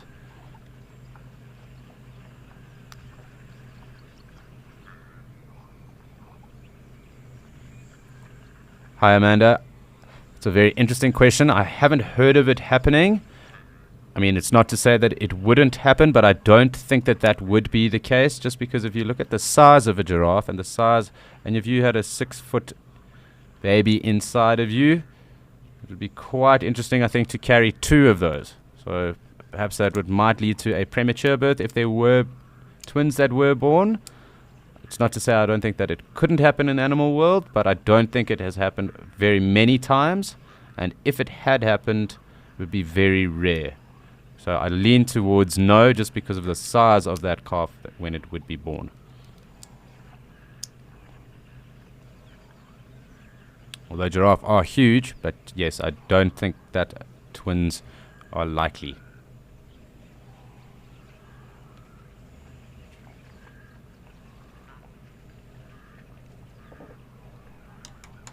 I will actually look up though. It's quite interesting to think about, but I don't think so. I think that size calf is probably way too big to have 2 6 foot calves inside of yourself.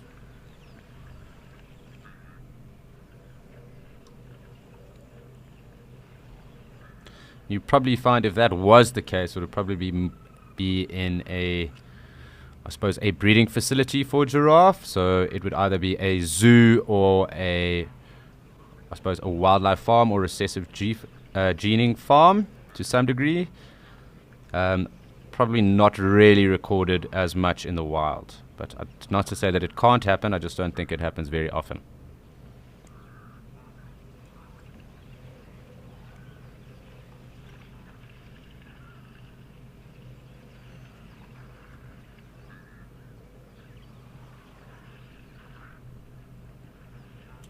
I have actually looked up on an article, and it seems that there actually were twins that were born in the Masai Mara. So those were twins of the Masai subspecies of giraffe that were born this year, actually. So very interesting to find out, but this is very clearly something very rare that doesn't happen at all often in the wild.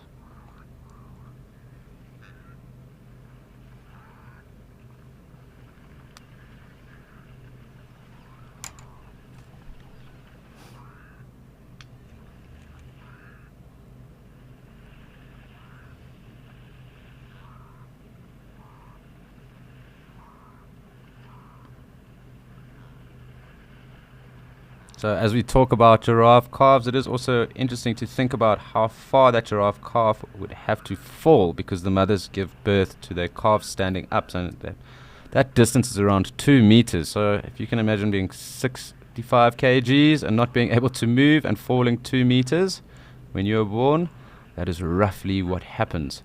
So then within 15 minutes after that, those calves are up and on their feet. But they do have to fall 2 meters. And they are born straight onto the ground. So hopefully that is a soft landing, and the mother has chosen quite a grassy area. But I would think that an area like this where we are right now, that wouldn't be the softest of landings, and probably quite a sore birth too. Definitely knock the life into you.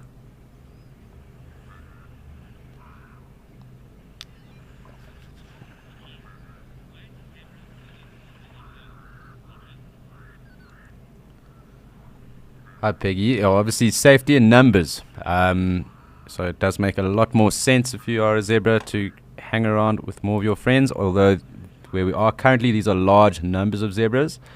And obviously, we do note that there are large numbers in other areas, so the Masai Mara, as well as in Zambia in certain parts. And if you follow our other channels and on our other viewing spots, so in the Sabi Sands and in Madikwe, you would notice there'd be smaller harems of zebra too, as well as down in Kariga. So they don't obviously always hang in numbers of this this magnitude. It can also be in a harem of around 5 to 6, but strength in numbers and obviously safety with lots of eyes looking around and after you does make sense. Obviously with their coat patterns as well, they are very confusing to anything that is a predator. So predators generally see in black and white. So if you are mulling around with lots of zebra around, it is very confusing for anyone to pick you out. As we can see here, and the collective name obviously is quite awesome for this, the dazzle of zebra. So when they move around and those different stripes move in and out and across you, you can see even when we look over here, it's very hard to pick out an individual once they are mulling around. So try and keep your eye on one of them, and when they all start to move around, you will notice that it's very hard to actually figure out what is going on.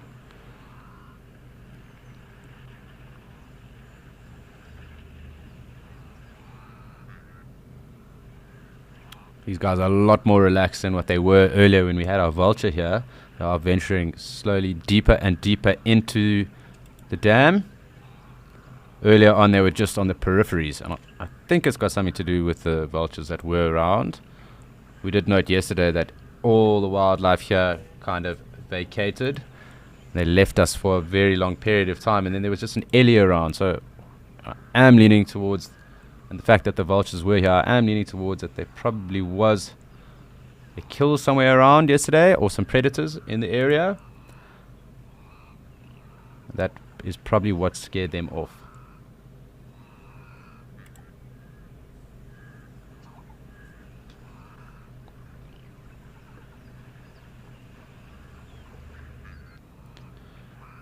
So as we have these giraffe drinking here, as I said, the Angolan giraffe, we're going to go and see their cousins, the subspecies with Rolf, the Cape giraffe in Kariga.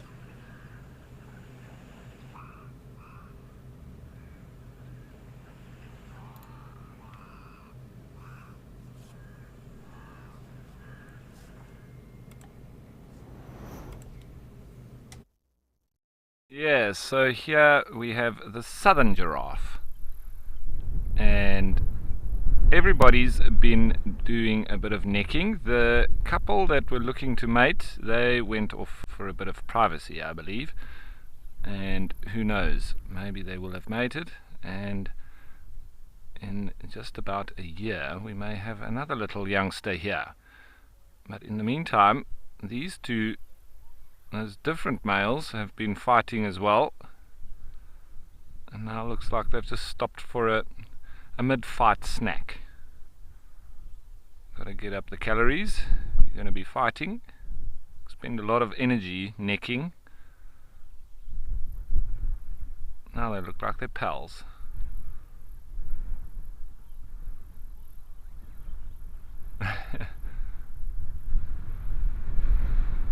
Lots of wind coming through.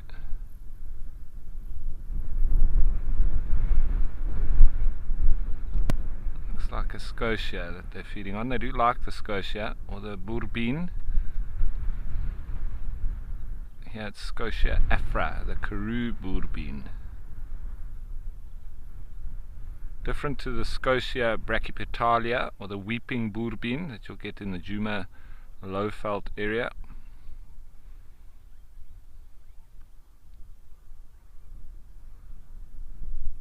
There goes the necking again.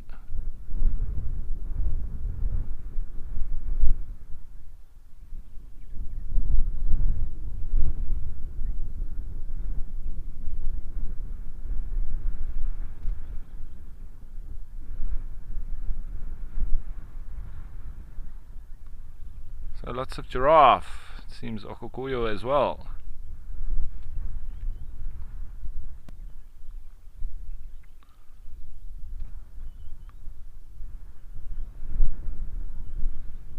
Place where the lady gives birth every year. That's the meaning of Okukuyo. In the great white place of dry water, Etosha.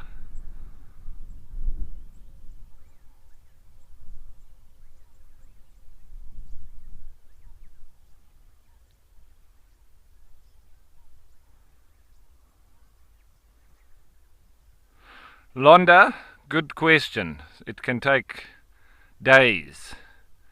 The actual act, it's over pretty quickly. It maybe lasts about a minute or two. But the whole sort of courtship, it takes a long time.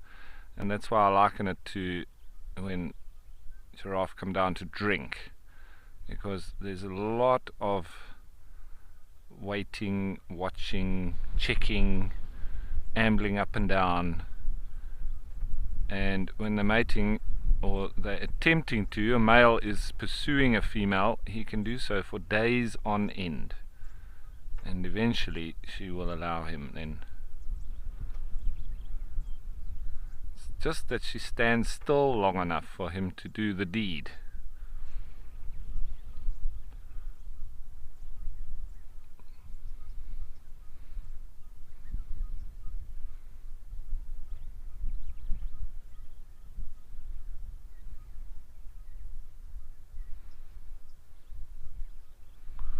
So at least these two have decided to fight in the shade.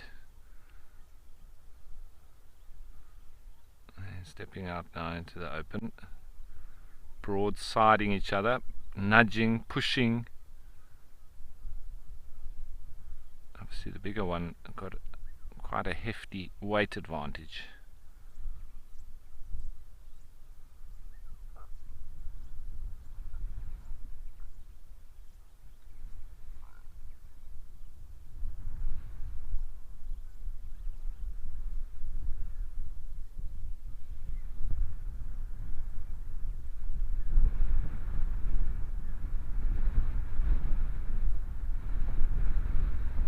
Going for another feed.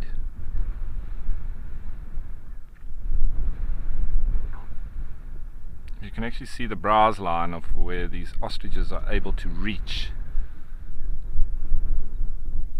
and they've sort of cleared that brush all the way up to that point. So now it's only the taller ones that can really get into it.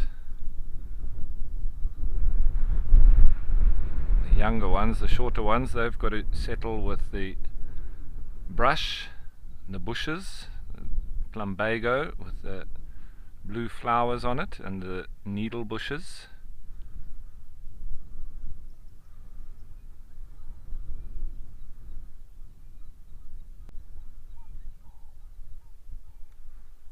It's one of the day safaris that's just gone past.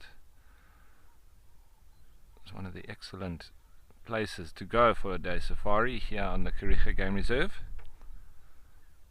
You can also go out on a boat cruise all the way to the beach. That's why we say here it's the home of the Big Seven, because not only can you see the Big Five here, including black rhino, elephants, lions, leopards and buffalo, you can also see great white sharks and whales.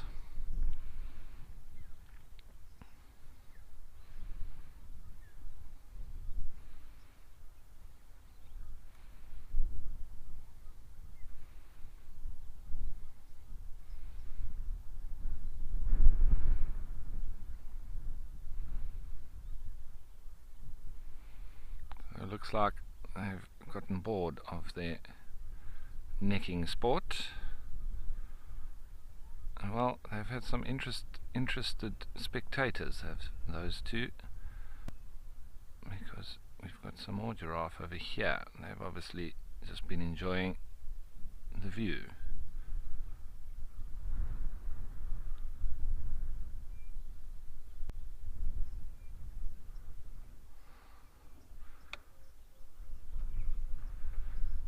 Vincent, yes, I'm sure there are quite a few of the leaves that the giraffe don't eat.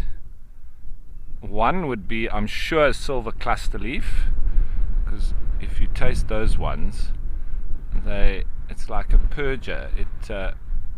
But not only purges, but dries up your mouth. It's like trying to take a tablespoonful of peanut butter, put it in your mouth, and it dries your mouth out completely. Or Mari biscuits, if you know what those are. We used to have challenges at the different camps that I managed, and we used to see who could eat 10 Mari biscuits in under a minute. Nobody could. I think the local managers, the reserve manager's dog was the only one that could, the Jack Russell. But yeah, so silver cluster leaves, definitely not. Here they've got a variety of plants that they do eat. I haven't seen any that they haven't eaten. The euphorbias, obviously being toxic, they wouldn't eat. I'm sure tambutis they wouldn't eat. We don't get them here.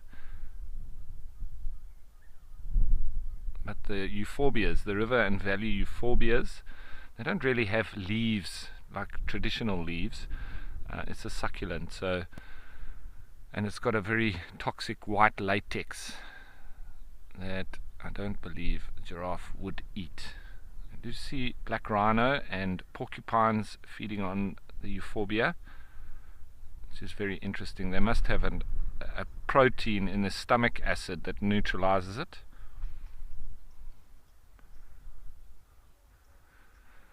So Bobby, who's 7, thanks for your question. Yes, trees can protect themselves from the giraffe, and you know how they do it, because trees can talk, and they talk with chemicals that then eventually goes in the air, and the other plants, they get this chemical from the other plants, and then they all pump tannins. It's called tannins that they pump into the leaves, and then it makes the leaves taste not very nice.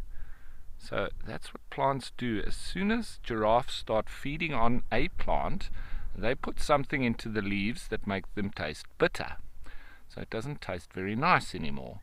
And then the other plants also get wind of that, and they do the same. So they change the taste of the leaves, and that's how they stop the giraffe from feeding on them. So you'll often see them feeding on one plant, and then all of a sudden they stop and they move on, and that's because the leaves don't taste very nice anymore.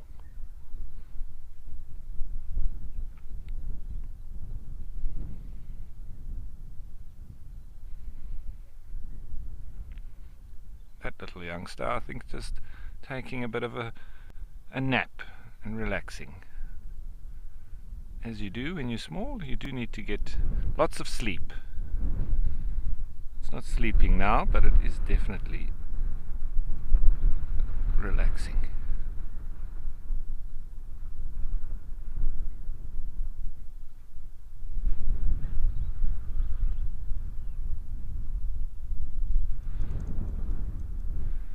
It's nice to have all the giraffe out here. Don't often get to see them all out in the plain. They very often stay in the thickets. So, this has been awesome. I'm going to carry on watching these giraffe. I'm not going anywhere, as I think that little one might get up soon.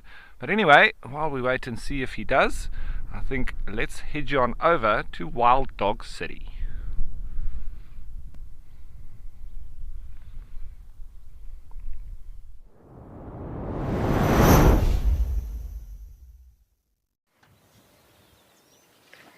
Ralph is still sitting with his giraffe. We are still sitting with the elephants. It's the same hair that you saw earlier with Kevin. Really, it's just... there's just so much going on. And both Kevin and I did mention a lot the word interaction.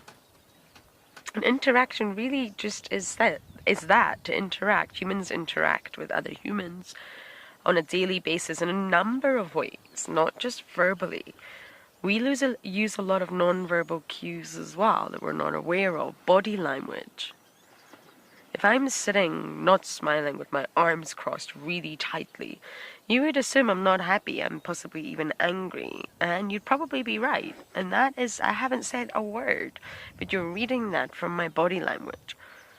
Also, eye contact. In today's world, there's actually a lot of papers written on the lack of eye contact. People are sort of moving further and further away from giving eye contact. It seems to make a lot of people feel uncomfortable. But these are all ways that humans interact, verbally and non-verbally. So interact can be to communicate. It doesn't mean you need to directly sort of touch someone or respond to someone. Interact is quite a big term that can refer to many different types of interactions, I guess.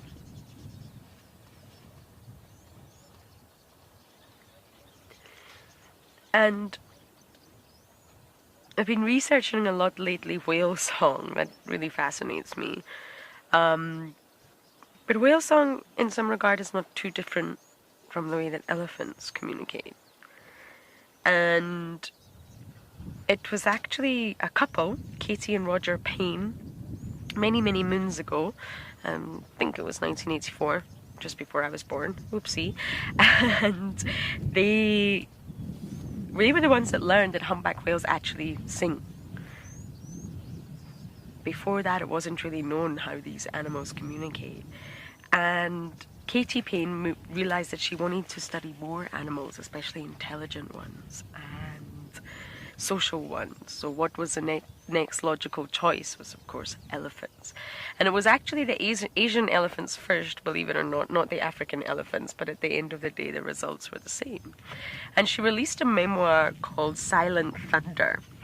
And she called it that because in those first few years that she started spending with Asian elephants, she said she was sitting with them, watching them interact, just like this, and she felt a shudder going through her body. And remember, humans vary in degrees and on how in tune they are to their senses. It's not all the same. Just because I feel something doesn't mean that Davi feels it, or doesn't mean that you'll feel it. Just because Davi hears something doesn't mean that I'm going to hear it. We're not all the same. And she said she felt a real big shudder in her body. Sorry, that young bull, he keeps chasing away the zebra. What a shame. They've gone now. He's just not letting them drink. Yes, you. Why? They also need to drink. Anyway, to cut a long story short, she said she felt, it took her back to how it felt like when she sang in the choir. And the sort of vibrations felt like the pipe organ. And then, of course, she started thinking, pipe organs play deep notes. That's the sound that comes out of a pipe organ. Maybe, just maybe, elephants were conversing in infrasound. So, of course, she decided to set up a bit of an experiment, use technology. And I don't quite know the context of the story, but she had two elephants, one called Rosie, who was the matriarch, and one called Tunga, who was a male. And they were on opposite sides of a concrete wall. Now, to a human's perception, these two elephants were just staring silently, not doing anything, just silently going about their day. But of course, the technology revealed something completely different. And when Katie Payne actually sped up the recording, she discovered that, well, it sounded like mooing cows. That's what she said. I don't know how else to explain it. She said she sped up the recording, and by sort of raising their pitch 3 octaves higher, the elephants were mooing like cows. She had a whole recording of these 2 elephants that when she was looking at them, Rosie and Tunga, they were just silent. They were just flapping their ears and swishing their trunk. But in the recording, they are having a massive fat chat, as South Africans like to say. I love that expression. Or maybe I should say animated chat. They talk the entire time. And it does sound like a cow on the recording, but obviously they are not silent. It's just, of course, we can hear it. And then Cynthia Moss, a very famous scientist that I always refer to, and Joyce Poole, they then decided that they would take the same study and replicate it with African elephants. And it goes without saying that African elephants are just the same, and they use infrasound in every sort of conceivable context, if you like. They use contact rumbles to help find each other. They use greeting rumbles to say, hey, hello, especially when reuniting after a long separation. They make rumbles when in estrus or must. And apparently, according to Katie Payne, they also make a I just had sex rumble. Don't really know how to take that any further, but there you go. It's in the book. And we just can't hear any of that. So why I'm telling you this is because although it looks like these elephants are just silently either standing or swimming or splashing, trust me, there will be so much more going on. And the other day I told you about 2 herds that met at the water hole. And they were so happy to see one another. They were not strangers. And that was because they had arranged to meet. And I'm going to come back to that a little bit later. But for now, we're going to send you over to Alex, who's now in Djuma.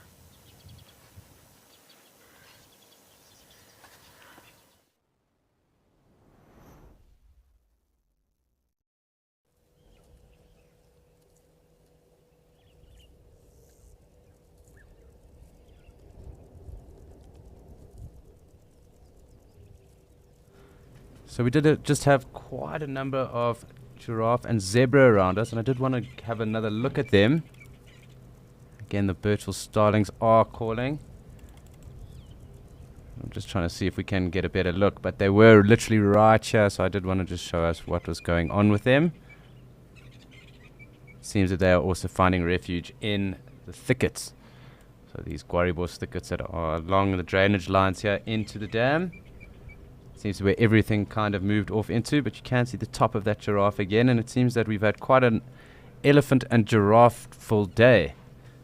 We've had them across all the different feeds except the elephants in Kariega, but lots of giraffe action down there with Rolf. But I do want to see if we can swing across and perhaps see Dewey. We haven't yet had a chance of viewing him yet today. And there goes the zebra through the bush there as well. Trying to see where Dewey might have gone. Just being a hot day, we might have a better chance of seeing the calves. I was hoping to show you guys that. Otherwise, we will have a look here at the jacana that's just in front of us. So it's always cool to see how their feet look. Those extra long toes. That obviously helps with getting around and moving around on aquatic matter. Specifically water lilies, although there aren't any at the moment here. I think that is the jacana.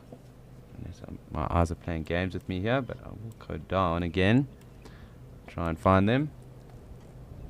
It's been a day with the controls and me today. They aren't being my friends. I was told it was because I was rude to the Ellies, so that is probably why. However, that is a blacksmith lapwing, and as we've noted, there are blacksmith lapwings at every waterhole, and it sounds like there's some Ellies that have joined us back here again.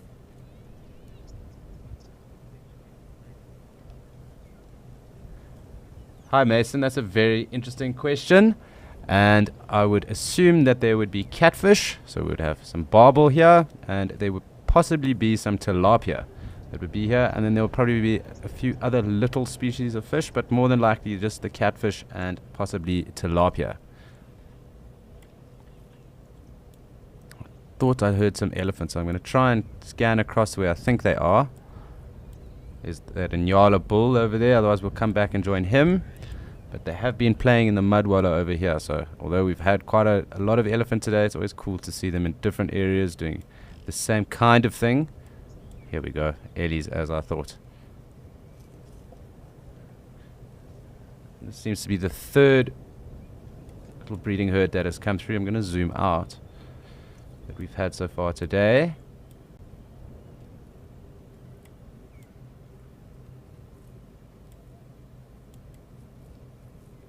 Just want to see if anyone's playing here. No, these guys must have just left the wallow over there. I don't know why I'm coming all the way back here. Sorry. No.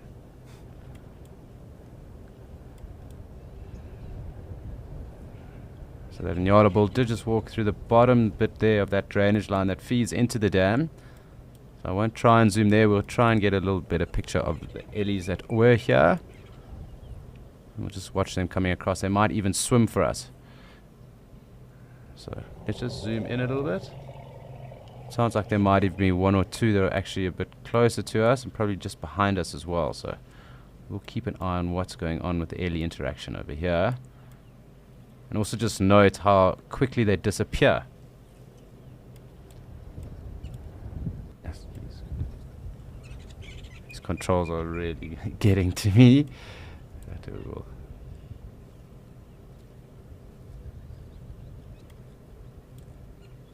As you can see, there goes one or two in the bush. I don't know why. Don't know whether it's the heat that's playing up here, but I'm trying my best to stay in one kind of focal range. It's not working. As you can see, there we go. There's one Ellie.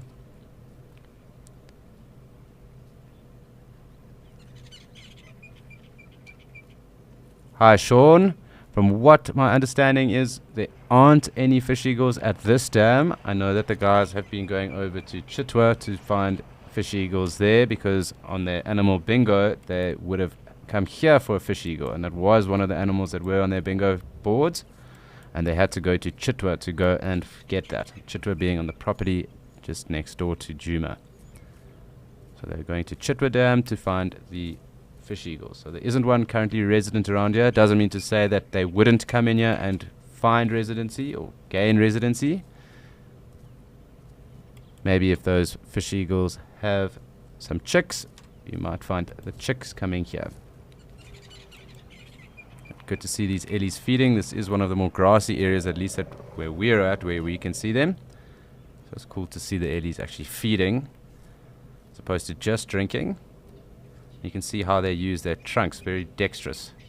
So wrapping it up, kind of pulling it out, and getting in.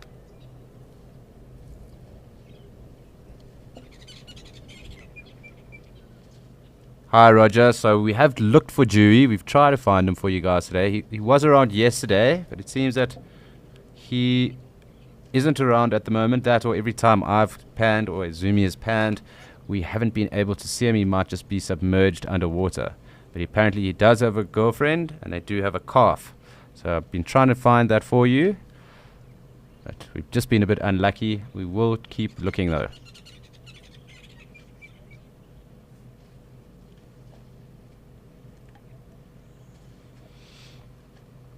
But cool to see the Ellies grazing as opposed to just browsing. We are obviously coming out of winter, so they do eat a lot, or they do take a lot more browsing matter in winter. So when grass is obviously less and obviously less palatable, being drier.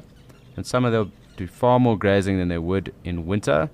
It's actually noted even that, yeah, they will take a lot more bark in winter as well. So they strip trees, and that is where they get a lot more nutrients, obviously, during that time.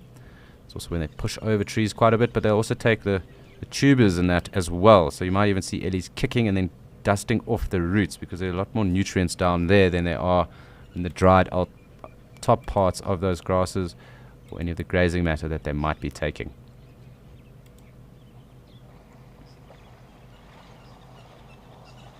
Sounds like we have some ellies in the water though, so I'm going to zoom out.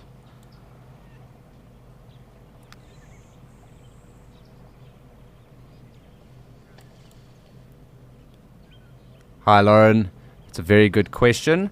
And ellies, that really depends on how close the water will be and how far dispersed or how widely dispersed their food resources might be. So it does vary in different areas. So obviously here in Djuma there's quite a lot more water around, or at least in this area, the Greater Kruger. So there's a lot more water around, and they do have a lot of access to that water. So they wouldn't need to travel as far. But in dry areas like in Etosha, where at Okukujo, they do have to travel a lot further, and even parts of Mashatu as well, where we're stationed, they'll also have to travel quite far. So to give you a proper answer, I mean, I think I'd be more thumb sucking, and this is really what I wanted to see, some ellies actually playing in the water and swimming. And this might actually put off Dewey, Roger. But Lauren, so it really will depend on where they are and in what areas as to how far. So I would kind of be giving you a thumb suck right now, just because different ellies will have to travel different distances in different areas that they are found. And that's purely because of water and resources. Great to watch ellies swimming. It really is fun and games here today. Oh, don't. Yes. Stay there.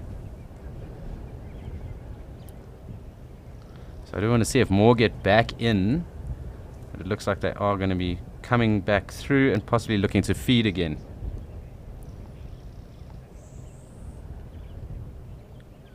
Yes, Fred, indeed. They are having a fantastic time. Elephants love water, specifically where it's deep. So this dam is actually one of the deeper ones, at least where we're on feed at now. So they obviously do get the opportunity to then swim. Looks like we did just get the tail end of it. But they love to swim when they can and the water allows it. I've personally seen them swimming quite a bit and in different areas, and it's awesome to actually watch them when they go through different channels of river systems as well. So when you watch them in the Chobe or on the Zambezi, you actually see them kind of using their trunks as periscopes, and they swim right across.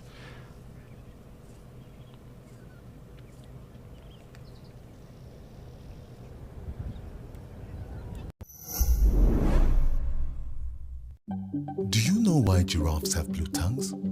Or how many eyelids a crocodile has? Have you ever wondered how corrosive a vulture's stomach acid is? Or what the Milky Way has to do with dung beetles? There are so many fascinating wildlife facts for you to discover. What are you waiting for? Scan the QR code that appears in the corner of your screen, enter your questions, and our guides will answer you in real time on Wild Earth.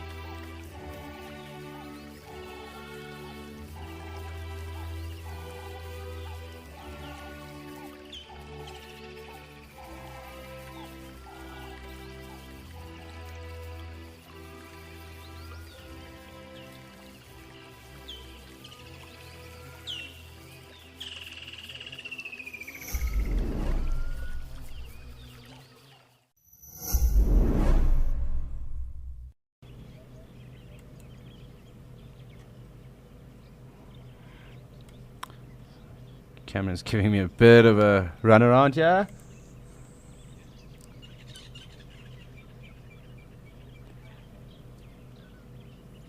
So elephants communicate with each other through a series of seismic, basically rumbling or vibrations through their feet, and they actually feel that through their bones as well. So they communicate like that, but they also touch and use their trunks and smell. And obviously there's verbal communication, like trumpeting and that we can also hear. That at least is audible to a human ear. But the seismic communication I was talking about, we obviously can't feel or hear that. So that is also how they communicate, and they do that over vast distances. So that form of communication can actually travel a couple of kilometers, and they do make themselves aware of certain things that might be in the area. So that could be dangerous things like a pride of lion, or another, maybe a bull in must that might be harassing another breeding herd. So anything really, or even I suppose touching base, they might even do that as well. So it does really depend on what they would need to communicate those things through. We don't really know too much about how or what they are communicating with. But it's just also interesting to know that that is how they go about that. It's obviously touch, a sense, the trumpet being audible, and then the seismic communication through their feet and through their bones that they feel that.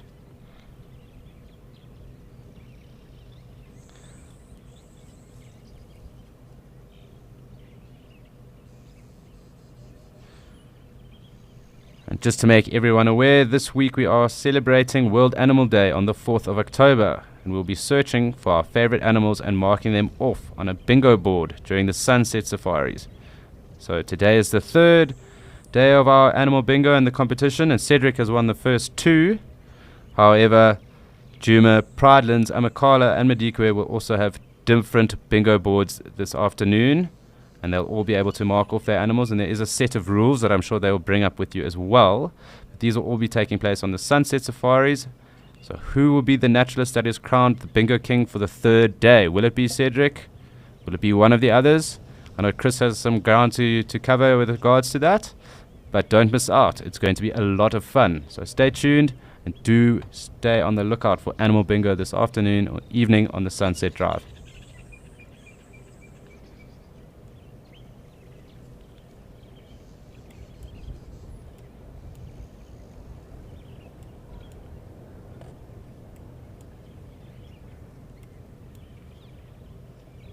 So here we go. As I thought these Ellies were going to come here. This is where every other Ellie has been today. So let's just watch, because I think one of those young cars might also start rolling around in there, and I'm going to try pan in as much as possible. They've also been rubbing there on that dead leadwood, it seems. Can't see too well from here, but I'm going to scroll us in and we can watch from here. So have some weavers calling in the background. That a little raspy sound there. The southern masked weaver. But you can see the Ellies are definitely getting in as we thought. It's after a swim, you got to put it on and reapply your sunscreen. It's way too hot to not have it on.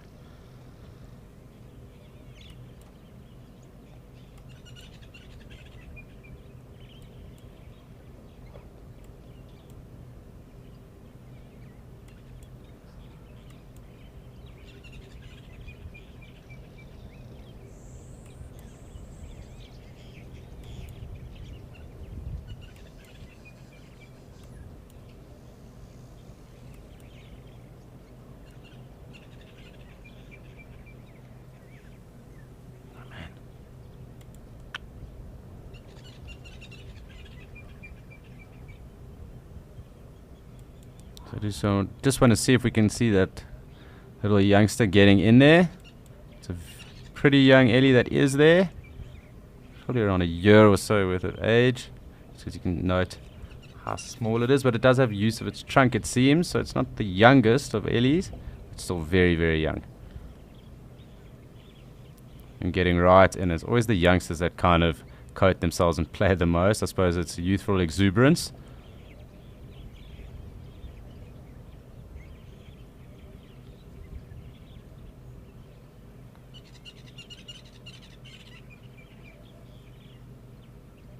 also hear the hoopoe in the background.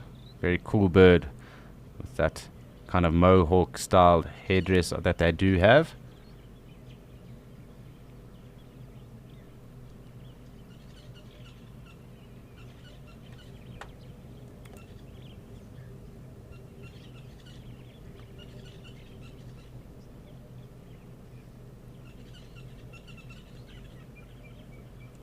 Hi Terry.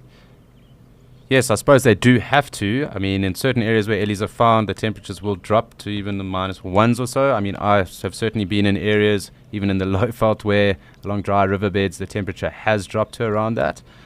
So I suppose when you are constantly exposed to the elements, you do adapt, and you can adapt to certain things. But you will also find them in inversion layers then. So the inversion layers form off the colder parts, so out of the valley areas, there is a little heat pocket. So you will generally try and find them there. They will go to those areas, although they do feed quite often. So it's not that you won't find them in drier riverbeds in the middle of winter or on colder times. But yeah, so they do have some form of adaptation. But if you consider, I mean, if that was a couple of months ago, a -1 temperature, through to now, where the day is probably going to get up to around 40 degrees, that's quite a temperature tolerance that they do have on them. But again, also in dry areas, so also in the Kalahari and up north and even into Botswana. I mean, in the Tuli block, it also can get quite cold during winter and at night. So that was probably when they would face their highest extremes of temperature drop as well. It does also depend on the areas. But I suppose in the past as well, ellies were also found on the foothills of the Drakensberg, and it is known to obviously snow there. So there is that, and up north in East Africa, up along Kilimanjaro as well, it obviously does snow on the tops there, and ellies are known to have been around there. We have a nice little Birchall starling that's come through, and a warthog that's also wallowing. It's interesting that those ellies didn't chase it off. Clearly they found a better part to wallow in. And just zoom out a little bit so we can also watch the warthog at the same time.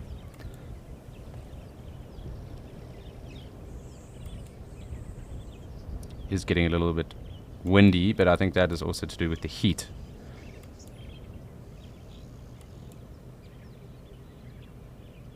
As I was saying earlier, I don't think that's going to be much of an air conditioning for anyone. It's going to be quite a hot, dry wind. So these ellies are being very clever, putting on that sunscreen over there, that mud, as well as those warthogs as well. So I'm sure they're finding it quite cooling.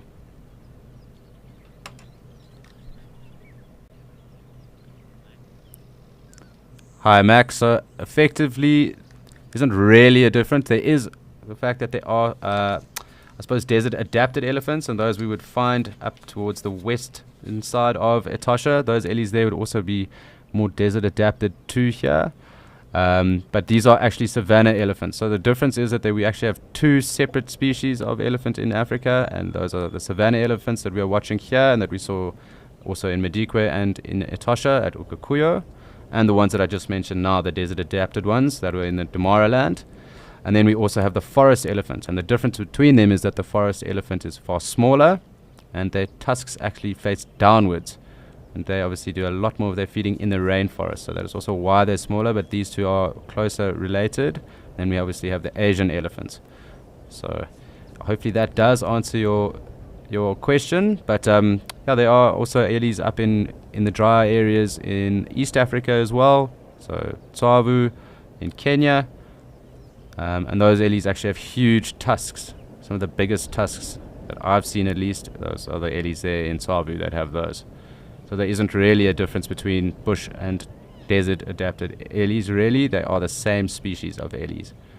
But obviously the desert adapted ones in Namibia are more known for that, but they haven't yet been classified as a separate subspecies.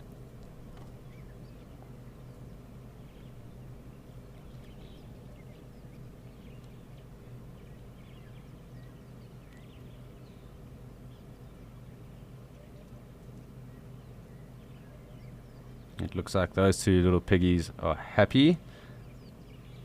There's obviously a saying around that, but we won't talk about that on air. I know the younger viewers. However, those pigs are very happy in the mud over there, and they've kind of almost submerged themselves.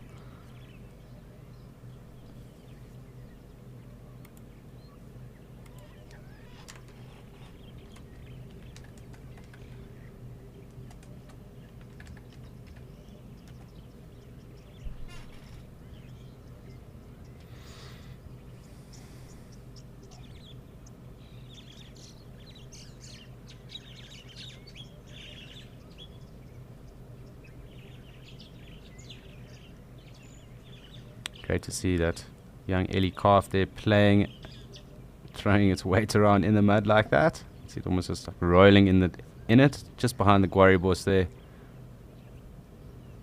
Unfortunately, the Guaribos is blocking us, but it's definitely rolling around underneath that and also taking advantage of the shade from either its mom or its aunt,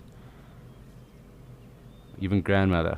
But it does look like it is just rolling and frolicking. The others are just kind of just getting really, really caked up.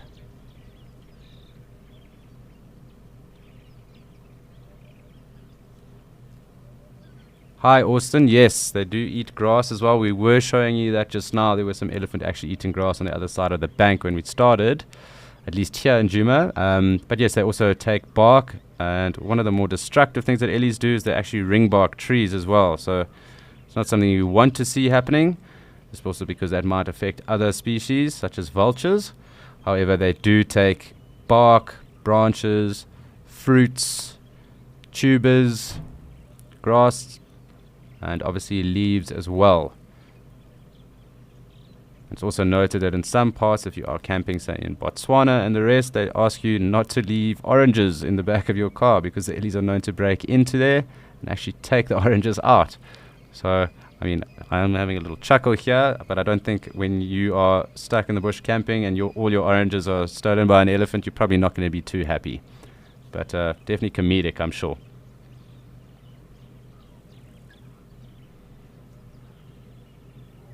But there you go, you can actually see that little calf playing around there. Got another cow coming in here.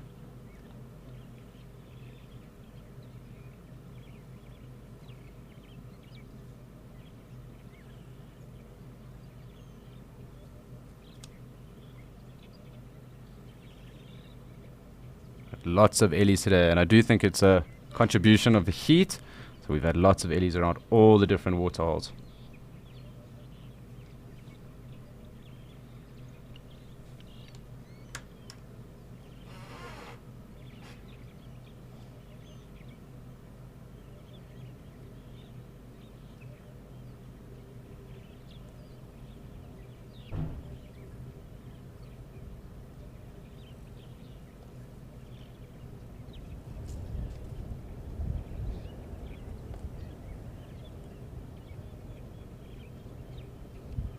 Looks like the warthogs are trying to push off.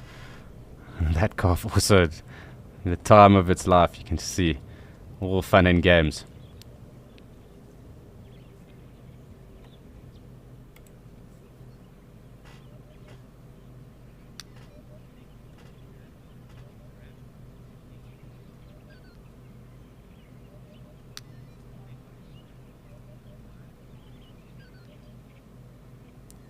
So it's awesome seeing these Ellies cover themselves. It seems to be another space back there where that Ellie's walking off, where they also are mudding themselves too. But it also is just great listening to those hoopers as well in the background. I love the sound of hoopers, as well as them themselves as birds. The sound they make, the call, is awesome.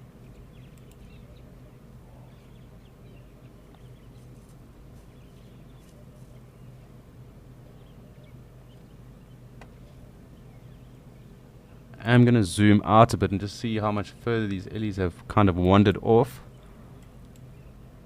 Even those little warthogs that were there, that snuck in, we didn't see them at first.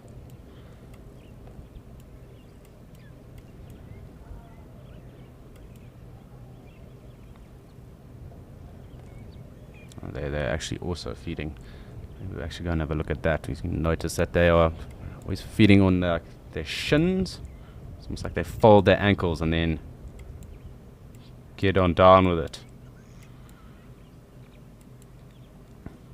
The Ellies are kind of dispersing there. And these controls are playing with me again.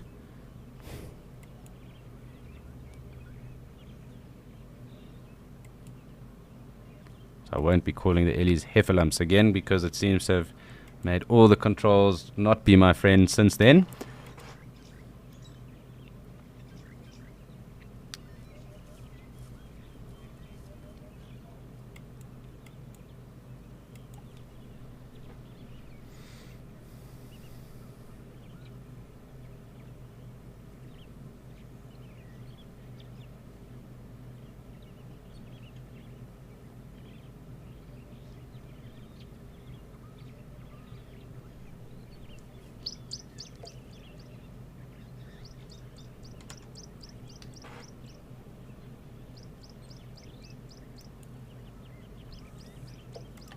sorry. So I'm trying to get in here on the warthog.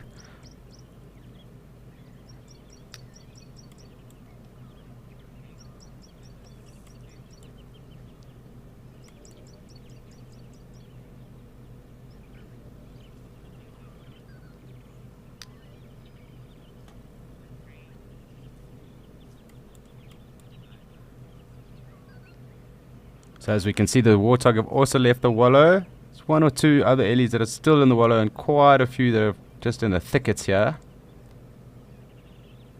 As we can see, there's one just there on the right of us. There's quite a few more on the left-hand side of us as well. It looks like that warthog's found something to rub itself on.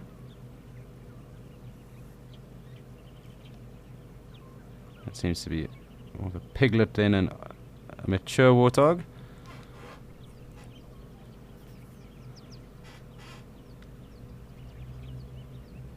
But yeah, we can actually see, so there's a perfect example of an ellie eating grass right there. So it shows that they don't just eat branches or leaves. You can see that ellie right there taking grass.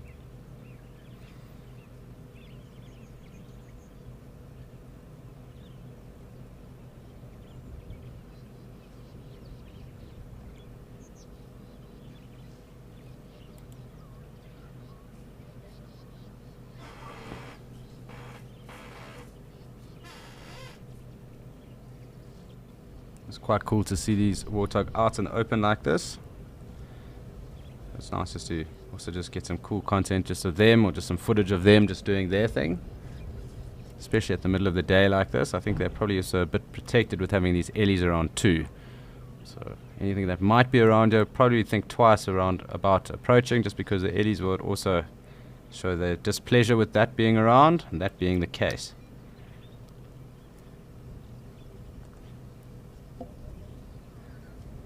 But as these ellies decide to push off into the thickets here in Djuma, it's probably a good time to go and see what the other ellies are up to in Madikwe with Lauren.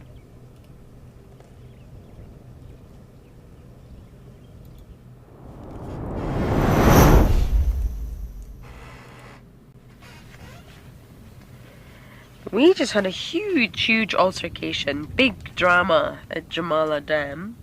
Don't quite know what exactly happened. Lots of trumpeting and running and panic and communication that we could hear, of course. The trumpeting was loud. There's absolutely no way the humans are missing that. In the low frequency rumbles that I was talking about earlier, they sort of begin at about 14 to 35 hertz, and that's actually the same as a large whale's. But obviously there is a difference in how they carry. So whale song does not carry in the air because it's facilitated to carry underwater. And believe it or not, atmospheric conditions can really dictate how far infrasonic sounds can travel. Because, for example, the colder, cleaner, calmer air, when I say calmer, I mean very little wind, that allows for greater range. And that's what we often say, or we used to say in Djuma. When you hear a leopard saw or a lion calling on a very cold morning, it makes it sound closer than they actually are. So you've got to be careful, especially those that update the dam cam. You think it's close, but it's actually not. We got caught out by that many times. And in the heat of midday like now, especially in an area like Madikwe, where there's a breeze, there's dust devils, it's completely different. And an elephant's auditory world actually shrinks.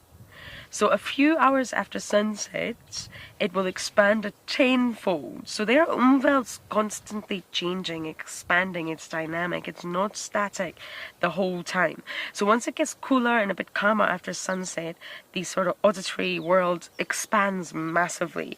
And these expansions and contractions, if you like, are exactly why birds sing at dawn and dusk. There are many reasons, but it's mostly due to that. And that's why you hear the hyenas whooping at dawn and dusk, or wolves howling, mostly at night. It is for those reasons. Because they can expand their auditory range. It's generally colder, no sun, clearer and calmer. So with regards to the elephants here at the waterhole, their auditory world is different. It is midday, it's dusty, there is a breeze, even though I wish there was more. And that's why their interactions are a lot more intimate, and their infrasonic range will not travel so far. And we don't really know how far they hear. We think we know and we want to know, and very often we'll get asked, how far can an elephant hear? But really, let's face it, we don't know. We don't have that same sense of hearing. We don't have that ability. So we can really only use technology to sort of gauge how they are responding to one another. But we don't actually know. It's believed to be over vast distances. But as to how far, we don't know.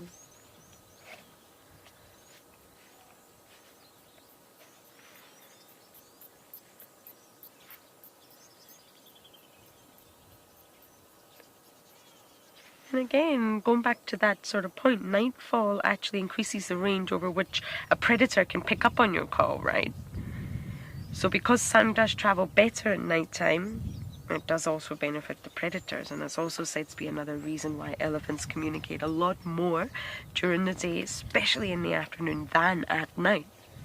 A little bit more silent at night because they know the predators will pick up on every little sound.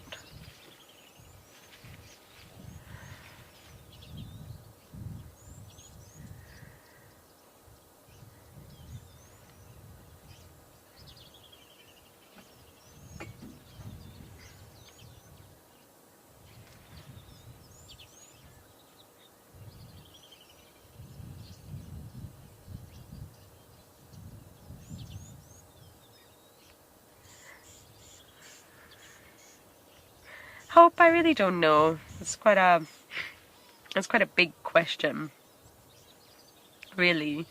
They are very water dependent. They do need to drink water every day. But as for how long a single individual can go, that's a tricky question, because it depends on the sex of the individual, when they last had water, the size of the individual, what activities they've been doing, and what environment they are living in. And it's really hot and dry and arid, they're obviously going to need to hydrate more than if they're sort of in an environment like the Eastern Cape. In the Eastern Cape, like Amakhala, you find that there are lots of succulents and aloes and moisture-rich vegetation, a lot of moisture in the air. So they're meeting their requirements through eating as well as drinking. So I'm not sure I can give you a definite answer. It really would, just very circumstantial, but they are water dependent. But then you get those elephants in Namibia, for example, the desert adapted elephants. And it was thought at one point that it could potentially be a different species. But they are absolutely not. They have just adapted. They've specialized to the environment that they live in, which is an environment with a lot less water and extremely hot and dry conditions. They have a very interesting story, the desert elephants of Namibia. The desert lions are there too. An organism will always adapt to its environment in order to survive. It has to. So Hope, I'm not sure that's the answer you were looking for, but it's really an impossible thing to tell. I'm not sure how long a single elephant could go without water. I imagine not long, same as humans. We can survive on water for a while without food, but we can't survive without water.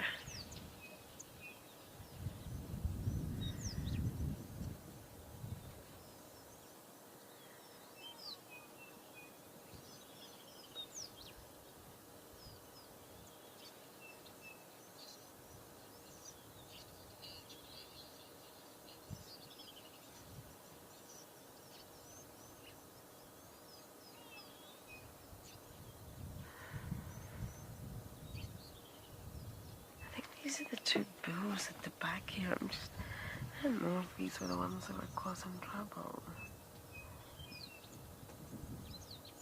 They're all having a nice little huddle there.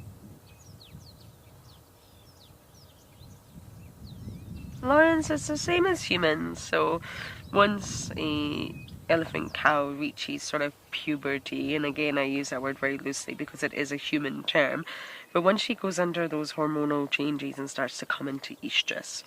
So it normally is those sort of teenage years. However, there have been examples of cows mating and being able to get pregnant as young as 9, but that's sort of an exception to the rule. So once they start to fully come into estrus, not the sort of pseudo-estrus that you get at the start, once it's full estrus, you would consider them an adult.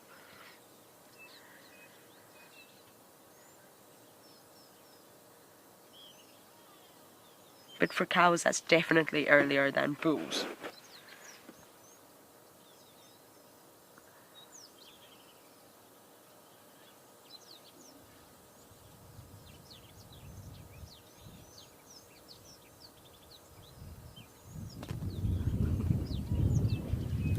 Nice tight little grouping we have here.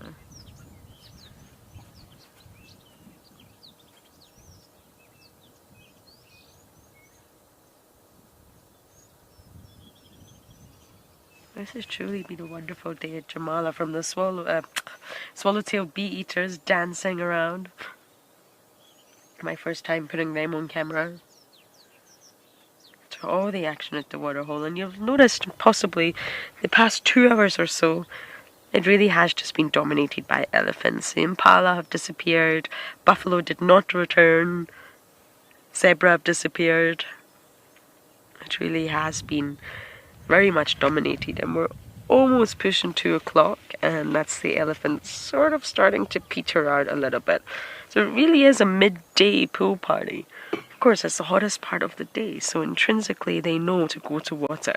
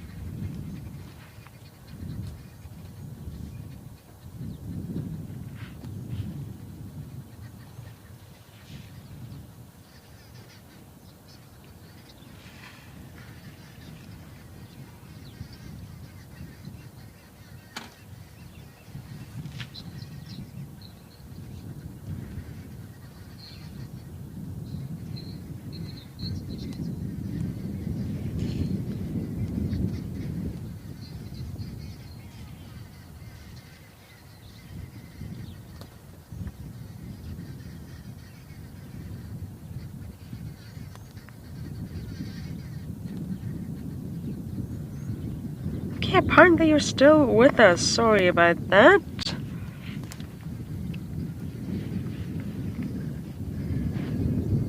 At least we still have the wonderful elephants to watch.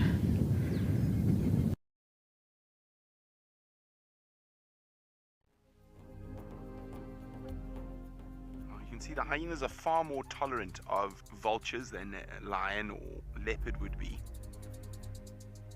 Occasionally a hyena will bite sort of a couple of tail feathers out of the back of a vulture, but I've never actually seen them, even once they've caught one, actually kill it.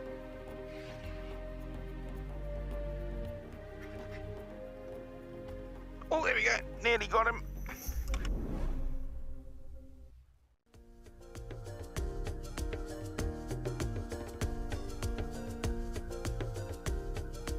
We have got an epic battle going on between a pirate fly and a drop-tail ant. Look at that, look at that. So what's happening is these ants are moving from one side to another, and these pirate flies are trying to steal the baby ants.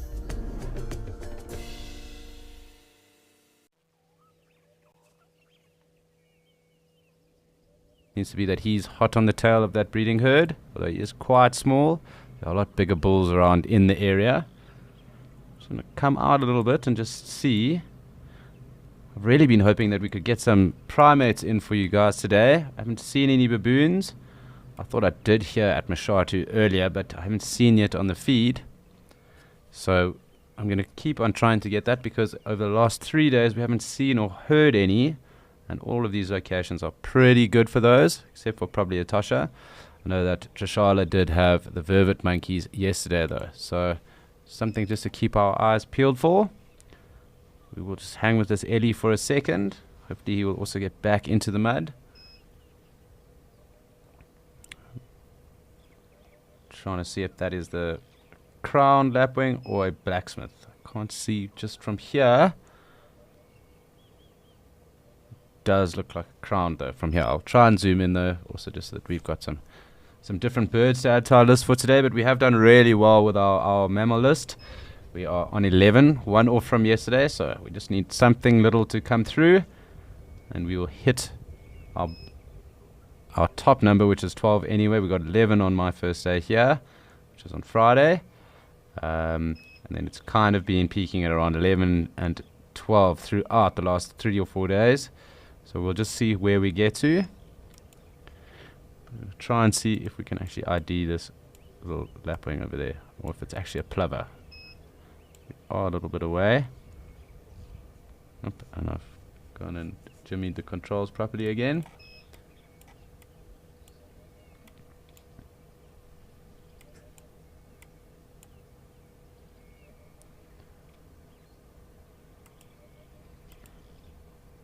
There we go. So I'm going to get onto that. Now, interesting, the hoopoe is still around. There were actually some red-faced testiculars. Yes, Jordan, indeed, they are enjoying the spotlight. It's definitely been very, very jam-packed with elephant all day, and in particular across Mashatu, Djuma, and in Madikwe. Lots and lots of Ellies. We did also see some in Okakuyo. However, there was just a little party of bulls. I'm going to try and get in here now. I'm just hoping the controls play games with me correctly, at least. It does look like the blacksmith lapwing. I could be incorrect currently. Oh no. I think it is a 3-banded plover. I can't see just yet. I'm waiting for the resolution focus to get better. No, it is a blacksmith. It seems that the focus though is currently over here.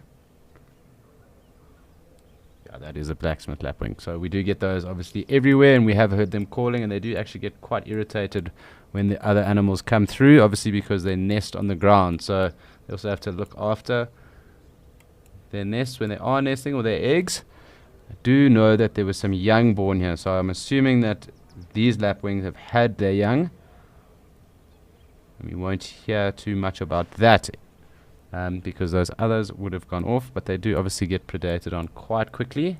We'll have a look at the ellies that are in the mud wallows.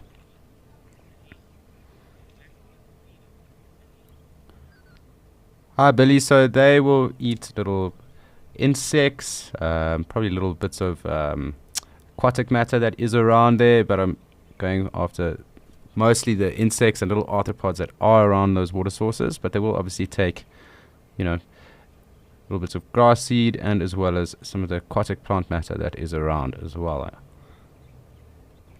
It looks like the Inyala are also in the background there too, so we're also going to have a look at them, because that actually takes us up to 12 for today.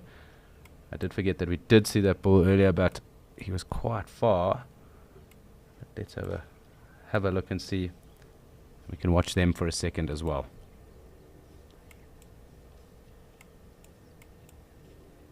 Yep, there we go.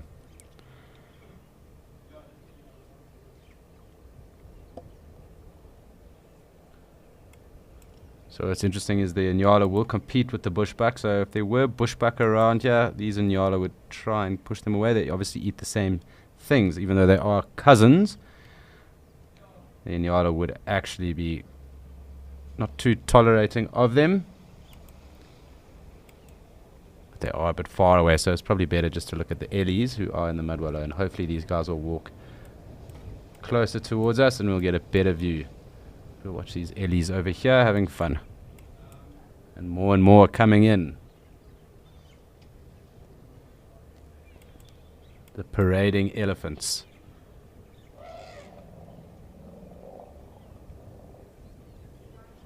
Nice to see some interaction as well.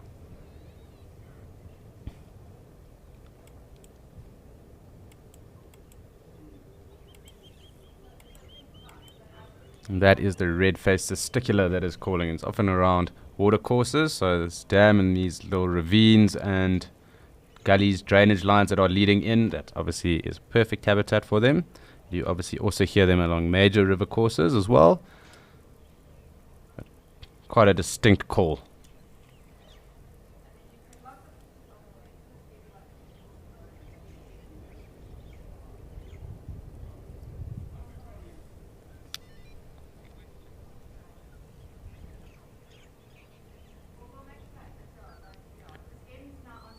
Quite a good observation, Elijah, and I would say they are just kind of greeting each other and playing with each other. It's quite a bit of excitement with ellies and water and also mud sources like this, so it's probably a bit of exuberance that is being shown, and also just saying hello. They could be friends or cousins, so we don't necessarily just know, well, I don't know just yet, but that mostly play fighting, a bit of exuberance, nothing crazy. Also they're quite young, so young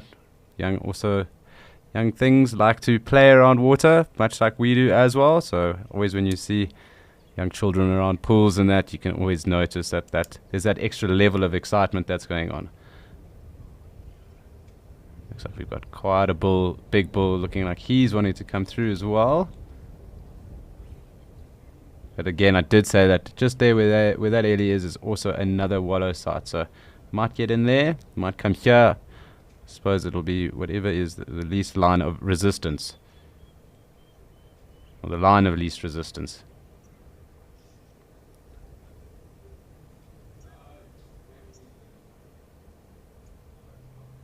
Not the biggest of bulls, still got quite a bit to go, but definitely bigger than some of the cows.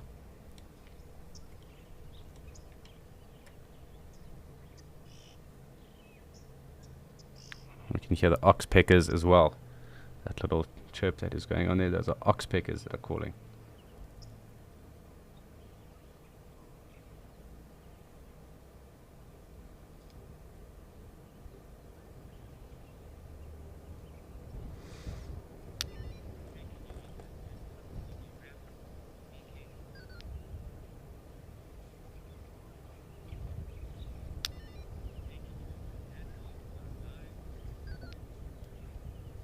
So it's going to be interesting to just watch this interaction now, just because that bull has decided to come through, and obviously he might decide to throw his weight around here. It'll be interesting to see how the cows tolerate him as well, with the young around. That does look to be quite a relaxed engagement. Doesn't look like anyone's too irritated by anyone just yet. I'm sure everyone's going to get back to playing in a second as well.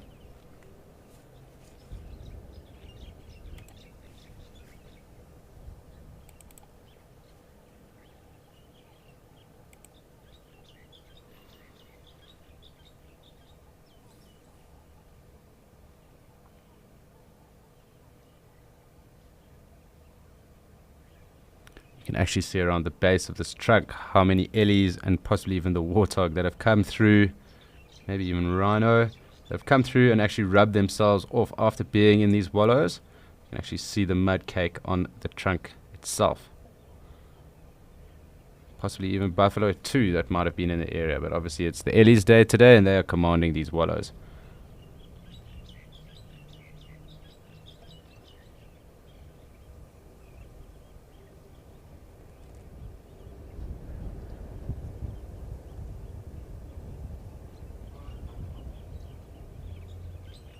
That smelling and touching with the trunk is obviously communication that is going on. Sense what is going on with in between the individuals there.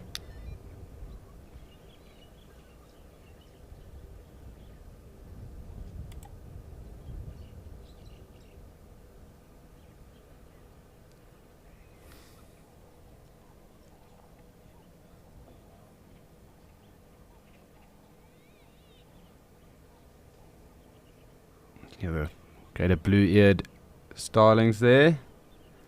Different call to the birchwills that we're calling as well earlier.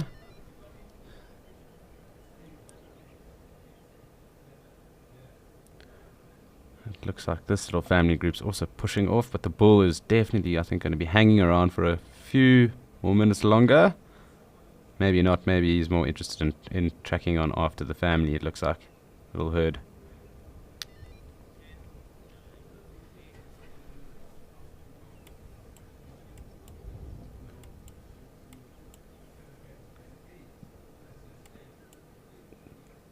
Kind of looks like the wallow time is over at the moment.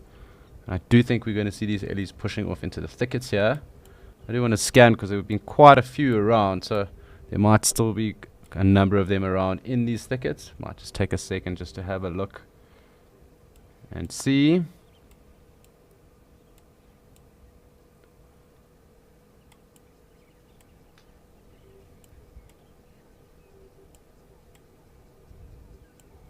But it does look like the ellie action is kind of petering out here, at least for now. I'm pretty sure there will probably be more around as well at some stage.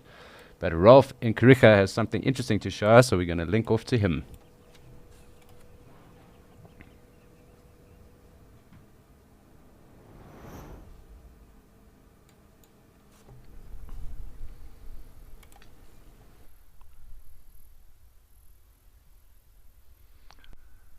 So, back on the eastern side of the Kariega Game Reserve, all has settled down. The giraffe have stopped their fighting and they've moved off into the thickets, obviously off to go and feed. And the happy couple have also gone for some privacy, and the zebra and the blesbok are enjoying a bit of time together. The blesbok doing their typical relaxing ruminating in the middle of the day, and the zebra just carrying on feeding. Some of them standing around, some of them feeding. The wind coming through now quite heavily, but it's all relaxed, all calm here on the plains. I've heard some lesser striped swallows calling.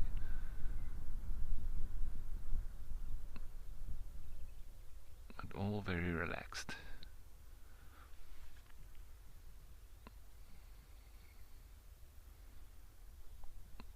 Let's go in on some of those blesbok. You can hear some baboons alarm calling off in the distance.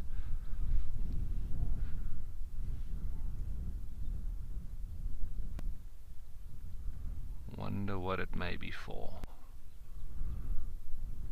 Could they have spotted a leopard? The leopards are very secretive here. They generally stay in the thickets. Don't get to see them very often. not falling out the trees like they are in the Sabi Sands. Here you've got to work a bit harder to find them. They're not habituated at all.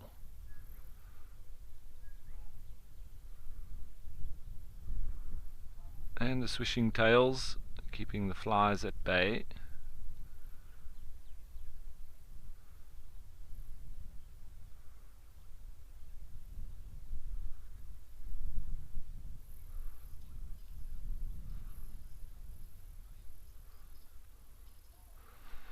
So, Peter, this is the Albany thicket that we are in here at Kariega. So there's not different biomes, we all are included in that biome. So it is characterized by all year rainfall and very clay soils, predominantly so.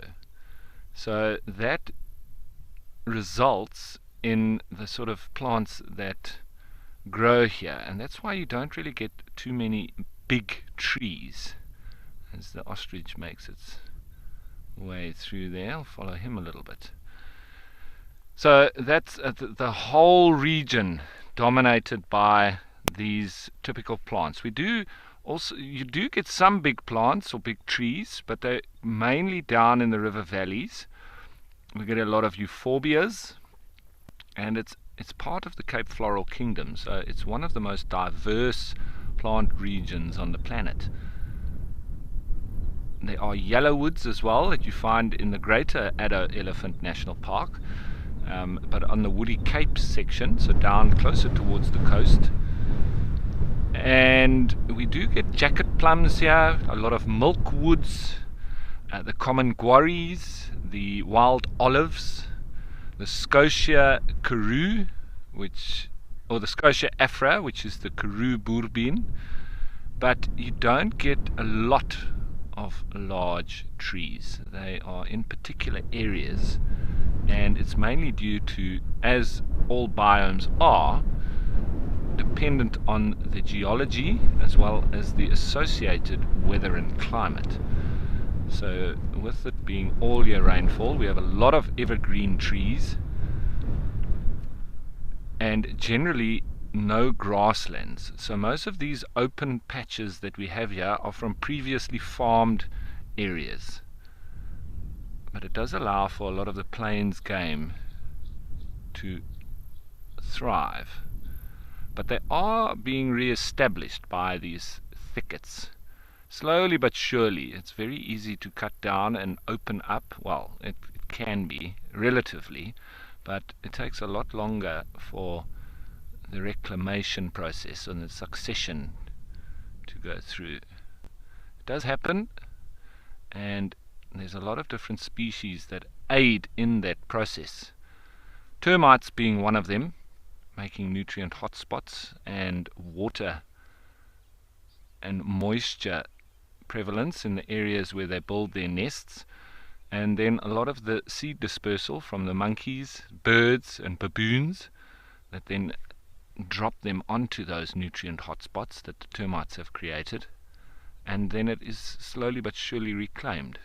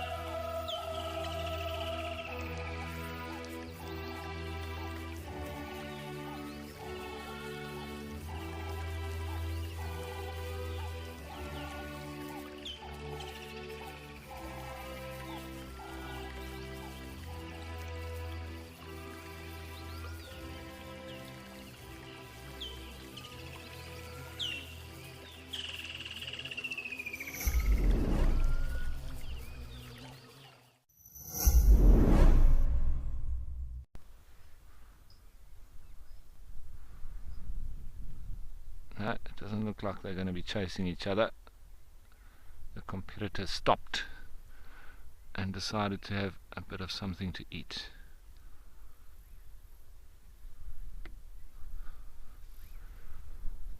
So that's my current view. It's a wonderful office, isn't it? Tell you what, could be worse.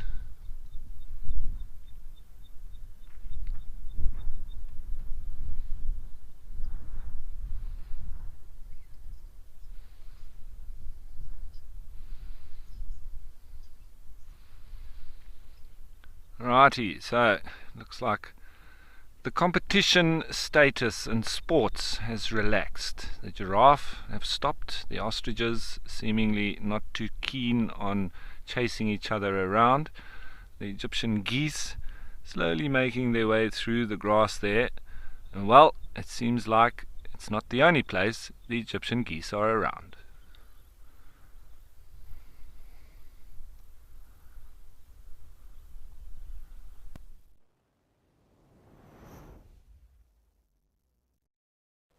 Here we are with our Egyptian geese, as you mentioned. These little goslings are growing quite fast indeed. So it's awesome to see. So you can see one of the parents there going through the little aquatic matter and feeding. Clearly teaching these goslings a thing or two about what it is and what it is they need to be eating. I'm just going to stay on here for a little bit. We have had quite a lot of action with our elephants today, along with the giraffe, ostriches and zebra. So just as we track along with these guys, it's always cool because they're obviously up to something. So it's always great to watch animals and birds or anything really in the wild that is up to something, because we get to note how they do things and what they get up to in their lives.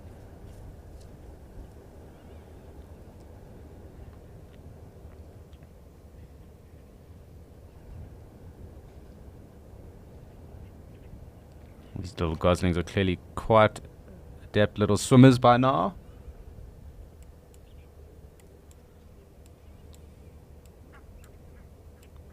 And Mom has said, listen, you need to go back towards the shoreline there. Something she doesn't like. I just want to zoom out and have a look. I don't think it's the blacksmith lapwing that caused that. We'll just come out a little bit. Here they come again.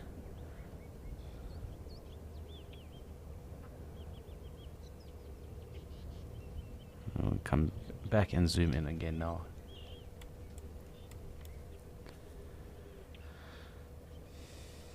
So let us just zoom in and watch this little party of feeding goslings. Again, there you can hear that characteristic sound of that red-faced testicular. Quite a lot of them in the area as well.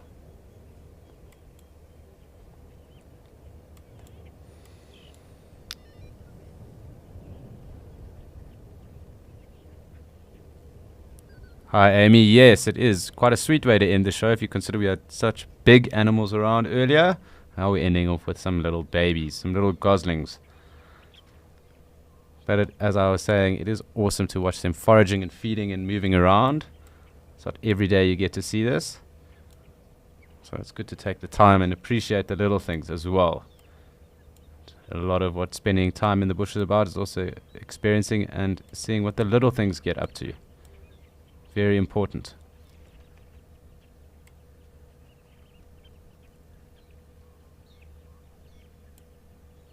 They've all run away from me now. I don't know where they've gone.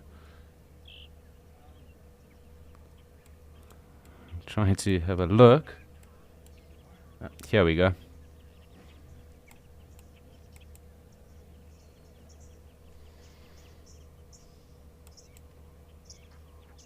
You can hear the oxpeckers flying over us. It's probably also because the elephant are around, but there could be something else around. Buffalo maybe. It seems swimming lessons are over.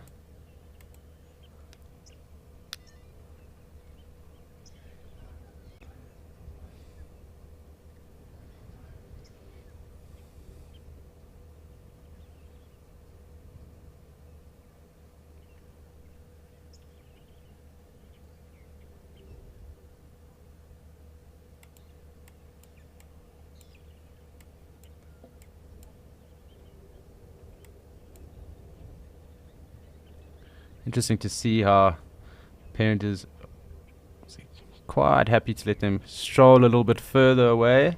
Obviously it is quite open, so anything that would be thinking of taking a little gosling probably going to have a tougher time. And you will find that these guys can be quite protective as well, so they might go in and actually dive bomb or put their body on the line for those chicks too. So just interesting to note. But the second parent has joined us as well.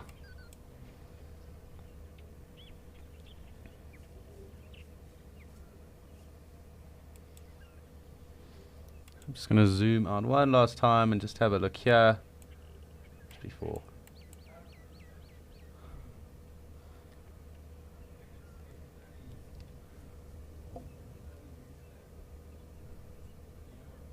What a time here in Djuma.